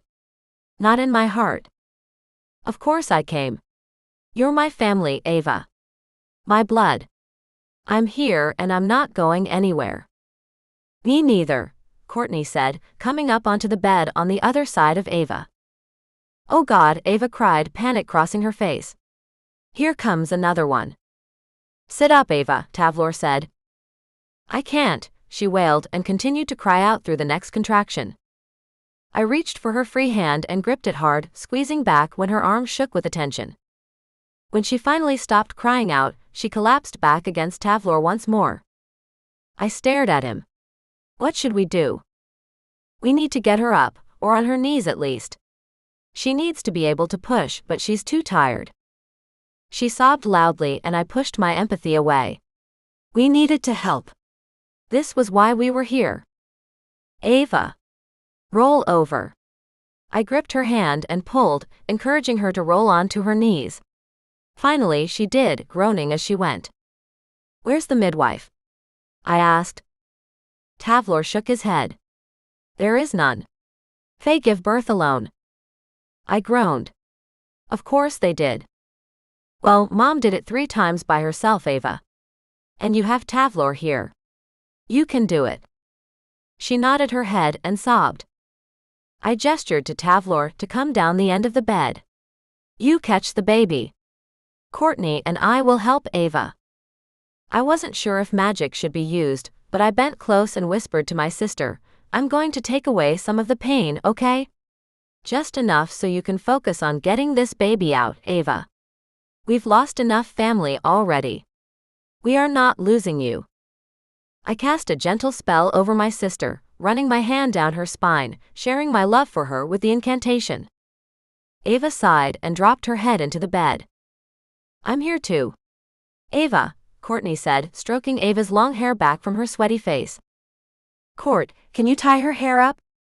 Courtney glanced up at me and nodded, flicking her hand over Ava's head, using magic to sweep her long blonde hair up into a bun. That's better. She crooned at our sister. Ava began to cry out, pushing her arms into the bed and arching backwards. This time you're going to push, okay? Not too hard, just shift the baby a little, okay? She nodded, groaning out a guttural noise as she pushed back. Breathe, I reminded her, running my hand down her sweaty back and casting another soft spell to ease her pain. Ava collapsed forwards again and Tavlor called out, I can see the head, Ava. You're doing so well. Ava turned her head and glanced up at me. I moved closer so I could hear her speak. Thank you. I smiled back. It's all you, Ava. I'm sorry we weren't here sooner. She shifted around, moving her legs to get into a better position, then when the next pain hit, she pushed again. This time she cried out in pain. The head's out, Tavlor gasped. One more should do it. I gripped my sister's hands and whispered to her, take a moment.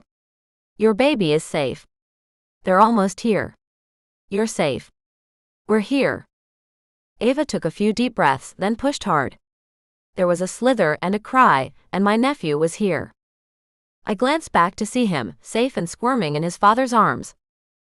I shared a teary smile with Tavlor before bending over to kiss my sister's face. You did it, Ava. She took a moment to collect herself, then pushed up and rolled over once more, her belly flattening already. Courtney moved the pillows around so that Ava could lie back comfortably. Ava held out her arms to Tavlor. Is it a boy? He nodded. Yes. I chuckled, realizing the importance of the moment. The next high warlock of the realms. Ava reached for her baby, and Tavlor carefully transferred him into his mother's arms. He was wet and red, with chubby cheeks that made me want to kiss him. He's beautiful, Ava.